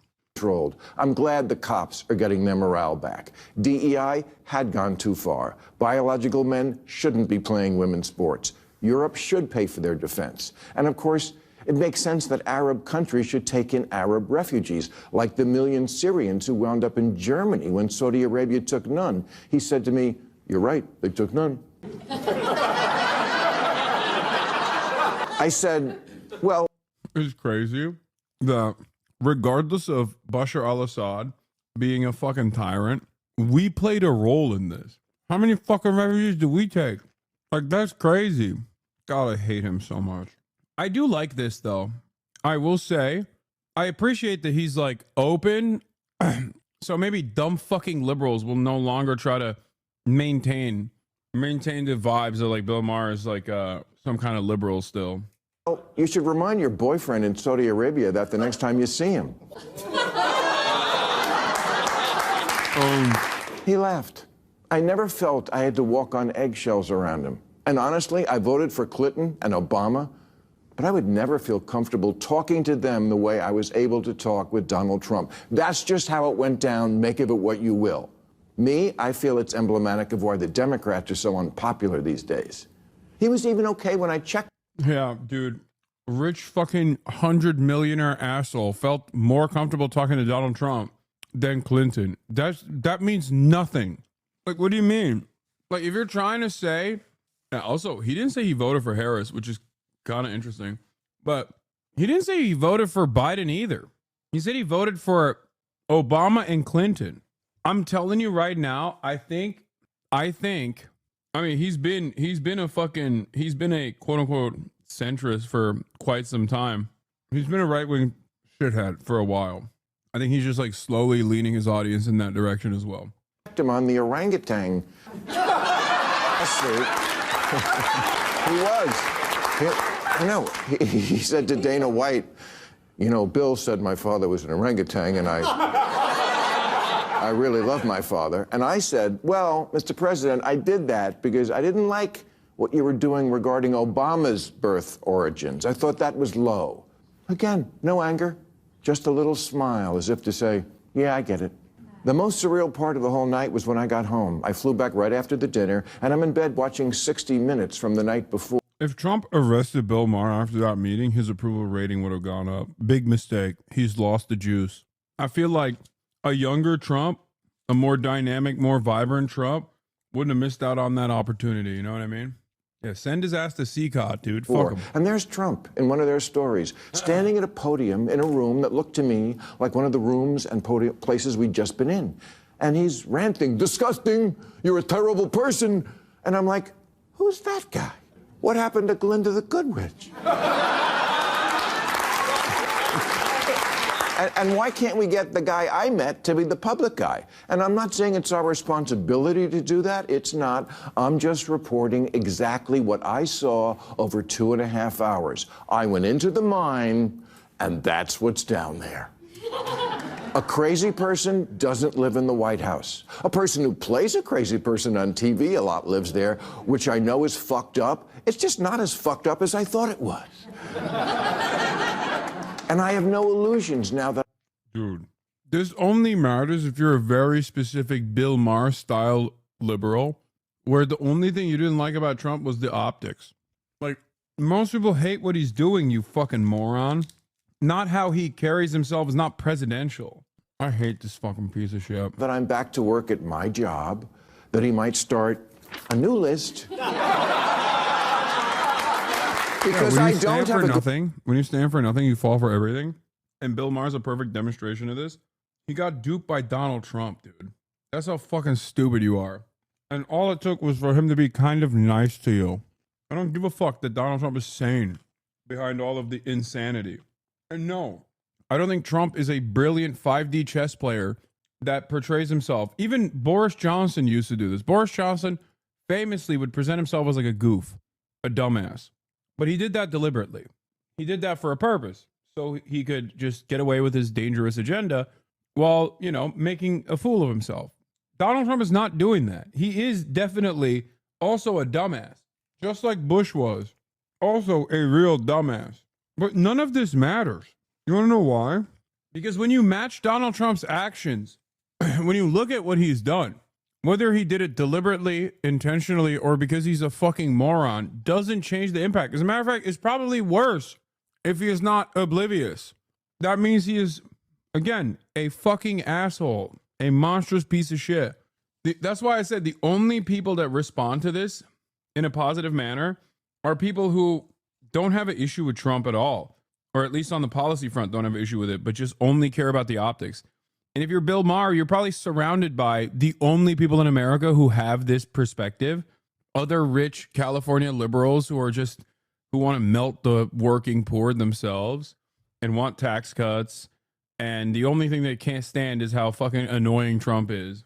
Good feeling, and will be critical about a lot of what he's doing, the trade war and disappearing people, ruling by decree, threatening judges, gutting the government with glee.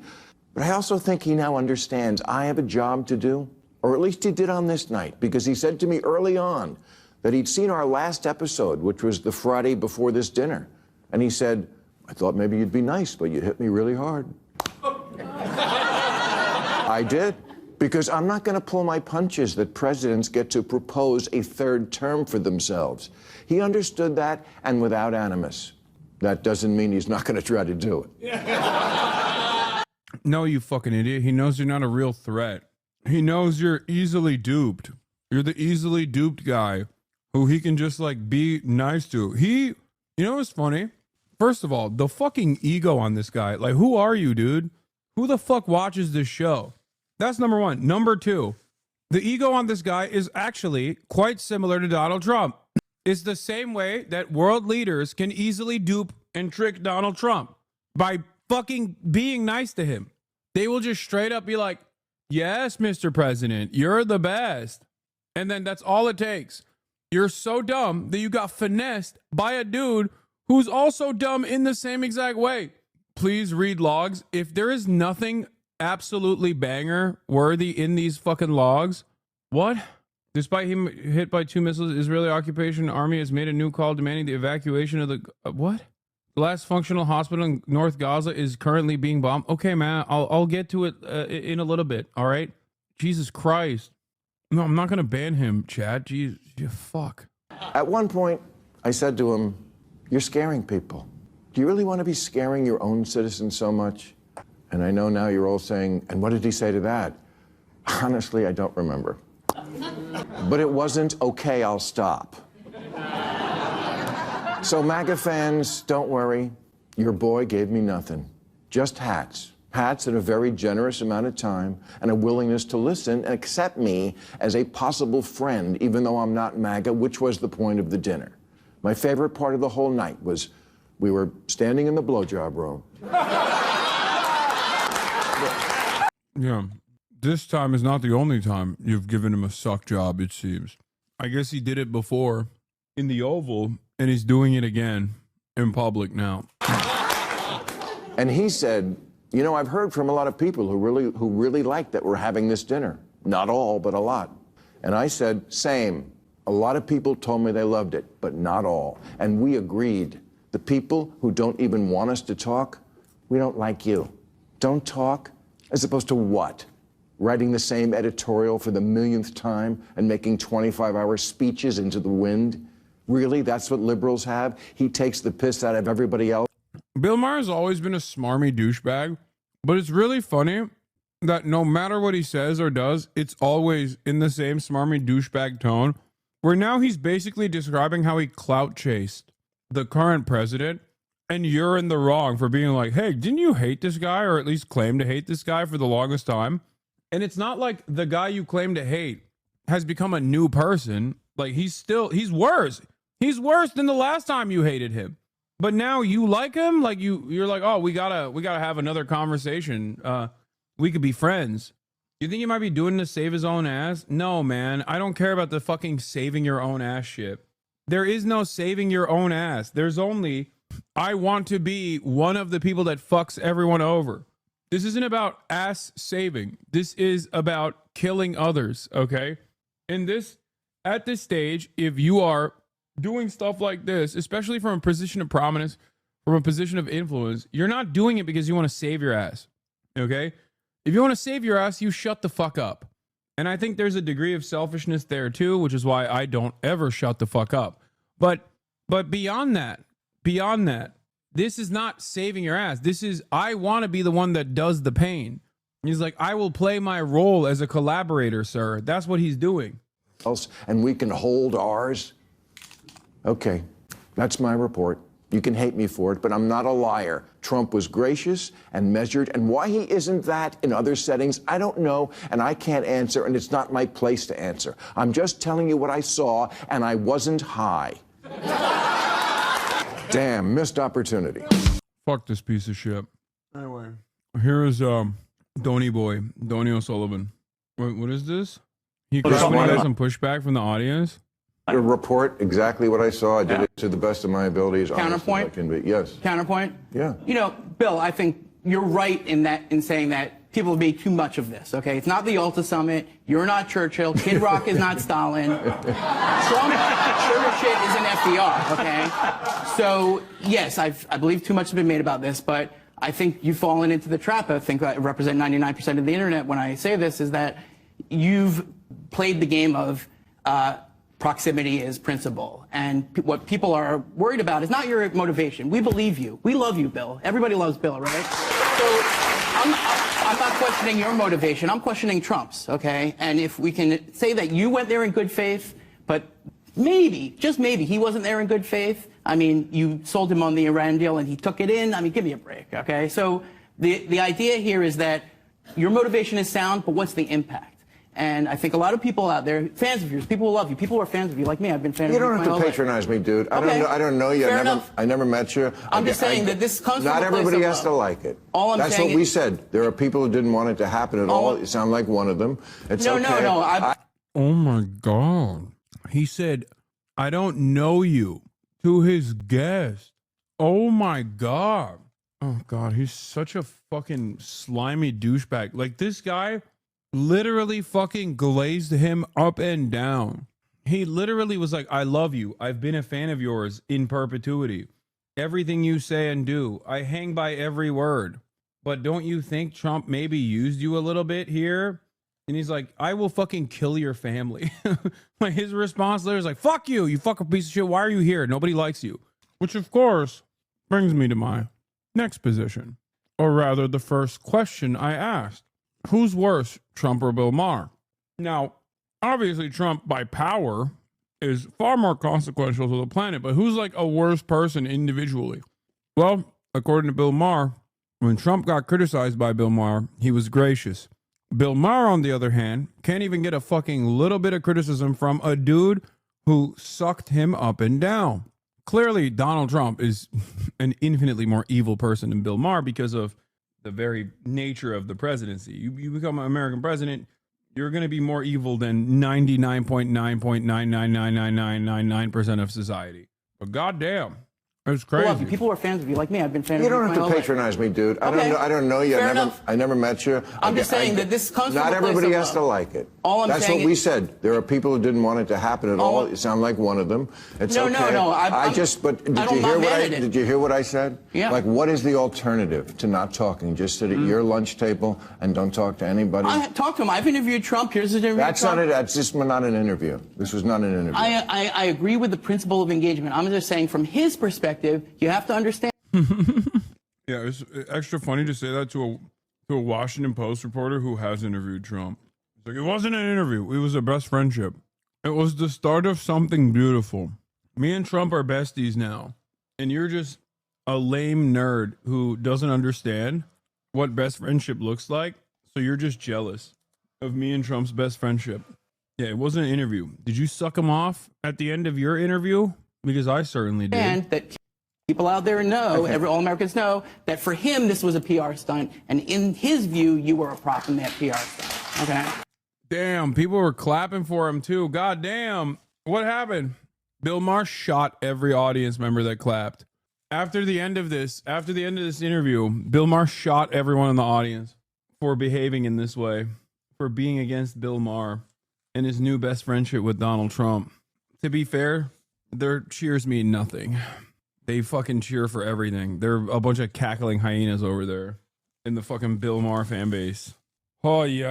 I just wanted. Insurrectionists betrayed our country! Traitors! Traitors! Cowards! Traitors! Ashley Babbitt was a domestic terrorist! Traitors! Ah, there we go. With the cap. Bro, that guy looks like he wears one of those masks. You know what I mean? Like those weird masks that people wear, like the face masks that look like a real face, but there's just something off about it. Like those skin masks.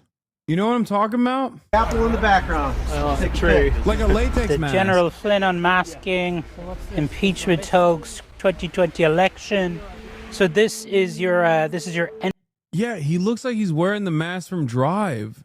Bro, what the fuck? Yo, why does he look like that? Dude, there's something really scary about this guy's face, man. It's making me very, very uneasy. Is he actually wearing like flesh latex? What's going on? Why does he look like that? She's my vitals. Need to rap, she's my ride or die. So fucking annoying. Faith, she's my idol. What is happening? She's my idol. What is this? I got it right, and it still wouldn't fucking do it. It's so annoying. No, this isn't even the one. Oh my god, I'm so annoyed. I'm so fucking annoyed. Was this the one that we were just watching? Oh, here. He does. He looks like he's got this fucking weird thing on his face. That was so funny. Oh my god. Dude, I don't know why TikTok does this thing now on the desktop every time. Every single time, it will be like, nope, sorry. I know you clicked on the right thing, but I still don't believe you. I don't believe that you clicked on the right thing. Enemy list. This is the deep state target list. Just a portion of it. Some of the high value targets, if you will. Who's target number one? I'd probably say Nancy Pelosi. Right. Yep. Ivan Raiklin is a far-right extremist. Yeah! Just hit the deep state right in the heart. Dude, what the hell? Chubb Bruce Willis? No, he also sounds like a fucking nerd. So who do you think was ultimately responsible for the attack on the Capitol? So, dog, he literally looks like the goblins that made the fucking Uruk-hai, okay? In Lord of the Rings, when they're in the mud, like, he looks like the dudes that Saruman was like, yo, you gotta go make me some Uruk-hai, you know? Like a new orc meta unlocked. Like down to the fucking floppy ears. What is happening? I can't get over this. He just looks so fucked up. He looks so bad, bro. What is wrong with this guy? He looks like he controls the banks in Harry Potter, which also, ironically, considering he's a fucking white nationalist, I suspect, it's ironic because that's also a very anti-Semitic depiction of Jewish people, according to fucking J.K. Rowling. Fuck you mean, dude? Fuck you mean you're a Nazi? You know what I mean? Like, what? Yeah, he also looks like Deadpool, too. He looks like everything. I don't know. I don't know how to describe it. Like, I feel like facial recognition technology would get busted trying to identify his face. He's the pale orc. No, I was thinking of this. This is what I was thinking of, I'm yeah. starving. We ain't had nothing but maggoty bread for 3 stinking days. Yeah, this guy. Very, very, very strange looking man. Oh, just horrible to look at. Oh, God. No wonder he's a fucking Nazi, dude. He was like, there's nowhere to go for me, I think. It's like, bro, when he says we got to defend the white race, I'm like, bro, I don't know if you're a part of any race. Like, you're not a part of the human race, I think. You're a different category. You're like a straight up orc. Like, fuck you mean we got to defend the white race? Are you defending it from afar? Please. You're something totally different, I think. I would say probably me. I'm the one. President Trump retweeted a memo from an individual named Ivan Reichlen entitled Operation Pence Card that called on the vice president to refuse the Electoral College votes from certain states that had certified Joe Biden as the winner. So my legal strategy forced Nancy Pelosi to conduct the deliberate breach and facilitate the deliberate incited entrapment of January 6th. That is why I'm responsible. Wait, he wanted to incite January 6th? Okay, and Trump did too. But it was still Nancy Pelosi's fault because she let it happen? What? Did this guy was at January 6th, right? I suspect he was there. So how does that work? Like, he's like, I did January 6th because Nancy Pelosi let me do it. Like, is that what it is? I'm pretty sure he's the pipe bomber. I think this guy's too stupid to make a pipe bomb, dude. I mean, I don't want to take his credit away. You know, if he is the pipe bomber, you know, maybe he is the pipe bomber, but like, he was climbing the wall. Yeah. Okay. To be fair, that is a part, like scaling buildings is a part of his goblin lifestyle. It's not like he was doing that on January 7th too. You know what I mean? Like, he never stops scaling walls. Like, when you shine a light on him in the dark, he just scatters away and starts scaling a wall. Like, that's just Nosferatu shit, you know? That's his passive, his racial passive. It's not, you know, he does it all the time. Responsible, exposing the Nancy Pelosi Fed insurrection of January 6th. Like, look at him. He's looking around for walls to climb. Like, I can see it. I can see it in his eyes. You think he's like looking around at other people in the room. No, he's looking for, he's like, ooh, this looks like a good wall to climb for me. He promotes the conspiracy theory that January 6th was a setup. Some people call it a entrapment. Look, he's looking around again. Looking around any room he's in, he's like, there's a lot of walls here. I would like to scale them. A Fed insurrection, a parliamentary coup. Your shirt, it has a list of names of the Retribution tour. And he's got a retribution list. The Biden laptop cover-up, the COVID-19 pandemic. For those he believes have wronged President Trump and the American people. Jim Clapp. I love when these guys make Excel lists, bro. It's always so funny. I always remember the 4chan Nazi list that Kanye West had of lists of Jews in positions of power. Especially funny because I looked at the list on stream and we found out that like half the people weren't even Jewish. They were either A, suspected of being Jewish, or B, even funnier, secretly Jewish. Like, they weren't Jewish, but they actually were type shit. Very funny. When these guys start making lists, you know shit's popping. Right? Mike Hayden and Brian Kemp, Brad Raffensperger. The list goes on and on. I prefer the term retribution. Liz Cheney, we're coming for you. Adam Kinzinger, we're coming for you. You mentioned Pelosi. What do you think she would be charged with in this scenario? I mean, simple statute. Commie news reporter approached me at J6 pardon press conference about to get schooled. Former Green Beret lawyer, deep state marauder, secretary of retribution. What happened to this guy's neck is a real question. Like, because that's the weird part. Like, aside from the goblin build, like, he's supposed that goblins usually have necks. This is a different kind of goblin. This is treason. Yeah, absolutely. And I would like to see at the end of the due process, lawful capital punishment. Will you be disappointed if in 12 months from now somebody hasn't been executed for treason? I think the nation will be furious. By the way, guys like this have a 100% shot at being the next Trump shooter, okay?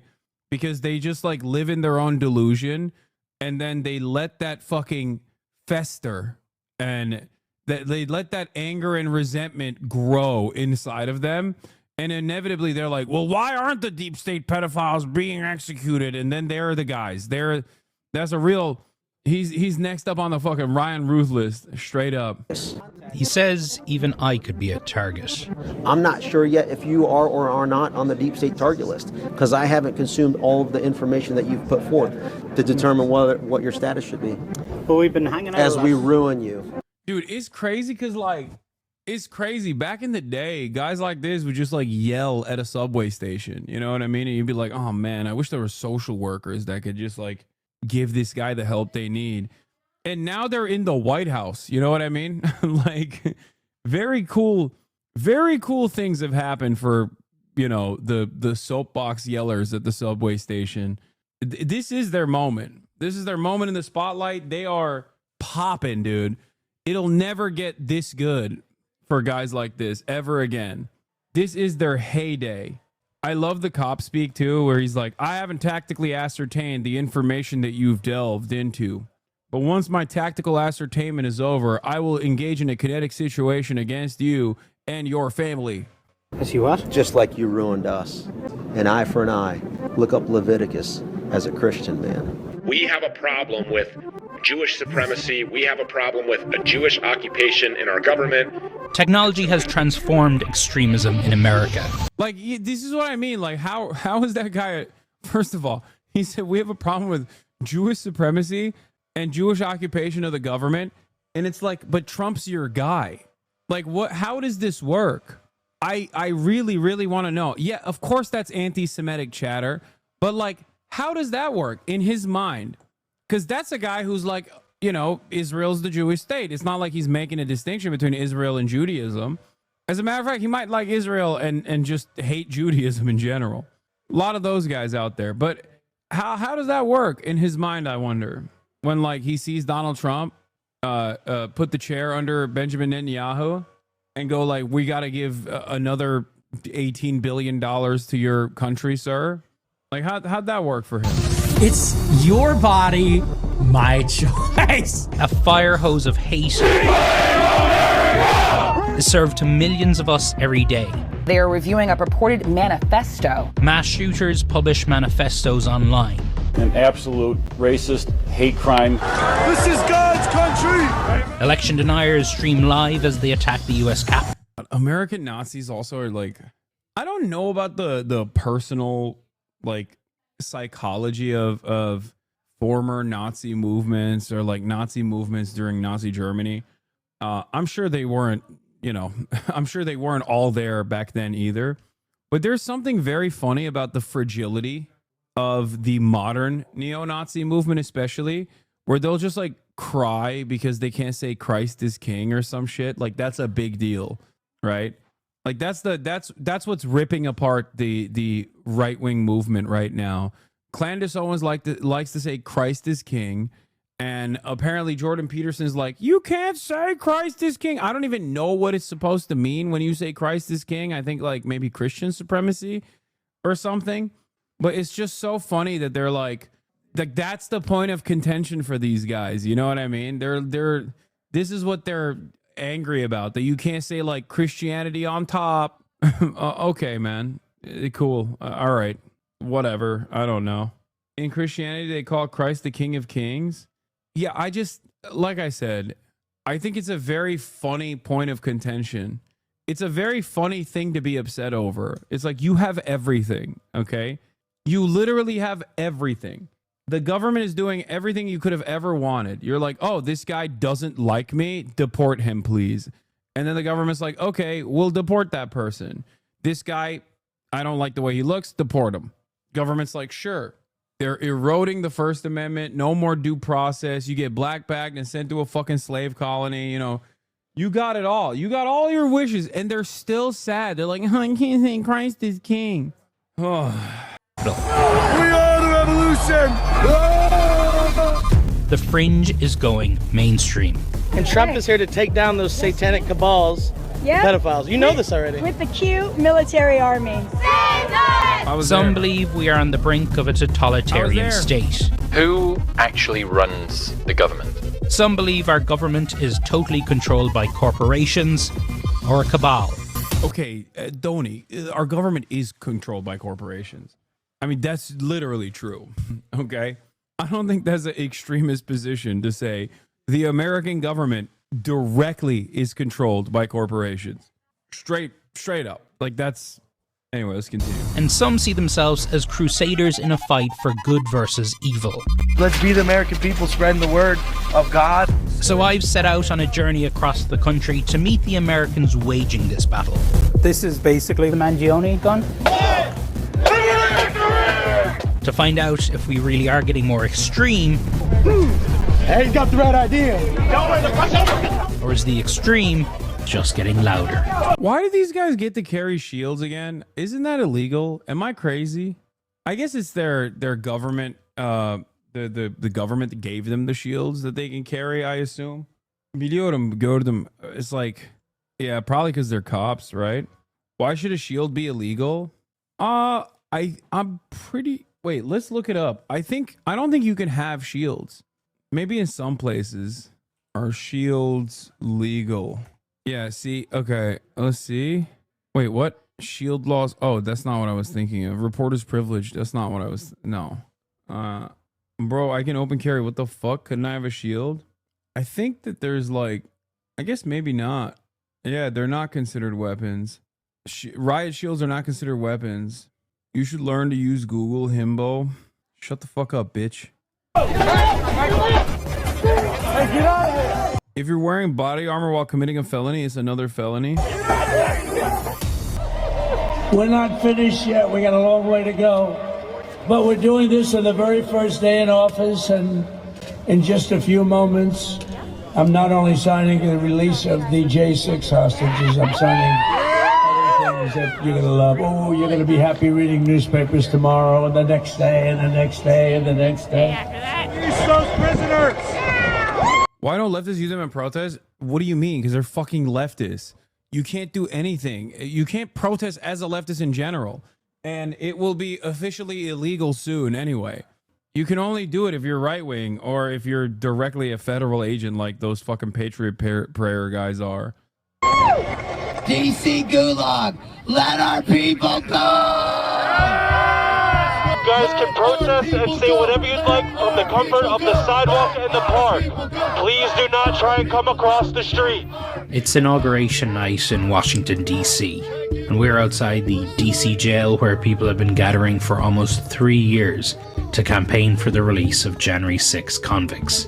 And for the news who wants to know, is it going to be the violent ones? It's going to be all of them, folks. I have faith in my heart, brother, that all of you are going to be getting those calls from your attorney real soon. Sherry Hefner is one of those campaigners. She takes calls nightly from imprisoned January 6ers. What I can tell you guys is this. We are dressed. We have our bags packed. We are ready to go. At the same time, I was receiving a call from inside the jail. Hello, this is a call from Rachel Powell. This is Washington, D.C. Central Detention Facility. Rachel Powell is serving time for attacking the Capitol with a pickaxe on January 6th. Hey, this is Donnie. This is Donnie. How are you? I don't know because I'm still in here. But I was told that today that I should be out tonight here, and so I'm... But not everyone here is excited for the prisoner's release. Did you ever think we'd be in a place where just hours from now... I did not think they would get out, ever. J6ers are going to walk out of here free? Absolutely not. No, I could not. I would have told you, you're an idiot. That's never happening. But here we are. Bree Chapman is one of the few signs of the resistance here in Washington on this inauguration night. She's been counter-protesting at Freedom Corner for years. I would come down here with a megaphone. I got very personal. There was a lot of protesters for MAGA that would just, say like Trump or generic stuff. But I have spent, I think, going on 3 years focusing on these people. In 2022, she destroyed a memorial for Ashley Babbitt, who was killed by police on January 6 after entering the Capitol. Mama Mickey, we love you, honey. Ashley's mother, Mickey, founded the nightly vigil outside the jail. Where you at, Mickey? Is the point to make their life hell? It's not to make their... I think these guys are just fucking mentally ill. Like, I don't know what else to say about it. Like, they probably need medication more than anything else. I feel like Medicare for All solves a big part of this problem. Like, if you could just go to a doctor and then a doctor could be like, you need to go to a psychiatrist, and then you get like the right kind of medical cocktail, I don't think you would be doing all this stuff. You know what I mean? Like, there's never a moment where I watch these guys and I'm like, well, they look like they're sound. They look like they're of sound mind and body. They're just unstable, dude. Like, what are we doing? It's so crazy that we're just, oh God, like mentally unstable people now get so much play from the federal government. It's crazy. Oh, what?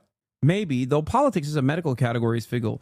Yeah, dude, that's what I meant. I meant their politics is why they're mentally ill. No, dude, a doctor looks at them for 3.5 seconds. They're gonna be like, okay, you have these medical issues. Okay. They're not doing politics, dumbass. They're talking about fucking how the government is run by pedophilic elite that are going to be executed any day now. Once the Trump administration comes back into power. What are you talking about? I get it. Everything is politics, but like, holy shit. Their life hell. They're making our life hell, and they're dangerous individuals. Here he comes. Who are these guys? This is Oreo Express. He was actually at the Capitol on January 6th. He's the one that and this threw is the his flowers away on the Capitol. Ashley Babbitt. I actually stomped on her memorial. Anyway, this is Trump is your president! Trump is your president! J6ers are being pardoned! J6ers are being pardoned! Chatters are like, well, I don't know if we can make a diagnosis here. Yeah, you think it's their politics, Chatter? You think it's their politics that I'm saying, like, these guys are very clearly mentally ill? Is it the politics being demonstrated here that makes me feel that way? Trump got bro pussy wet. Saul. Yeah, J6ers are So, are you okay with this? I'm fine. Let them show themselves. She's a psychopath. And here's Ashley Babbitt's. Okay, low key, she is kind of a psycho, but I like what she's about. Because, like, I would never voluntarily be around these people. They're so fucking, like, maybe for a brief moment, like what Donnie is doing for content, you know, for some kind of investigation into how horrifyingly psychotic these people are. But I wouldn't just like volunteer days out of the week to just go and like fuck with them. She's a bit of a psycho too, but I like it. We need psychos like that. It's Mom Mickey. They all know that. They've been here. Where you I know, been? You're I know. late, bitch. I've been here all day. I like that she's just straight up is like, your daughter's dead because she tried to do an insurrection. Fuck you. Like, that's crazy. That's crazy, man. That's wild. That's the final boss of liberalism right there. Actually, I have to deliver packages to these people. Oh God. She's the liberal driller. Yeah, she really is. A lot of us just watch from afar and point the finger and laugh, but this lady is just there. This lady is there in the middle of them all going, yep, your daughter died. Rest in piss. That's crazy. I was in the bar with you, Mickey. You didn't even see me. Back up. I saw you drinking. Back up. I saw you drinking alcohol in the bar. The insults go back and forth and back and forth Talk about stalking. Talk about stalking. Move. before a police officer eventually intervenes. Is it a trespass order? You know my name, Sergeant Jackson. For my own safety, that's why we're doing this. Go take care of your kids! Despite Trump's orders, it's getting late, and there are no signs of prisoners being. Bro, she's fucking, that's dark woke, dude. That's the archetype. I didn't know it was like that. I didn't know there was one out there that was just like one of our guys. You know what I mean? That's crazy. That's kind of cool. Good for her. Yeah, she is the real dark woke. This is dark woke versus soy right.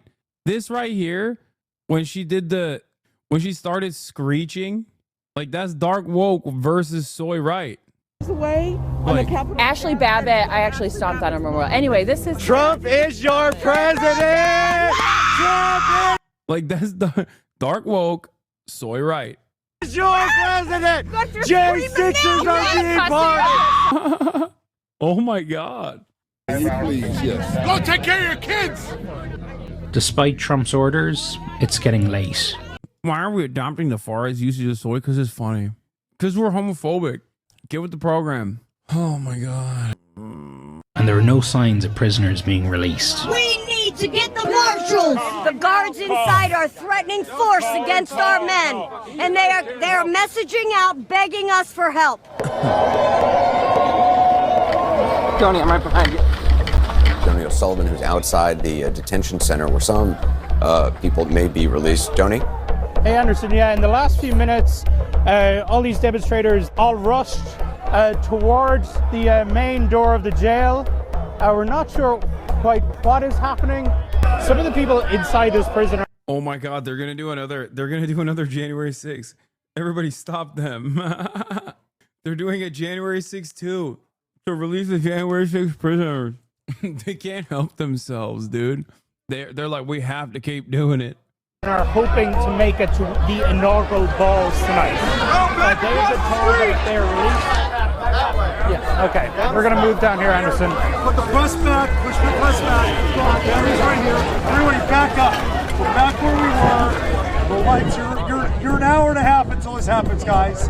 Back up, please. Set it up on the ground. Back up on the ground. The night went on, but the releases never came. I was told by inmates here that if they haven't done it tonight. Is it sinking in now that, you're going to be a free woman soon? Okay, go back to when you're 6 old, and when you wake up, it's for you. The next morning, Christmas arrived. Woo! Glory! Hallelujah! Thank you, Lord! We always said you're a true patriot. Oh my goodness. Across the country, January 6ers were set free. And not just people like Rachel, but leaders of extremist groups, Proud Boys, 3%ers, Oath Keepers. I feel vindicated and validated. Many with no plans of going quietly into the night. We've got the dream team. We're back. The worst thing they did was put us in prison because... Bro, there are Dagestanis everywhere for those with eyes to see, okay? I love that. But leaders of extremist groups, Proud Boys, 3%ers, Oath Keepers. I feel vindicated and validated. Many with no plans of going quietly into the night. We've got the... Yeah, there's Dagestanis everywhere, dude. I love that. Long live the mountainous Republic of Dagestan. Dream team, we're back. Actually, yeah, my mistake. He's not Dagestani. He's not, because he has a mustache. The worst thing they did was put us in prison because I'm now friends with all the gangster disciples, the Bloods, Crips, all those guys in prison. They love us. Big O's back.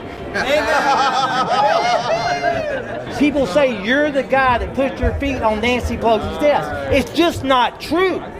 I put it on the people's desk. Amen. Yeah, I got a criminal news network photographer, maybe a reporter. I wanted to ask you, sir, your buddy Donnie. I'm working here. Is he still in the ER? And for at least one man, you are now on my radar. It was a sign that the retribution... Oh, God, bro. Bro, this dude is a nightmare. This dude is actually... Oh, God. Imagine this guy following you everywhere you go. Oh, dude, that is terrifying. And not even because, like, he's going to do something. It's just like, he's just scary to look at. You know what I mean? You see him in the corner of your eye coming at you, like coming up to you or something. Like, that's a terrifying situation. You know what I mean? He just looks bad. He just not good to look at. Execution was about to commence. I'm going to be scrutinizing you. But at the same time, Free Luigi! it wasn't just those on the right celebrating violence. Luigi! Yeah, I mean, this right here, I hope it doesn't end with a both sides ass fucking argument. Because, like, what a perfect depiction. What a perfect demonstration. What is the left celebrating? Literally, like, any kind of moment where the dam breaks against the unstoppable murder of the healthcare system, the private healthcare structure. Okay? What is the right celebrating? Oh, they have all the power. They just want to kill, they want to assassinate pedophiles that they suspect are ruining their lives by, I don't know, doing fucking tort, by allowing no tort reform to happen or something, whatever the fuck these people, because we moved away from the gold standard. Like, also, one movement is comprised of like DSA people at the most. The other one is comprised of fucking pedophiles themselves. Yeah. Radical left broadly wants healthcare for all. Radical right wants to assassinate Donny O'Sullivan and everyone for what they have hallucinated, their own personal hallucinations. As man watched this and said this kind of anti-right-wing bias creates more extremism. Yeah. Also, Luigi is like a both sides style situation. He wasn't a leftist himself, and it's certain it's I don't think people who are pro Luigi are all left wingers in general. Anyway, guys, this is only 6 hours, but I'm so tired. I got cooked today. I got cooked at that rally. I gotta end it here. I'm sorry. But tomorrow in the morning, we're going to be shooting the Fear M podcast. So that's cool. Full cast. Family's back. So get excited for that episode. No gaming? Man, shut up. I'm dying right now. Anyway, love you guys. I will be streaming tomorrow. Yes, I will stream after we shoot Fear M, but that's going to be in the morning anyway. So I'll be live a little bit later, usually probably at 12. All right. Peace, everybody. Love you all. Free Palestine.